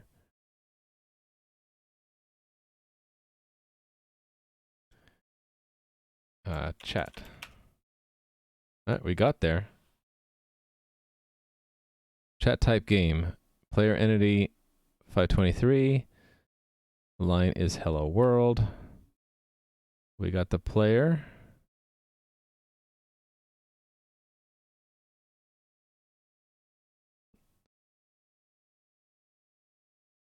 That should have sent the feedback, so why didn't it? Let's trace that back. I think it's here where I do set feedback. Maybe not. Here? Here it is. On ECS feedback. Here. Go here.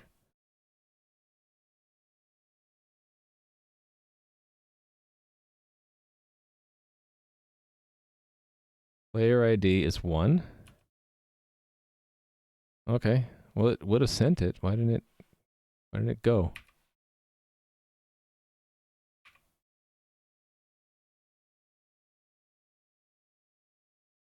Oh, maybe it is.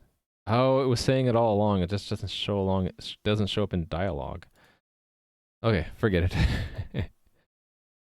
It's working. Let's remove the breakpoint. Stop debugging, and then I'll restart the orchestrator. All right.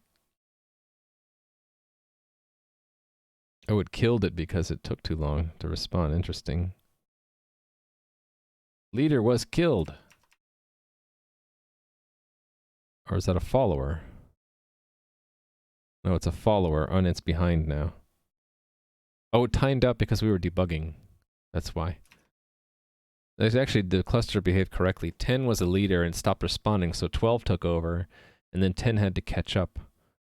And it's caught up now. All right. So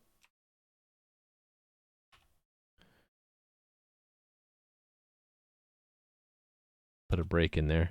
Talk. Chat. Oops. Talk. Wait a minute, I can't talk to him? What? Why can't I move?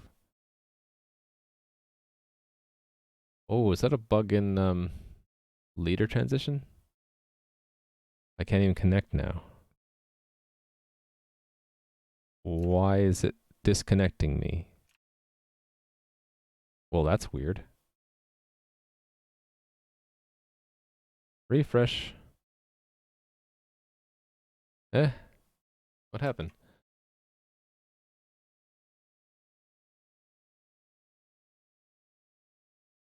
Uh-oh.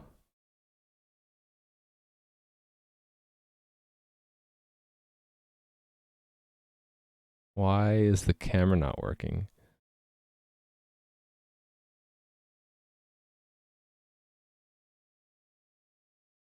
There are no tile sets in the game. Why not? Okay. Is the game corrupted? Is that what's going on? Stop the game.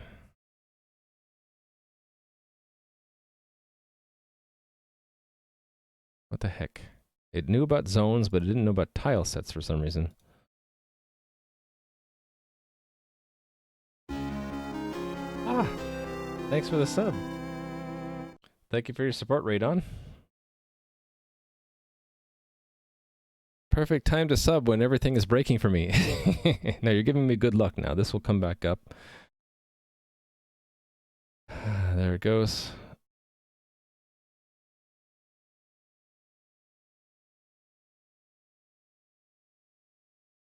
Caught up. Okay.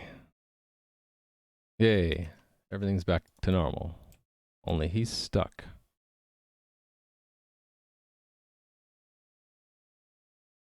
What the heck is going on here? Oh, it's still trying to update server 10. That's why. So this is slow. Okay. Anyway, chat says hello world. Bye. Okay, cool. So that means the basic mechanics are working now in scripts. So I can add, if I add more methods or if I write scripts, I can invoke them from here. Okay, we're on the right track. I think I'll continue working on this tomorrow. So you got to get going playing with Skizzers? Okay, see ya. I'm about to end anyway, I think. I need to get some food in me because I think I was starting to make stupid mistakes here. Let me just review the git commit. See if I made any stupid mistakes here. Okay, that's a good change to decouple Lua from the JSON wrapper. So I want that in by itself, along with this change, right? Yes. So decouple JSON wrapper API from Lua. All right, and then this is adding scripts. And okay, let's do one at a time. Let's add the script event type first.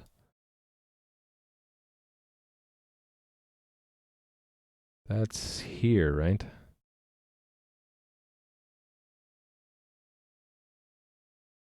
Okay, I'm not reporting errors yet, but it will actually execute them. But to do that, I need components, target player, and so all of these changes go together, including the target. We need the target as well. So I do need other changes. These changes all tie together. Yep, they all tie together. That's a necessary change. Yeah, all of these are tied together, unfortunately.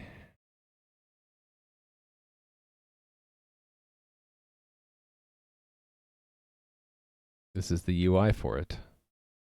Well, I can make that a separate check-in. Actually, if I don't make that a separate check-in, it can crash because it doesn't see that. So let's pull that in.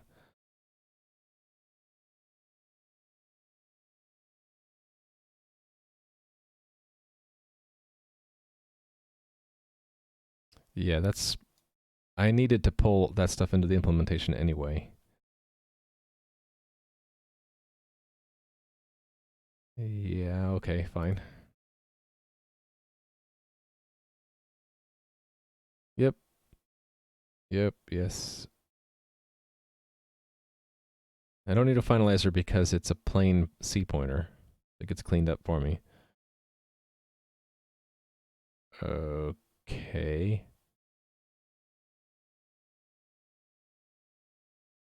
Yeah, all right. Link in the CS. I just don't, this doesn't feel quite right. I don't know how to make that better. Right, let's add the player. Oh, I didn't add the target. I'll have to add that later. Add it when I need it. This should be its own check-in. That's a security problem. Yep. Okay, I'm missing a comment there. I really want to have that. So we'll say that this is invoke the given delegate function in the context of the Lua interpreter. This is the function to call, passing the Lua interpreter instance as an argument. That's literally what that function is for. All right, so this is work in progress, integrating scripting into the game. So add script dialog event type, which invokes the Lua interpreter when executed. Passing the,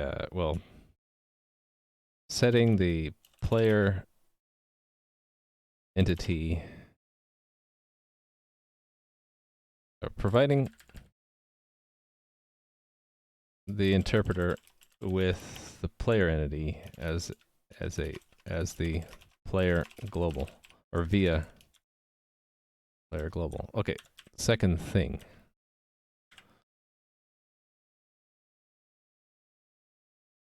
All right, so add target entity to add dialog target entity to player component to track which NPC or other entity the player is is involved with the dialogue.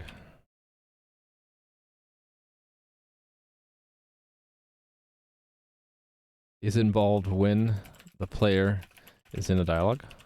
All right, that sounds good to me.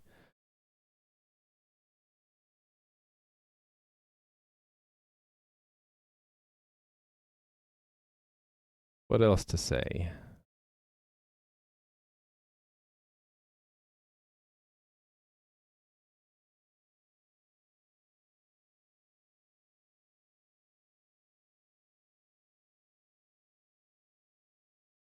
Okay, move body of get entity component type, right? Component of type into components impl. Add chat Lua method of Lua game method.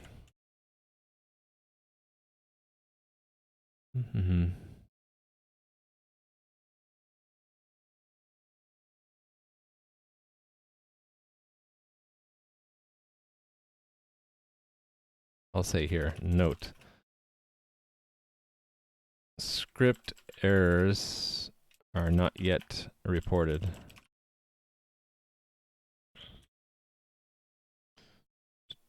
Trigger, okay. That goes with, okay, we'll just check this in. This was a security problem, so this is restrict Lua command to GM only. All right. So I'm going to come back at this tomorrow. Maybe, hopefully, work a little bit off stream today to clean this up. And what I'd really like to get to is to actually do something useful in this script. Like, what did I have here? I had something else in here I was working on. Oh, did I remove it already? Oh, I don't remember what it was. That you could ask the guard, you could ask Bob for a sword and he would hand you one. That would be cool if I could add that. So I have to integrate this script with the ECS a little bit more. So the scripts have to be able to make changes to the ECS or request changes be made. And also we need to be able to like search through the player's inventory to see if they have space or if they already have an item or they don't have an item, that kind of thing. I'll probably work more on that tomorrow and or clean up the work I was doing today. So, and I'm only going to be, the rest of the week, it's just going to be tomorrow because I'm off Wednesday, Thursday, and Friday. So streaming tomorrow, normal schedule. That's 10 a.m. to 2 p.m. Pacific, 1700 hours UTC. And then I'm off Wednesday, Thursday, Friday. I'll be back the following Monday.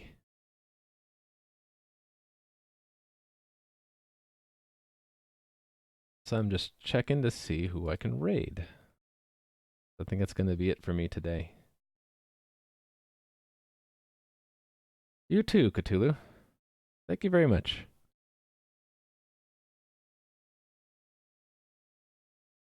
Oh, Kerosene's going. Pocket Watch, he raided me a while ago. I mean, I raided him back though, right? Who haven't I raided in a while? See you, Toulouse.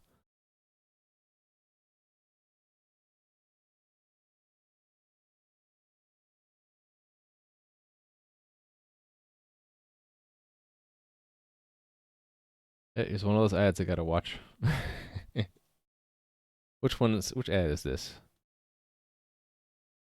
It's interesting when you turn audio off, you don't really know what the ads are about a lot of the time. Oh, this is for the Final Fantasy game.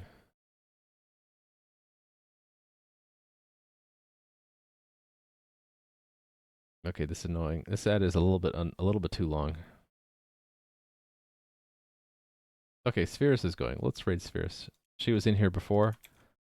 She's a Unity game dev, and I'm not sure what part of her game she's working on right now. She's looking at her task list, it looks like. So we'll go say hi. I will see you guys tomorrow. So until then, have a great day, and thanks again. Bye.